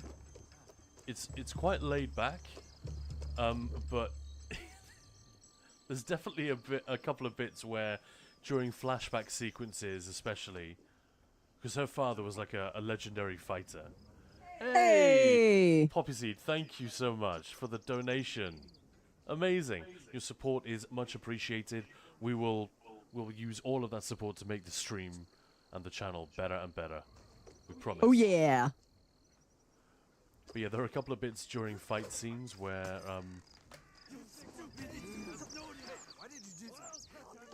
that is not where I thought that would take me.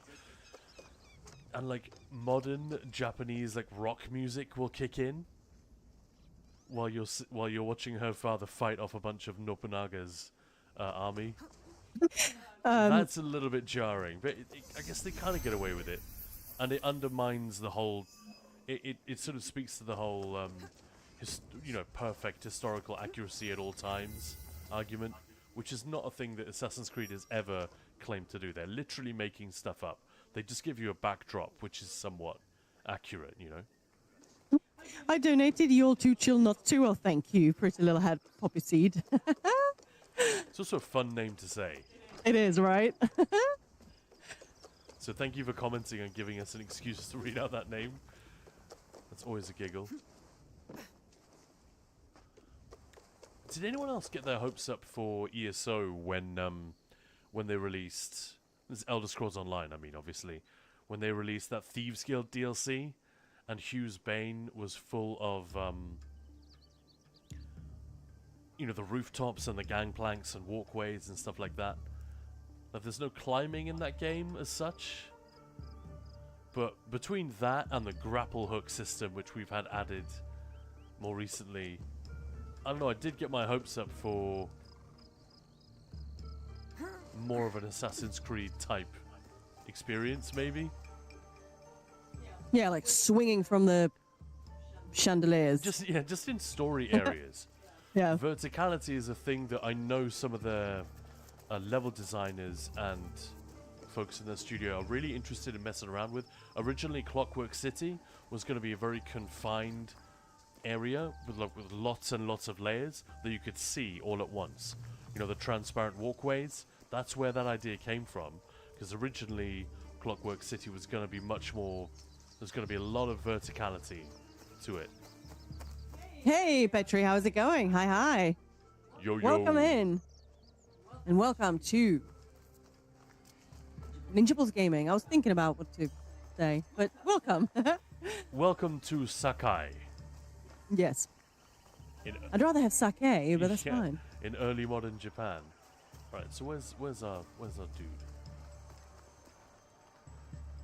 Yeah, the call I just had, so the agenda for the call, it said something about NPG. I was like, what is NPG? I don't get it. And they're like, that's Ninja Pulse Gaming. I was like, oh, that really should have occurred to me.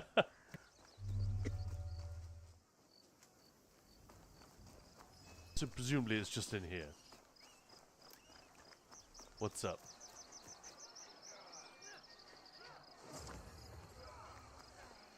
Hey, we took that guy's sandal. Just the one, you beast.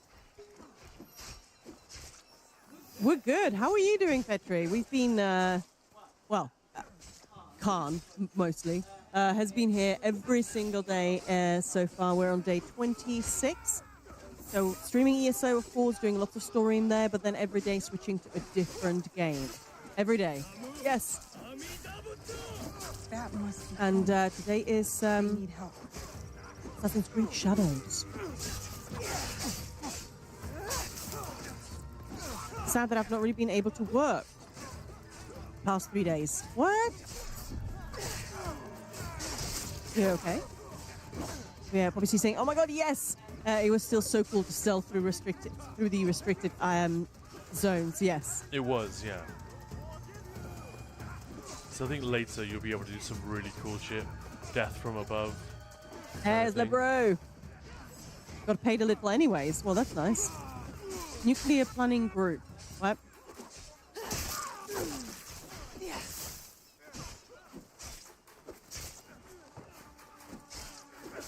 And PG. All right. I'm sorry. Yeah, exactly. I was just thinking, what could that stand for? Because I don't usually the gaming is just on Twitch.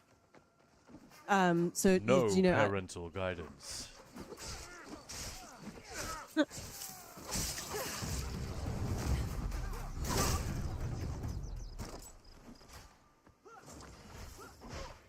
As I'm saying, yes, Saber's released new operations. Yes, they can be very brutal, but they are extremely enjoyable, and the design is great. Plus, they recently added a new style of enemy. The Chaos Spawns, mutated servants of Tinch. They failed him. Ah.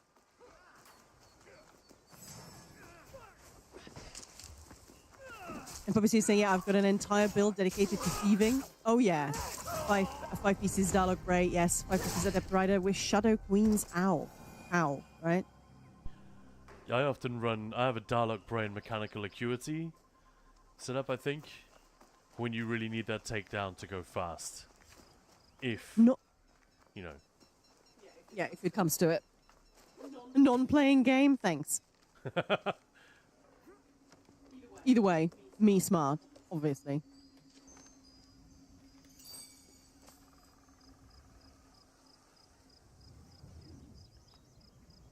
But yeah, the mucking around side is a lot of fun.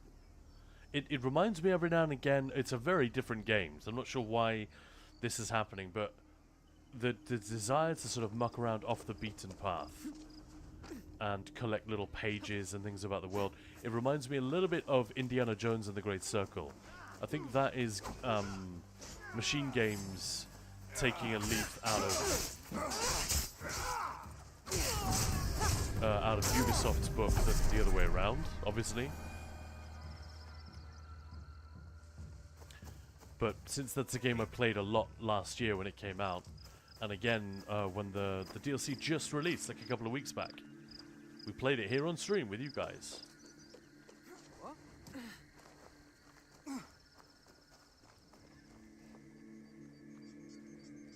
That's a lot of deads.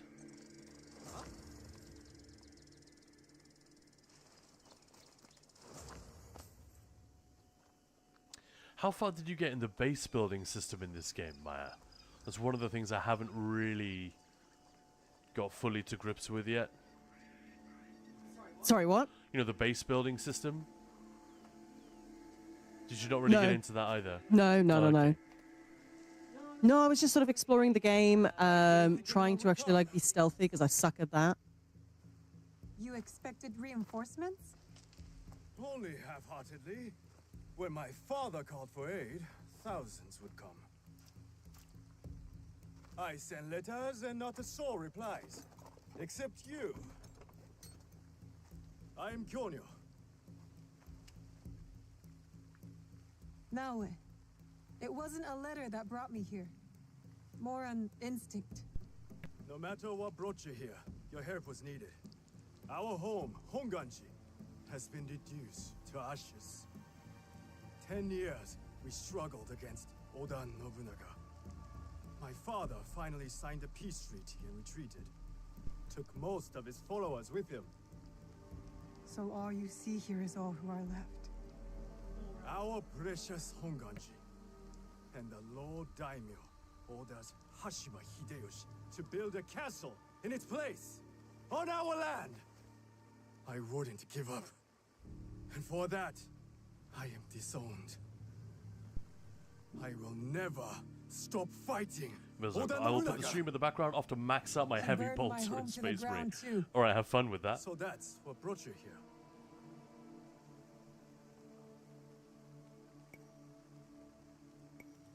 No.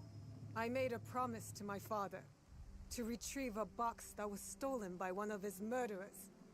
A father's wish is a powerful thing. Disobeying mine cost me everything. The blood splatter all over him. My father cut the ear off one of the men. I was told he might be near Sakai, so I found you. One ear, eh? Yeah, Vezok, have fun. When Oda Nobunaga took over, he put one of his most savage dogs in charge. Wada Koretake. Many call him the One-Ear Demon. The men you fought were his. It's him. Only demons would do what they did to my father. Immoral to his core. He pillages, destroys our Like I ranks, said, the story burns our isn't temples. anything like These are spectacularly objects, original yes. or They are nuanced. symbols It's but it of our works. teachers. 500 years of history, desecrated by a one-eared madman. I'm often surprised at how violent these games are as well, because on the one hand they're they're appealing to gamers and a real sense of action and stuff, but also I feel like this is if we had a kid that was at the right age, Maya, this is the kind of game you might want to play with them, because it promotes like an interest in history and to his master. and whatnot.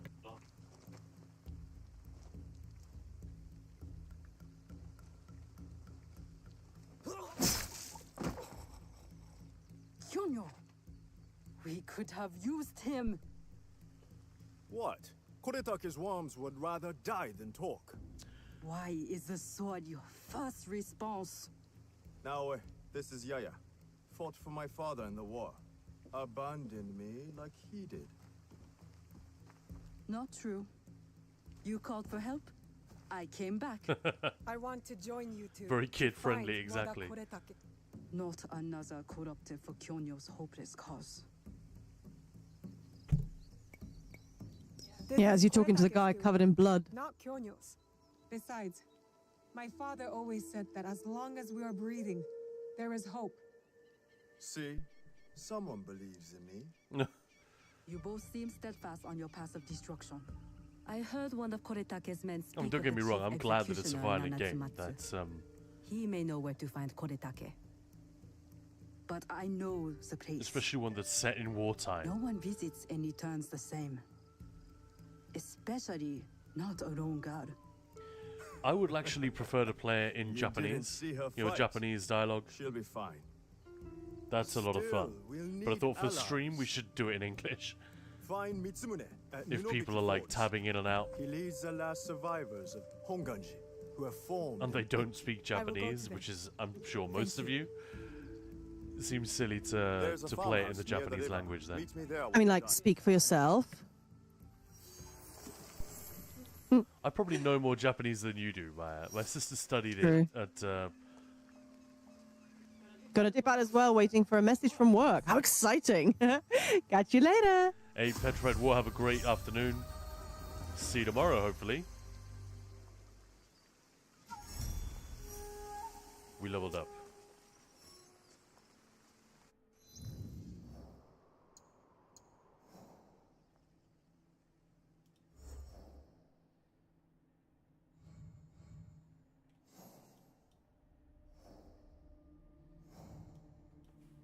Dude.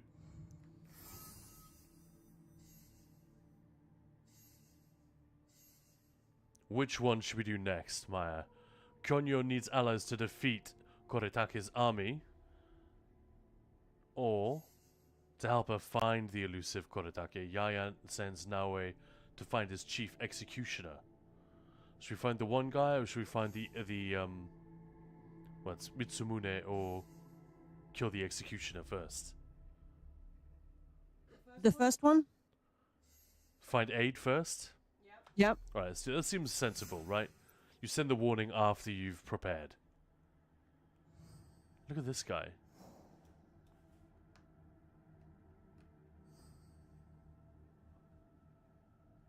They all wear masks, that's the thing. It is very reminiscent of Ghost of Tsushima. I'm actually quite hyped for Ghosts of Yotei as well. I might have to get on that as well before that game releases. Though it's some way off, isn't it?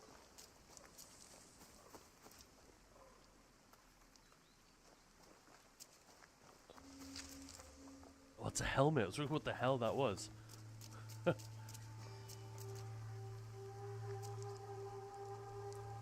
Ah, so we need to scout for this. I think. In order to do that, I might have to return home.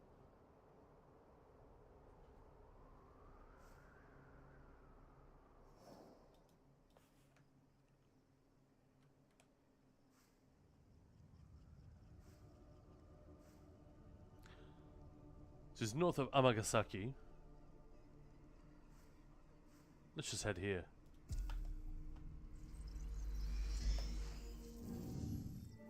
Although that puts us slap bang in the middle of the castle. This is the castle we infiltrated earlier, Maya. Oh, returning to the scene of the crime. Oh, here we go. Pretty. Cutscene. Aw. Jeez, beautiful.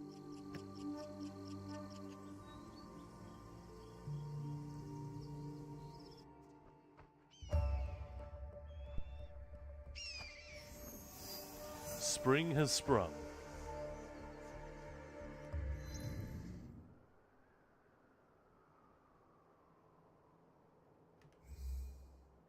So this is a thing you can do now, which I don't think wasn't really a thing in the previous games, was it? You mean put a marker on? Scouting. Right. Yeah, Pretty Little Head Poppy Seed. Tsushima was so freaking beautiful. Yeah. Alright, well, we found her. Basically, the idea is that you are sending out... You're literally sending out your scouts that you have recruited from your home base. I mean, you had, like, sending out a bird and stuff like that. That was really, really insane in Valhalla. Yeah. Sending out that eagle or whatever it was. That was a thing. That was amazing. Oh, we have to defeat... And you can send him, like, so far and just explore. That was really amazing, actually. Yeah, that was a thing in Mirage as well. Yeah, it was, yeah. Subsequent games. Mm-hmm, mm-hmm.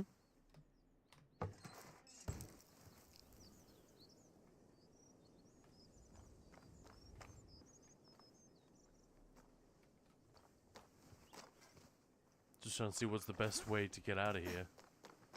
Get out of here!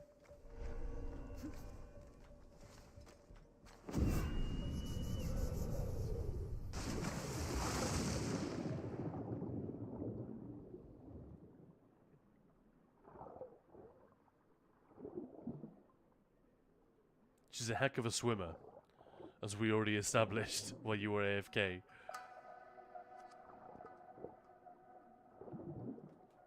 The water again underneath. It just looks incredible.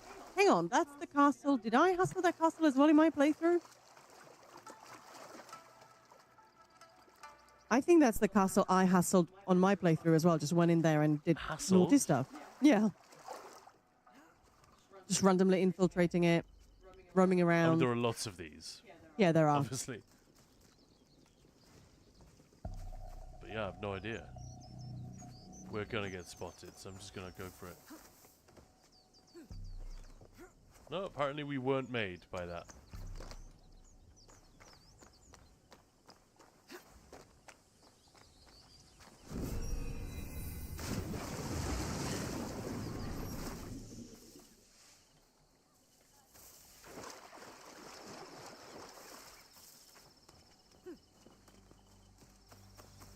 Oh, to be that nimble.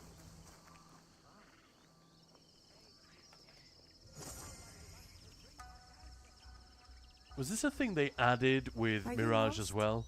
The Basim just pets all of the cheeky cats roaming around the desert. Yeah. That was. I'm pretty sure that was. Yeah. I don't remember it being a thing before that. This is completely random, but when I was like the first time I was streaming some Assassin's Creed games, and I was playing the first ones, and I was just trying to get to know the history and everything. I found this the first game, right? Yeah, it was. Yeah, it was really good fun. But I found these sort of documentaries, little videos, and one of them was really fascinating. I cannot remember who made it, but it was like the history of the weapon, the knife, and like how they changed throughout the games. I thought that was just such a genius tie. It's a good concept for a YouTube video as well, isn't it? It is. It really is. Smart. Wish I had thought of it. I mean, no reason it can't be made again.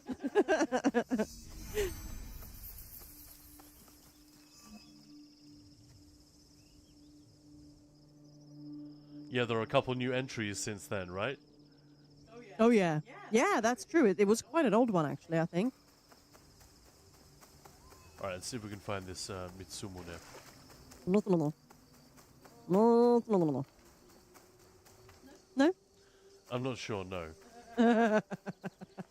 But I... This must be the place. You can chop the bamboo as well, which is always fun.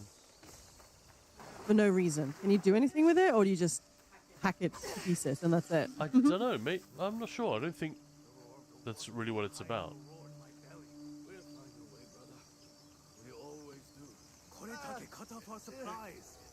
Never eat again.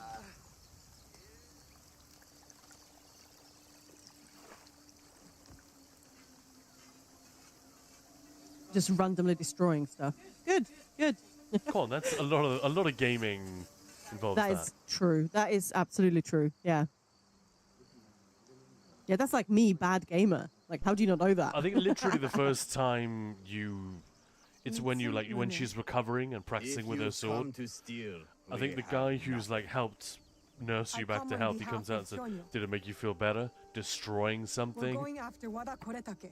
Yeah, because distraction's awesome, bruh. That is the day after we played Space Marine 2 and me getting absolutely gleefully happy and giddy, blowing up hordes. Maya revealing herself, outing herself as a Mehrunes Dagon acolyte. Destruction! Oh god, blowing shit up is awesome. There's a barrel, I'm gonna shoot it. Yeah, shooting exploding barrels in Doom and Space Marine, not quite the same as chopping bamboo in Assassin's Creed Shadows, though, let's be real. Similar though, same sort of thing. Well, here we go, like during Gamesfest, we touched on this when we did our Valve segment, and Gabe Newell's idea of reactivity of the environment, of the game world.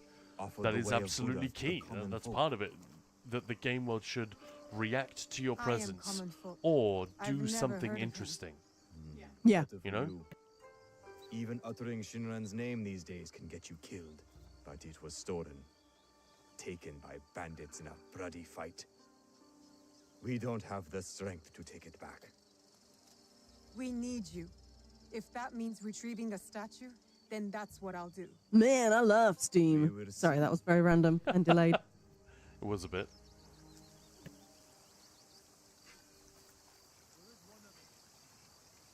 And another thing that we've talked about, when you reach your objective, you learn that you need to do another thing before you can get the, you need to find the person who can help you. Yeah. But you need to do another thing for them before they will agree to actually do it. Like, it goes all the way back to the Elder Scrolls Arena, where every time you're like, oh, there's a piece of the Staff of Chaos hidden in this dungeon, and for reasons that make no sense, you know the name of the dungeon, but absolutely nothing else. Or sometimes you know the region where it's located, or you can find that out fairly quickly. And then you go to the king or queen of that area in the world, and they'll say, "Ah, you look like you could be of use. Go and kill all these bandits for me and do all this stuff, and then maybe I'll tell you where your dungeon is." It's like, oh, come on. Surely you just go to the local pub and be like, "Hey, bro. Where dungeon?" Well, let's scout out this area, and then... So is it possible for me to scout? No, we need to be at a viewpoint anyway, so that's perfect.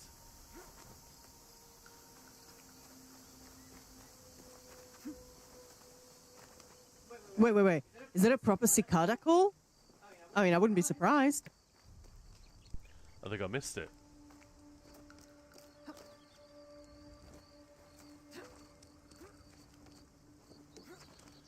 They go really deep on like the accuracy of the flora and fauna. I watched an entire documentary, like a making of series they did for I think it was the 25th anniversary or 20th Yeah, I anniversary. think that's what it was, yeah. What would it be? I guess 25th, so 2 years ago. When was Assassin's Creed? Is it 2006, something like that? Whatever.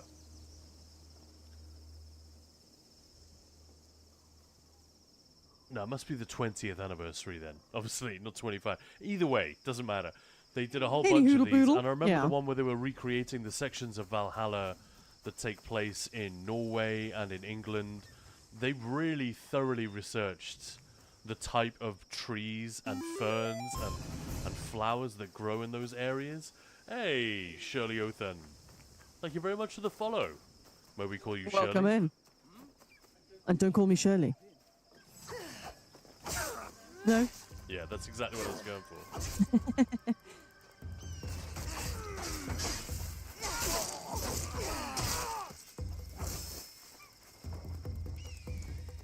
Oh, it's a big guy. He's like, I'm teeny tiny, don't hit me, don't hit me. Yeah, if he hits me like one time, I'm basically dead. Yeah, hide behind their box. I'm getting cocky. More games need proper cicada calls. Yeah,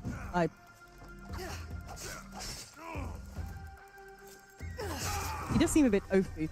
Ooh, I'm gonna hit you. And just like that.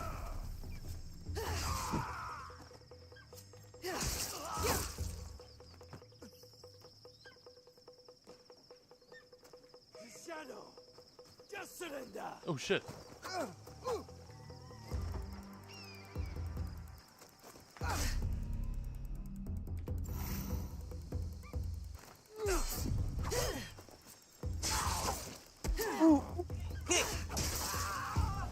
Blood, more. Ooh, I was nice. cocky waiting for that parry, and then I didn't quite time it properly, so that was my bad. It looked freaking great, though. Yo, I had to do it a second time because he hit me. Go on, hit me. She is very skittish at the beginning. Withy girl. Yeah. Oh, the cat's here. There's no food. There is no water. No. Don't let him knock another pint glass of water into your gaming In case you desk. guys missed it, today's stream was full of fun. Everybody's internet seemed to die. Perhaps Twitch, something died very much. So that was sad. But Something thank you so much. died very much. Yeah. Thank you so much for coming back. We really appreciate it. And then just for funsies, because we've got a cat. He's like 18, so you know, his food is up here on my desk. I know that's kind of gross, but he tends to forget that it's downstairs, and yeah. And I put a pint glass full of water on the table. It's been there for months because that's his. Loves it. For some reason today he decided, hey, what would happen if I poured it and pull it over? And I've got like a standing desk, so all the cables, everything is like right at the back. Luckily, it didn't touch anything, and it was full. Thanks for the meows. But yeah, that's been a bit of a stressful. Yeah. You ready, Maya? He is. Maya. Oh yeah, still haven't changed the price, have I?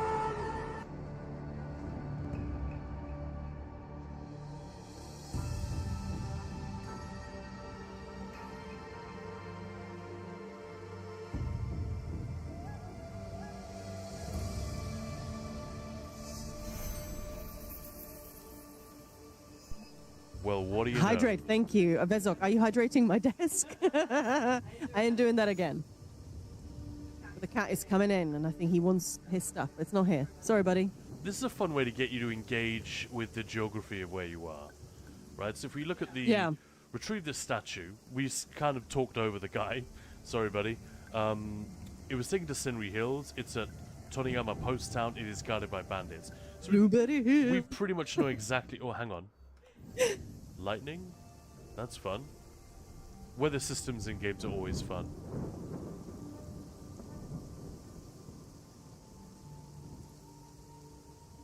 Holy shit, That's pretty good. It's pretty good.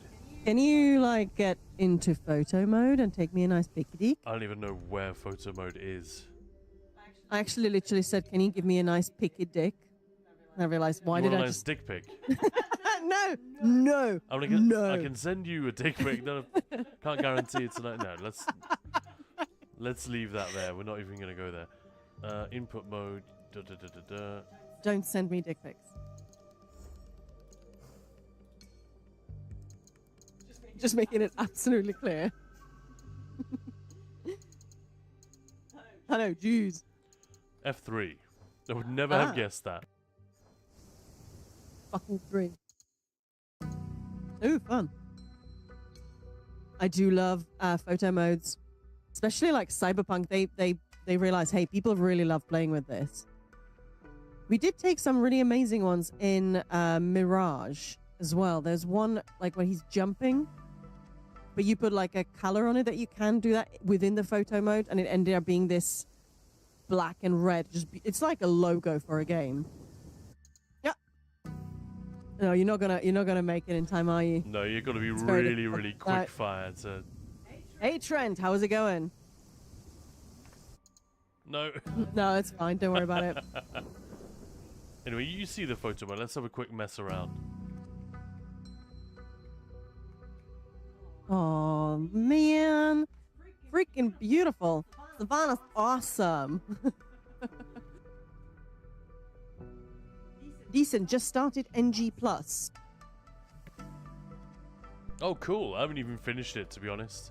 Maya played this more than I did. This is Khan, by the way. That's Maya. Hiya. You're watching Ninja Pulls, and today we are doing, as you may have noticed, Assassin's Creed Shadows. We were going to take a look at potentially, it was a toss-up between this game and Black Flag, right? Yep. But since the drops for this one were on it as well, we just thought, and it's this the latest one. And it's set in Japan, and it's got beautiful. Too many cool things. But yeah, before I forget, let's scout. How did these two end up in the ESO stream team? They are pretty good at it. Well, there you go.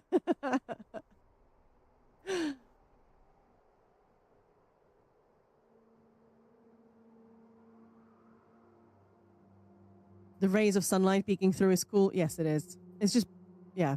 Yeah, really nice. Really nice. I'm guessing it's pretty nearby. The map is a little bit janky, isn't it?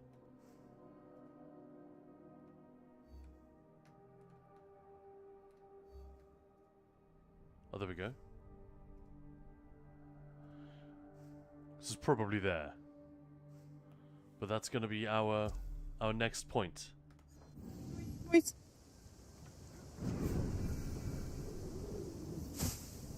That part of the early game where you're still just exploring, kind of dig it.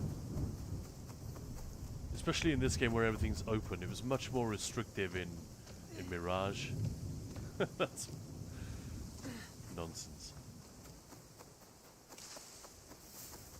Do you know what I mean? That was much more like Baghdad was a really big city. Yeah. But the exploration was at a city level. You know, a large urban area. Right. Yeah. As opposed Yeah. to a massive countryside. It's different. True that. True that. And I love that you can get like super tangled in all the shit. That was a bit of a further fall than I intended. You can get super tangled in all the forest. It's actually a really fun feature.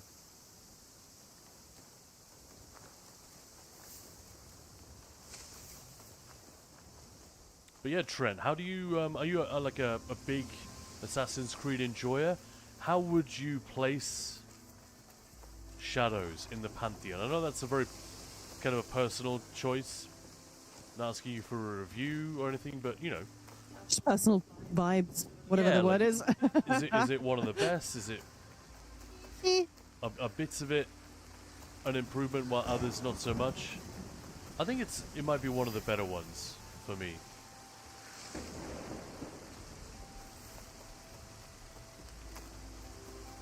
Very solid. It's a good description, actually. Not too gushy, but it's like everything kind of works. Which, you know, for a game series as mainstream as this one, that's the thing that they absolutely have to nail.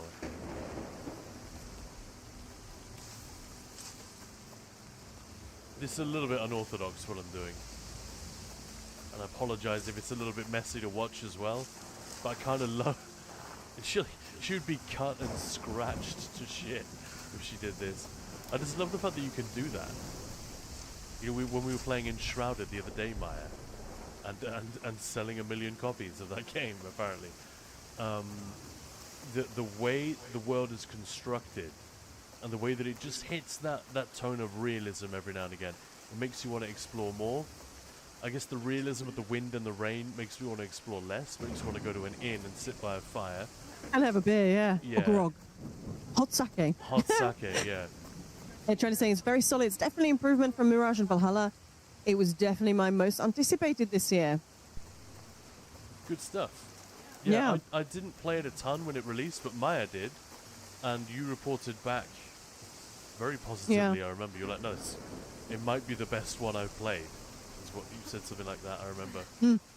I did enjoy Valhalla, especially the beginning.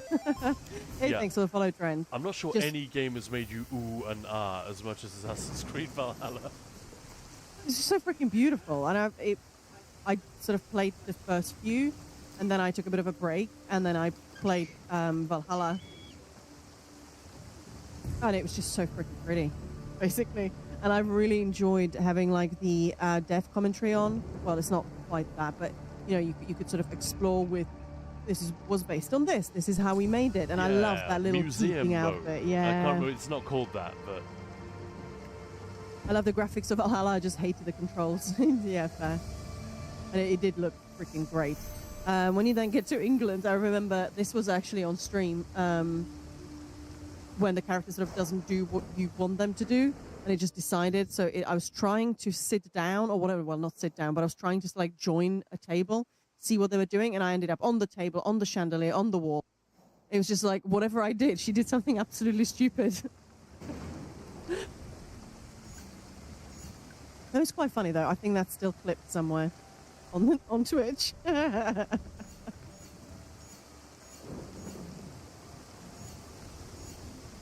And for some reason, my brain sort of went into the mode. Oh no, I'm so sorry. I'm kicking your food off the table. It's a game. It's fine. But I still felt really bad.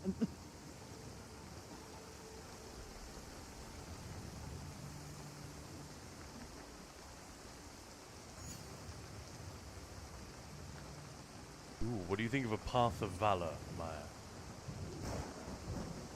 Wow. Creepy. Should we do it? Yep. Odyssey was over-hated, as in people hated it more than they should have. I like overrated and overhated. That's funny. I think Assassin's Creed Shadows and Outlaws, Star Wars Outlaws, another Ubisoft game, were both overhated. I like Shadows, overhated the word, yeah. Shadows that was like very obvious, and I've already forgotten the name of the streamer. Yeah, I don't remember his name. Yeah. Cowboy. Something, yeah.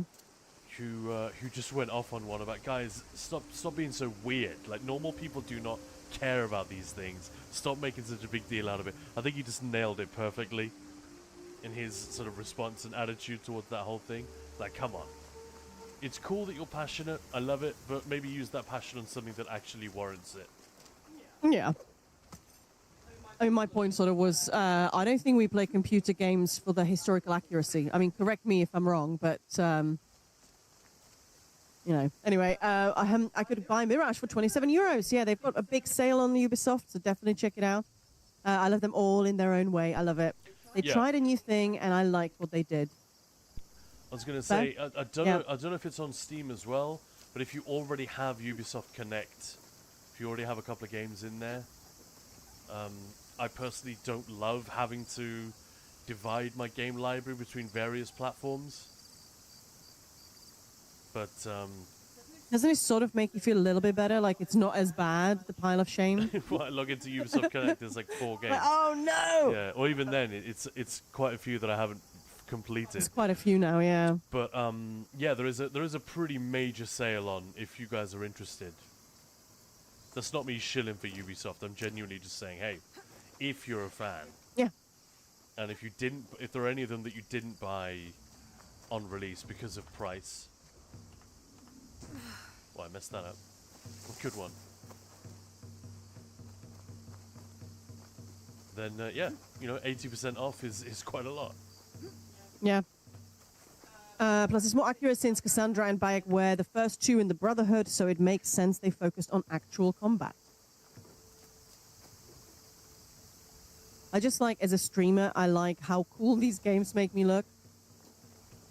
Aside, every now and then when they do stupid stuff. But when, you jump and it just does this incredible jump and hops on something and off and slides. And you're like, yeah, I totally did that. Mm-hmm.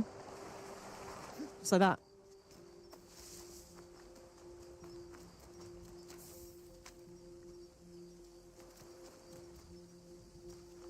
You scared?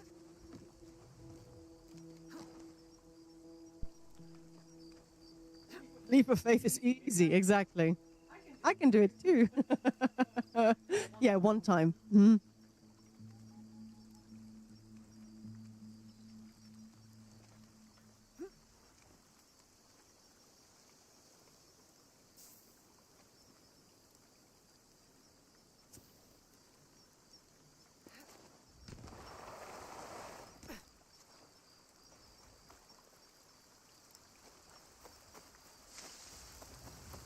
Fun. Who put this lamp up there? Yeah. I know. It's like when you're in dungeons and you're like, okay, who's keeping these candles not only lit, but obviously changing them and cleaning up all the wax? Yeah, I think it was Skyrim and all the Draugr infested barrows that really made me think, hang on, these places are full of torches and candles. Like, were all of these Draugr just lamp lighters in their former life? So they're just walking around, they can't help it, they've got to light the lights.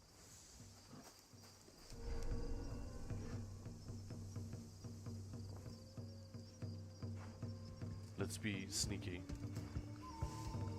I should stay hidden here.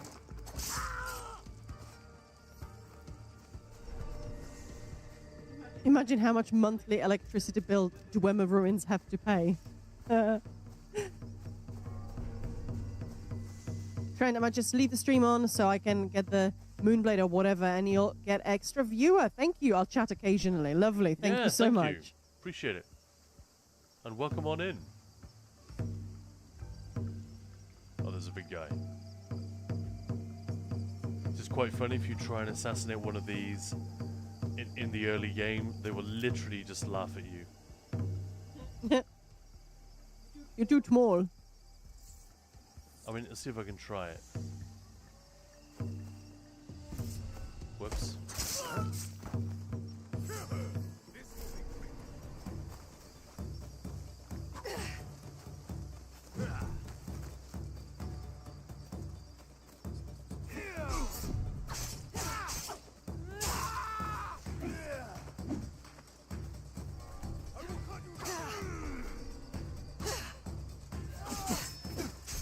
Oh, come on.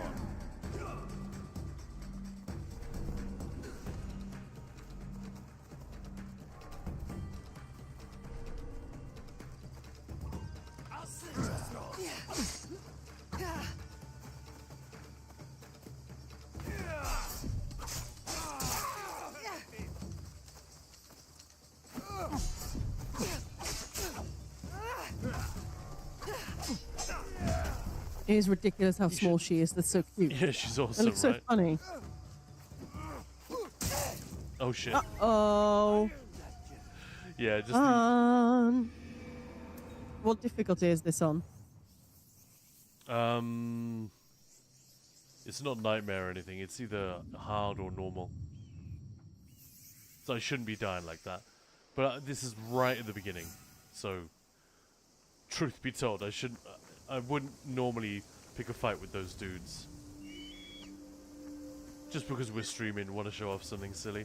I was like, hey, you looking at me? I'm going to come and kick you in the ears. Yeah, I just wanted to demonstrate how funny it is that when she tries to assassinate a samurai before she's ready. I think eventually you can do it, obviously. But, alright, so, we never actually scouted this place, did we? Successfully.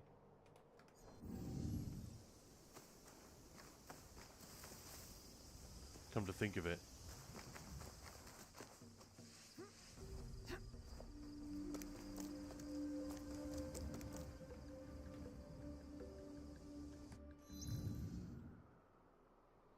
Oh, no, we did. We must have done it already.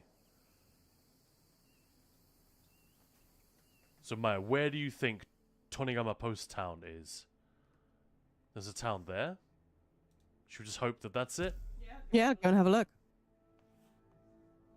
And it is guarded by bandits. Of course it is.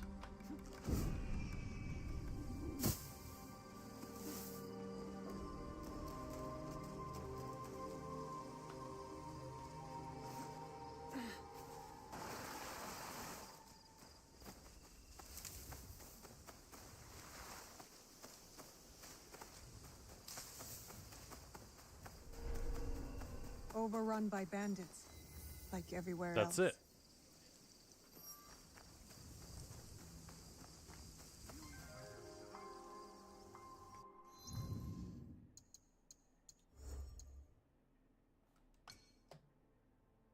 We do have one skill point we could spend.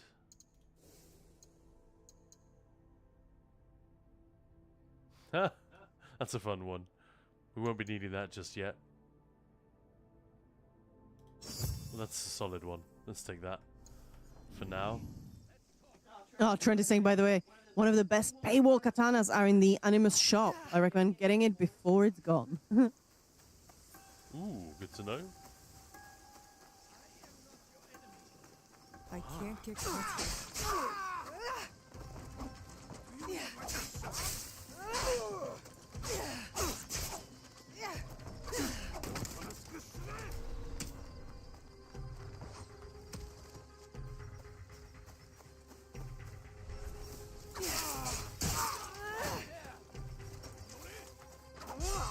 Oh, come on.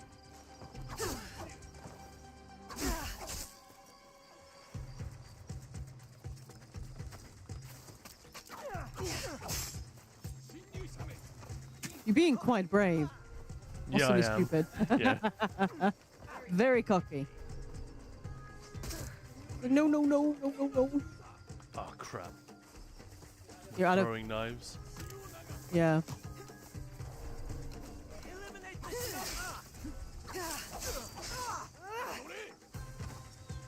Oh, there are loads of them. Come on, guys, give me a break.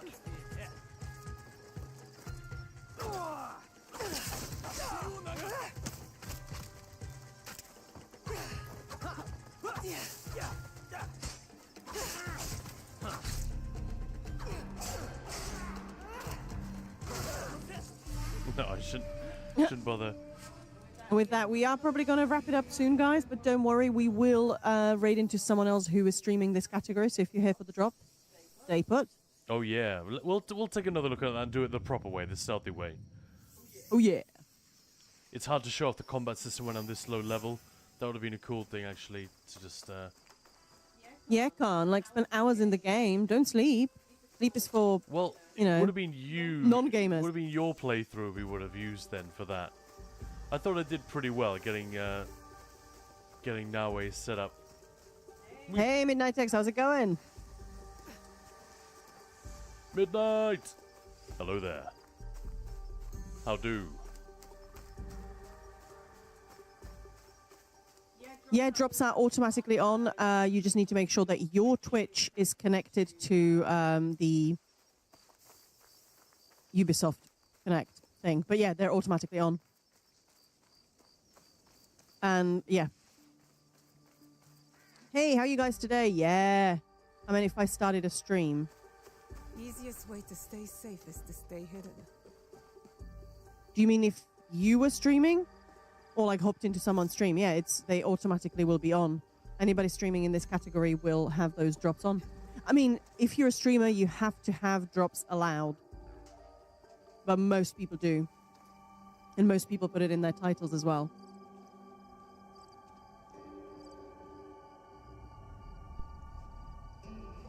So we don't know where this thing is. Oh. There are things in that building. There's lots of things in them building. What?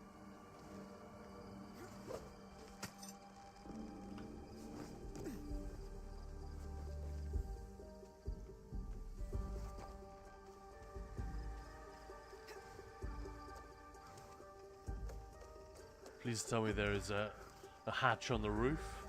The type of thing that no one would ever have in real life, but it's just like I know, right? Perfect Obviously. in video games, yeah. Yeah. Like Although, like the very top of the castle.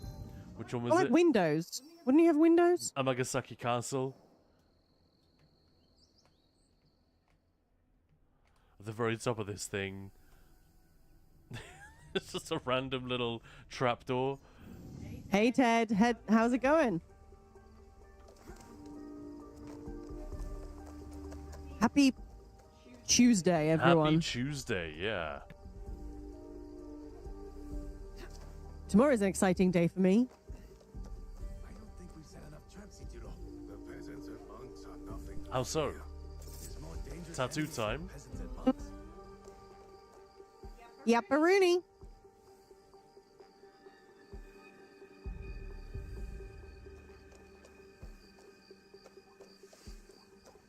Yeah, I can't remember what the mission was, but yeah, I had to be sort of stealthing around, find something, and the stealth was actually really fun. I sort of suck at it in other games.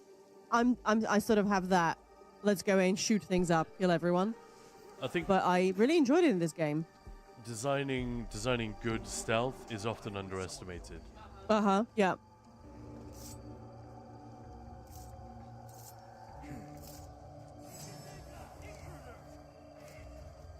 Yeah, how has everyone's week been so far? I can't really complain. I've been doing work, but also chilling and gaming and hanging out with you guys. So pretty great.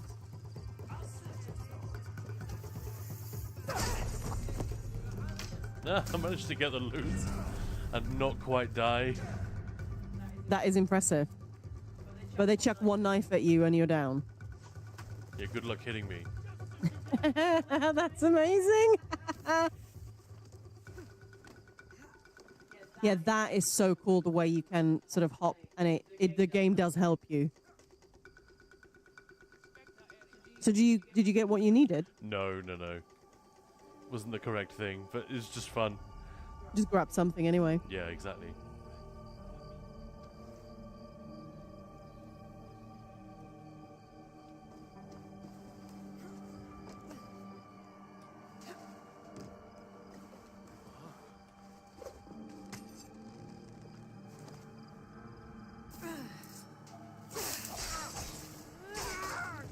I love it when you almost land on someone's head. Whoops. That's not so stealthy.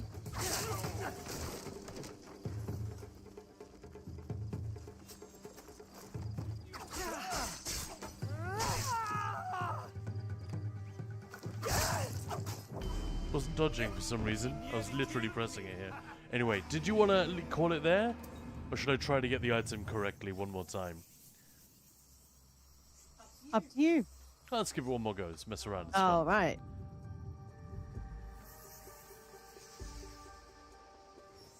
Oh my god, it's saved right here. Well, that's fun.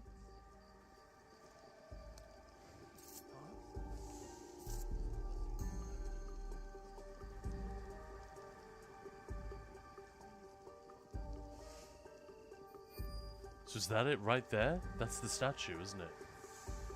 I don't think I can take. Well. I don't think I can take this guy out silently. Kill him! Oh, nice. He's dead. You've caused a lot. Just in case you guys missed it, he's dead. He died. Oh, that blood. The guy behind, like, you're right behind him. He's like, what? What just happened? No, can't. Don't die. Don't do. Ah. It's me getting stuck on the environment. Oh, that's terrible. Oh, it's Honestly, I wasn't expecting a save, an autosave, to put Right me there, right in that yeah. room. That's actually really generous. what point of the game are you all? Right at the beginning. Right Mhm. at the beginning. A lot of trouble. Might as well loot the rest of this stuff. I should return to the monks at Ninobiki Falls.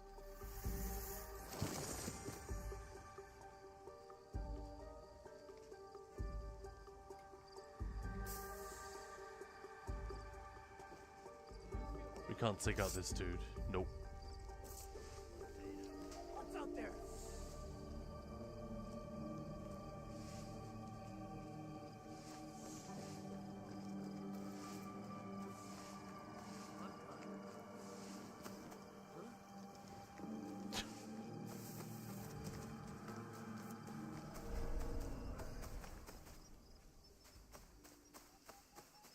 But that was it, right? We got the statue. Yeah, nice one. You did it properly, correctly, and all that. I mean, the first time I was just fucking around. Second time I made a stupid mistake.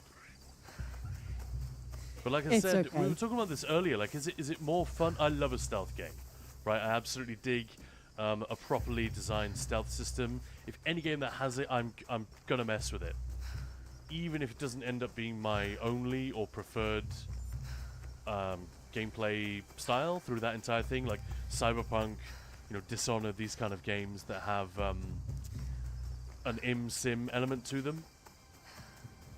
I'll almost always mess around with the stealth thing. I think it's often taken for granted how difficult it is to make it really fun. One of the things it often isn't is fun to watch. Someone being stealthy. You don't get the same level of visual appeal and tension as you do when you're playing it. And that's true of any game, to a degree, but do you know what I mean? Like, I feel like stealth is particularly vulnerable to that phenomenon. The watching it and playing Yeah, no, it, I think I know what you mean. There's Yeah. a bigger gap there. Yeah. So that's one of the reasons we don't stream a ton of this sort of gameplay. And then when we do, you'll often see me messing around and deliberately getting caught. And just kind of doing stupid stuff. Also making mistakes. That's a different thing. Oh, you don't make those. That's all for fun. But anyway, thank you so much for hanging out, everyone. Really appreciate it. What's on the agenda tomorrow, Khan? Are you going to hop in to do some vengeance on the live? Thank you.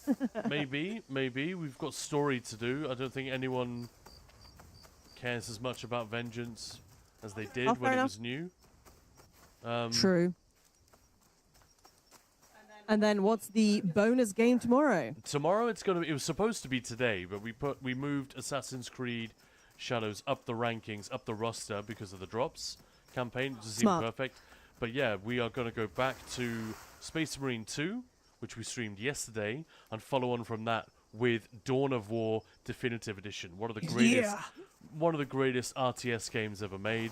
I know that Command and Conquer and all these things like Red Alert, StarCraft, they really laid the ground. Warcraft, pre-World of Warcraft, laid the foundation for a lot of these things. But Dawn of War is one of the most amazing crystallizations of a really super fun, super deep RTS. It's like the GOAT, the granddaddy of that type of game, and they just released a definitive remastered edition. So that is what we're going to be doing. Oh, that's going to be great. Before Sadly, I won't be here because I'll be doing other stuff. Before we bounce, one last reminder that, of course, this is September. This is why we're playing all these different games. It's why I'm staying up late every night doing hours of prep work to make sure that I'm ready, make sure the game is running. This one was a particular nightmare to get it in the sweet spot, performance-wise, whilst streaming as well. So, yeah, please do consider subbing or resubbing later on in the month if your sub runs out. We absolutely need that support to keep going, and thank you for all the support we have received so far. Who are we going to raid off to, Maya? Cyborg Angel. She also has not only the normal, like everyone else, us plebs, but she also has an exclusive pet drop that's literally just her, and that is her dog. Ubisoft put her dog in the game, which is freaking amazing. Which is absolutely amazing, but yeah, it's kind of saying we are here. It's only day 26. We still have like 2 weeks to go. Hang on, just to clarify, Cyborg Angel has a unique drop in Assassin's Creed Shadows that is modeled after her pet, her real life pet. It's literally unique just to her. Nobody else has that drop in the world. That's crazy. Hey, Ahelt, you are a little bit late. Sorry, buddy. We're about to raid off, but welcome on in. You missed some Evan Hart pack nonsense and a bit of Assassin's Creed. Your statue. Hey, we will be back tomorrow with more Elder Scrolls and more gaming and more silliness. Yeah, stick around, guys. And yeah, definitely stick around for Cyborg Angel. Make her know that she's just been raided by Ninja Pulse. Do us a favor. She's a friend of Maya's. You guys have hung out a little bit, so yeah, please, please, please make a lot of noise when we enter her. She's just put a BRB screen on, of course. Oh, god damn it. Well, why don't we sit around for a couple of minutes then? But yeah, please do that. That is a favor that I often ask. That A, stay in the channel, stay in the chat after we raid. B, spam a lot of messages, say hello, raid, Ninja Pulse, all that stuff. And then C, just stick around for 5-10 minutes again. If it's too much of a change up for you guys, or you've got somewhere else to be, absolutely. But it's always a lovely feeling when you get raided and people come in and say hello, and they stick around and give you a chance. Yep, that's true. Always nice. And Cyborg Angel is great. Like I said, friend of the guild. Yeah, what other games are you excited to watch, Khan? Sorry, not watch, but to play in as part of the ESO Gamesfest? What have we still coming? We've still got BG3 coming up with you. Baldur's Gate 3, obviously. We have got Senua's Sacrifice, Hellblade, the first one, which, yeah, you were really insistent that we play, which I thought was a great call, because we're talking about game design, why it works, why some work better than others, why they affect us, what fond memories we have, yada yada, all this stuff. We're doing that with chat every day. And that is a really unique type of game. I don't think I've ever played anything like it. So yeah, that was a good choice. We've got Hexen and Heretic, you know, the recently remastered versions of those coming up. That's a ton of fun. And in October we'll be giving some keys to Hexen and Thingy away, which is going to be awesome. Oh yeah, we've got like 5 keys for that game, for those games. We would have had 6, but one of the demons, rogue demon, just stole it. Yeah, we were going to have a Doom, a sort of an id Software themed, well, kind of mostly a Doom themed thing. 6 giveaways. Unfortunately, they only, like, literally Bethesda UK have 5 keys left, I think, for these games, and they gave them all to us for the October American Heart Association charity raid train. So that's going to be awesome. That's October the 13th. Yes, that's right. It's going to be a lot of Elder Scrolls and a lot of Doom, I think. Oh yeah, it's going to be awesome. But a lot of fun, and hopefully a lot of donations to charity. That's why they're doing this at the end of the day. It's a chance for streamers to give away cool drops, hang out with each other, support each other. But of course, at the end of the day, it's a charity thing. So keep that date in mind, folks. October the 13th. October 13th. It'll run for 6-7 days. Something like that, yeah. We're still finalizing the schedule, so we don't know for certain. Yeah, so we've got quite a few streamers, so I just need to slot them in together to make sure it works. But yeah, it's going to be definitely fun.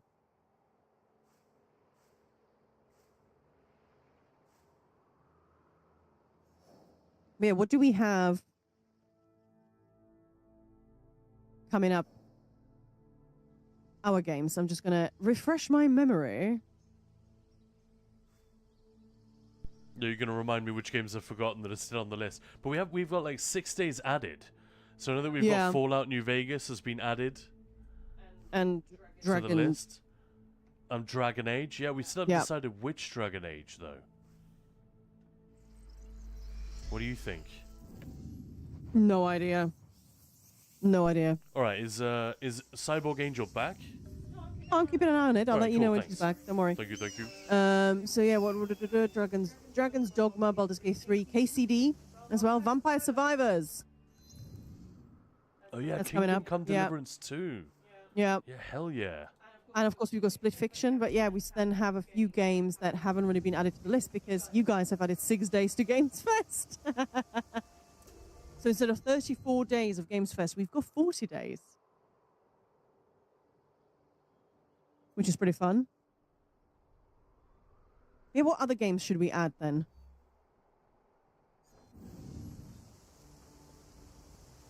Do you guys have any suggestions? Anything you'd want to see? I mean, I feel like we've taken down the suggestions and Black Myth Wukong is a good call. Don't actually own that Tetris, yes. Tetris. BG3, please, yeah. Can one of you please be Dark Urge? Oh, yeah, sure. Whack-a-mole. Okay, I'm not sure about that one. Yeah, we don't have the... I mean, we have so many games. We should just do one day. We talked about doing just a pile of shame. There is a game you that just open it up and we go through it. Yeah, there is a game that I will never stream. But Maya and I were like, we were just looking on Steam the other day. I think there was a particular sale that was on, and I think it was just a game called something like Vampires, Blood and Sex. And it was like some of the most explicit game trailerage I've ever seen. But we clicked on it, so my wife is sitting right next to me as I do this. We were just laughing. Oh my god, that's really something. There's no doubt as to what that game is for. But part of me really wants to just boot that up and stream it. That'd be the most awkward thing in the world. It might not even be allowed. I mean, would it be more... almost certainly not allowed. Would it be more awkward? You know, like when you just sit around and put on something ridiculous with your mates and just like laugh at the absurdity of the whole thing. That is the sort of vibe. Obviously, we'll never do this. You know, we want to keep this place relatively wholesome, but I just thought it was a funny... Oh, the 18+ thing on, yeah. Yeah, funny thing to think about. Like, holy shit.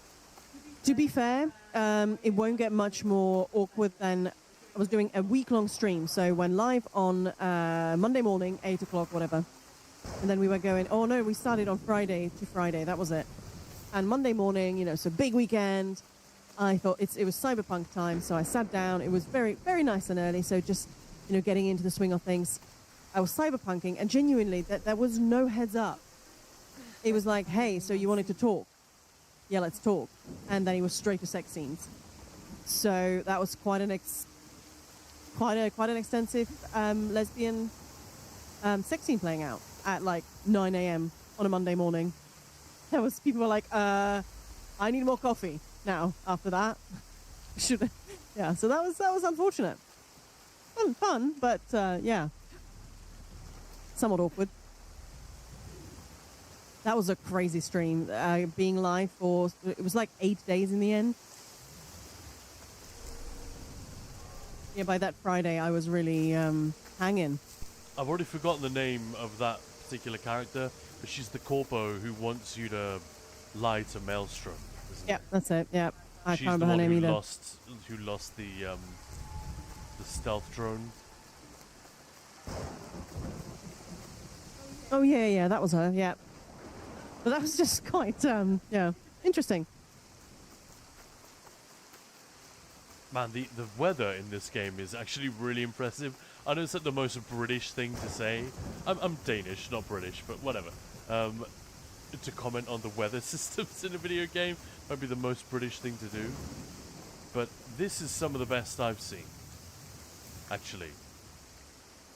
Like, it's genuinely making me want to turn the heater on.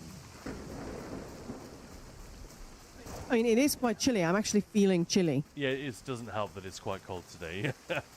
And I left the back door open to air out the downstairs part of the house all day. Just beat Golden Tempo on NG+. Shapeless Hellblade should be a marathon, though. Hey.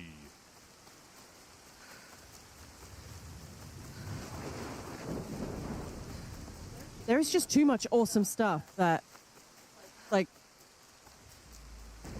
some of the games that we played, they're not the games that, like, everybody's played, everybody knows. Like, Cyberpunk, who's not heard of Cyberpunk, you know? Yeah, but there were some games that were... Torment. Yeah, exactly. Planescape Torment and Enshrouded, loads of people were like, I have never even heard of this. What the hell is this? This is amazing. Speaking of Enshrouded, hey Eggbirds, we just learned that we sold another copy. Well, we didn't. But Zdenya, who bought a copy of the game while watching us stream it and hearing you talk about it, his wife's brother came over and Zdenya showed him the game and he literally bought a copy on the spot and now they're going to do a playthrough together. So like Maya's even been in touch with Keen Games, you know, the studio that made the thing. It's like, there may be something to this, you know. Turns out the ESO crowd, the MMO crowd, A, they love the look of this thing, but B, they haven't, many of them haven't heard of it. That should be useful for them to know, even if there's nothing we can do about it, but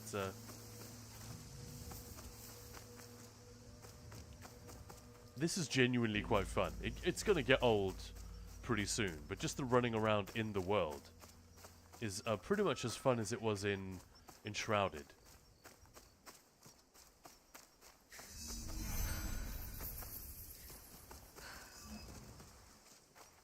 But how are you doing, Eggbirds? No, we did it. Yeah, we did. I was thinking this earlier today. The maze made in ESO would be super easy to build in Enshrouded. Ah, yes. And then you can go nuts and make it like absolutely mahoosive. But you'd need... Just never ending. You'd need a furnishing that you can walk through. Are those easy enough to find? Hey, Maya, look at this. Yeah, good point. Like the tapestries, yeah. Vista coming up. Oh, come on. I'm so going to fall off the edge of something any second. Yeah, there we go.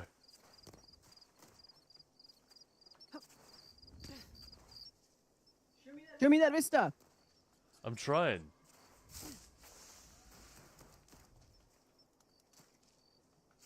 Show me a Vista, baby. I wonder how much a zebra would cost if you scanned it. Hey, Dayhawk. Here we go. Eggbirds doing all right. Just finished work and on my way home. Nice. How's that, Maya? Fuck me, that's beautiful. Say it again, a little bit louder. Fuck me, that's beautiful. Yeah, I swear your noise gate is trying to censor you. You can't say that. Just like the cat muting me the other day and then beeping my words. Yeah, you.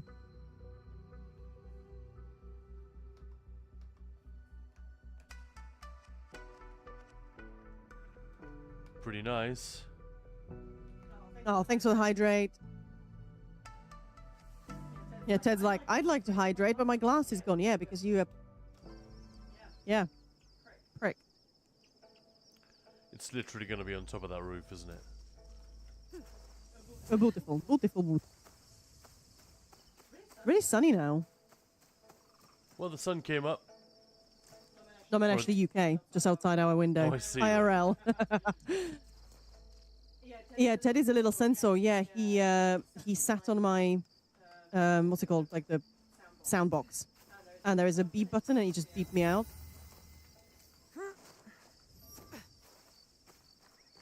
And he tried destroying my whole rig today. He poured a whole pint glass water all over my desk today. Luckily, it missed anything important. Like, that was quite incredible. It was full. So yeah, bad Teddy for sure. He's just looking at me like, what? The person who invented the Ferris wheel never met the person who invented the merry-go-round. They traveled in different circles. Oh my goodness. Thanks, Braves Lord. Hello. Eggbirds, the tapestries thing would be tricky, but you could replace it with doors. But that, yeah, I suppose, yeah. There was something trippy about those creepy tapestries in ESO, though, wasn't there? But yeah, oh, you should definitely try it. Just like make a giant build so people can be lost in there for hours. Drive them crazy. Oh, that's cool. Oh, holy There we smoke! go. Maya, we always get an ooh out of Maya when we get to one of these. This is gonna be killer. Look at the sunrise. Yeah, Ubisoft have nailed this. Whatever this is, you know, they've learned how to do it.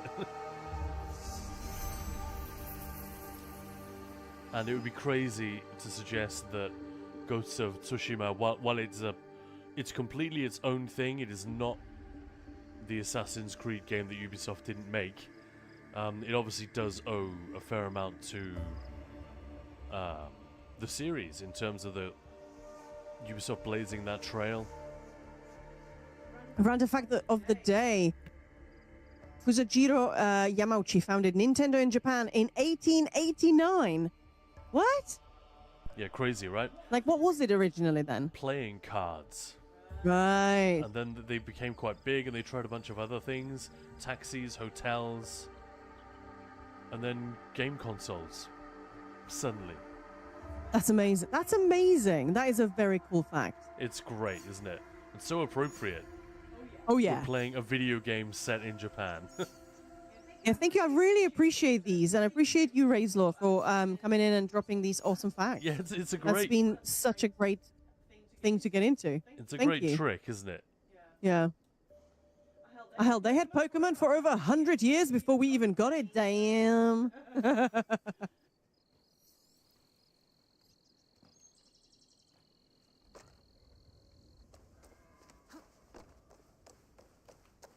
Yeah, this game is crazy beautiful. Wow.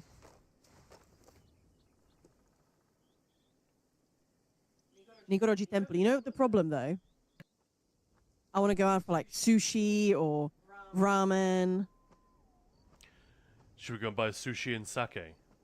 Alan Fisher, wow. Sake to me. ESO got an awesome upgrade. Yeah, here we are in Oridon, Alan. In the distance, you can see Castle Rillis. This is my Bosma character. I haven't found the Daedric Katana yet. But yeah, wow. Nintendo started with the card game Hanafuda playing cards. Nice.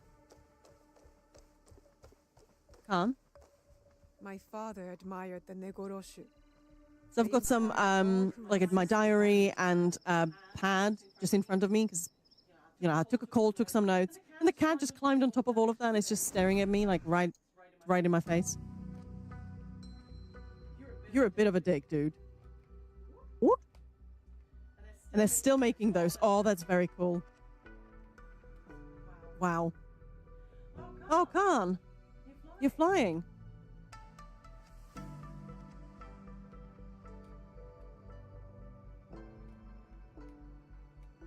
That's just a cool shot, right?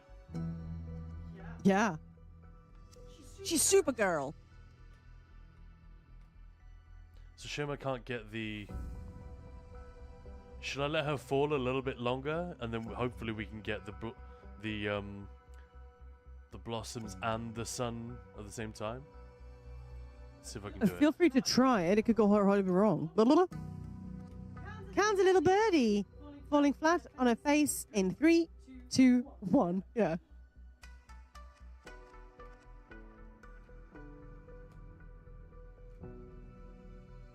Oh, look at that. That's really fun. Ah. But yeah, she will be on her face any minute now. I mean, she's landing in a bale of hay. Of course, that saves everyone. Just like a tiny puddle will save you in a lot of games. Yeah, man. Love it.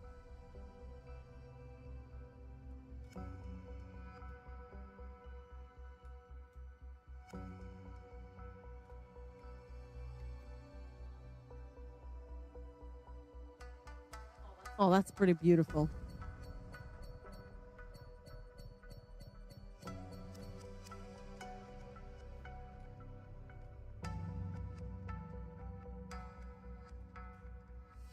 Oh, thanks, Raves Lord. Saying posted a Wikipedia link in general chat about the cards. That's awesome. Thank you.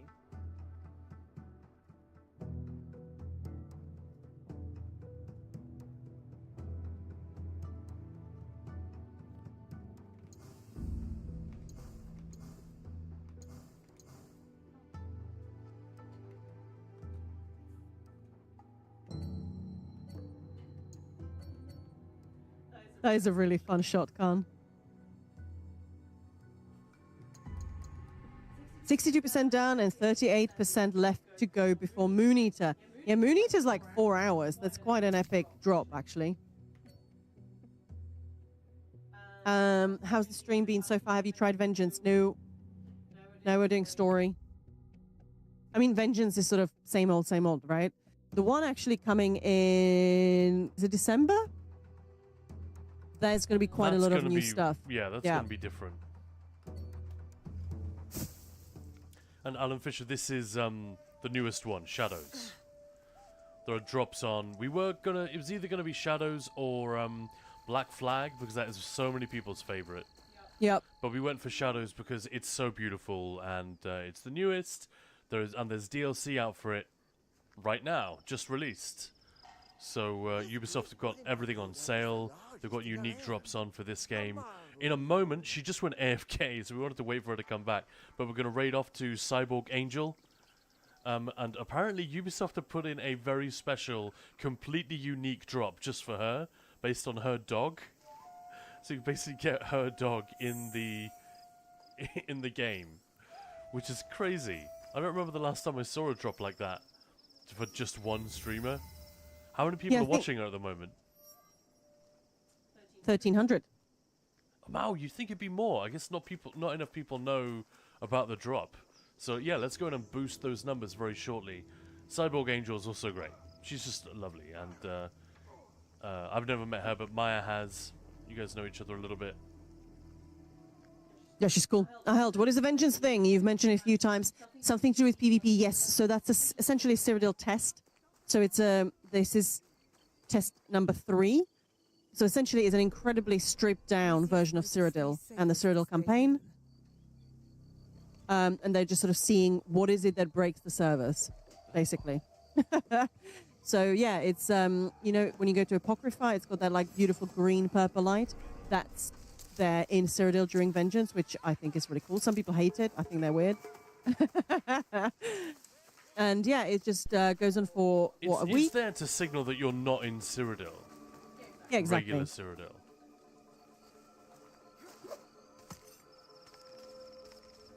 Yeah, we don't actually know how many they've got planned. We know there will be one more this year, and I don't know. Yeah, we're not. I don't think they know. We don't know yet where it's going, basically. Then yeah, perfect time for people like me who are absolute shit at PvP to actually score some points. Yeah, the fantastic thing when we had the first one earlier this year, Cyrodiil was, I mean, popping. It was crazy, which was really cool. It was just amazing to see the category. The Cyrodiil just. It was hordes of people. It was phenomenal, and that is great. That is something really special.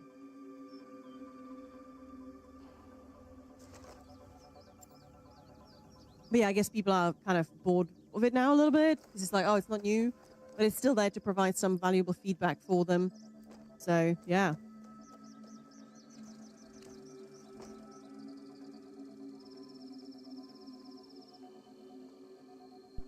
Yeah, technical test, and as Alan Fisher's saying, at least they're doing something to fix the game. Exactly. Yep. That's what Wheeler's all about with this. Yeah, that's his baby. He's wanted to do that for a while. And clearly it took a lot of planning. If you guys saw the preview for Update 48, they showed a little bit from the Cyrodiil. And it is... there's a lot of new stuff being introduced. So yeah, intrigued.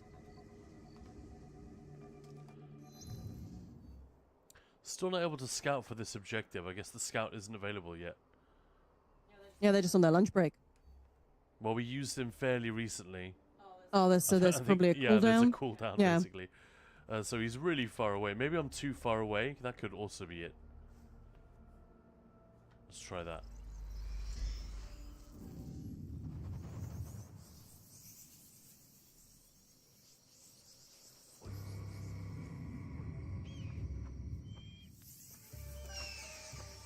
Oh, the birdie. A dog like that, birdie. Her tail is going like crazy. .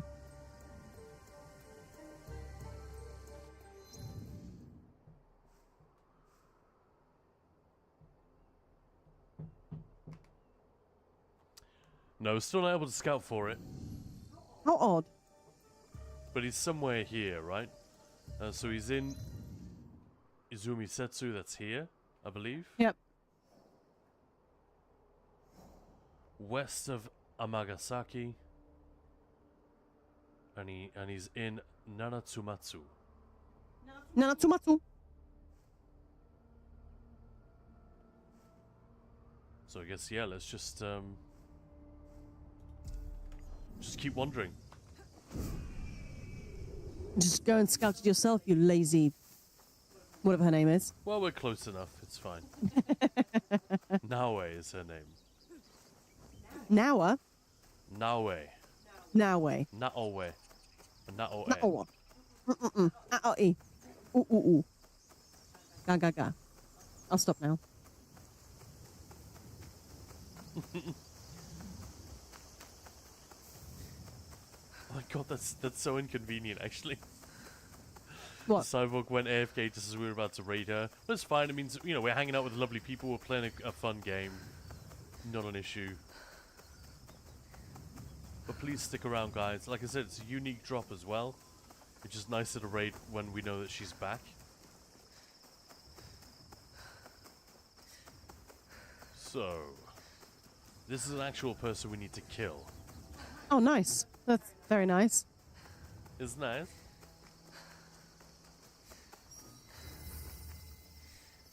Oh, this isn't it. This is a shrine. Yeah, don't kill the monks. Kill that shrine.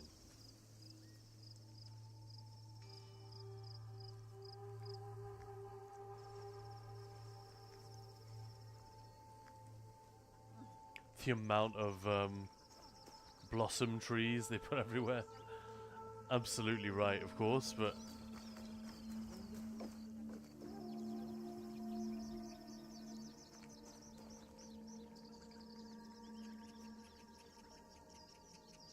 there are various places where you can pray and get like little buffs.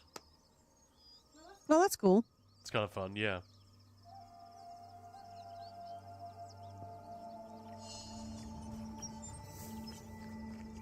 Oh, that looks so beautiful. Like, holy shit. Yeah, right.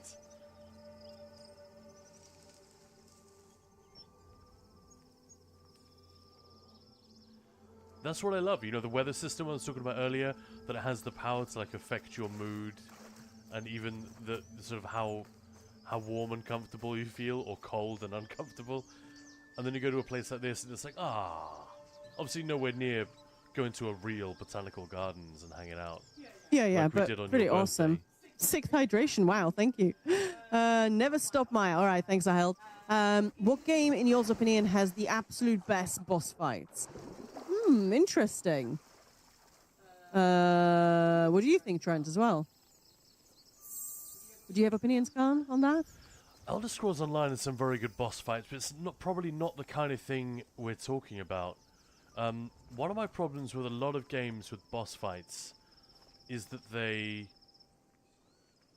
differ too much from the combat you've been doing up to that point. Yeah. Doom Eternal, for example, doesn't have many boss fights. And one of them is quite cool and consistent with what you've been doing up to that point. But one of them, famously, right at the end, the Icon of Sin, is completely different. Yeah, that's a real shame, yeah. And it's kind of annoying because you're there at the climax of the game has forced you to get good. And then there you are having to learn, basically, to play a completely new mini-game alongside everything else. I don't like that. I don't like bosses which are different each time. You don't want them to be easy and samey. This is a really difficult thing to do. A lot of the time I prefer games that... I think The Witcher 3 might be my answer, just to cut to the chase. Black Myth Wukong. I dislike pattern recognition as a game design tool. It's obviously valid. But, I don't know, if I've defeated a particularly powerful enemy in a game, I don't want the moves that I use to defeat him to be utterly irrelevant on the next boss fight. And a lot of souls like suffer from that problem because it's hard, not because they're lazy or whatever. It's just it's difficult to design fresh and new fights without reinventing the wheel, you know, without like rendering everything that the player has done up to that point useless. And I love it when games try to avoid that. Like The Witcher, essentially, you're using the same skill set every time. I love Souls-like. I played all the AC games on Nightmare when I was offered the opportunity. Nice. I do like, I don't know if it's best boss fights, but I really do like Doom. And I do like ESO, because the combat, I think, is really fun. And the mechanics are so different.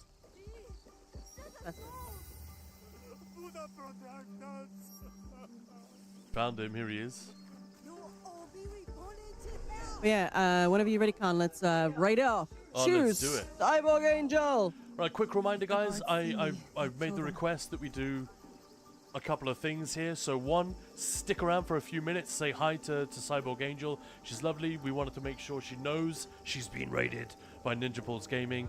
So yeah, first of all, don't close the stream, even if you miss us terribly. Just you know,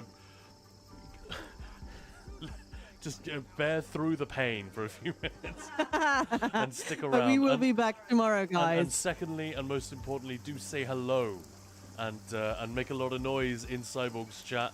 So let's go. Thank you so much for the support today. Thanks for hanging out with us. We'll be back tomorrow. Quick reminder, it is going to be Warhammer 40k Dawn of War Definitive Edition tomorrow.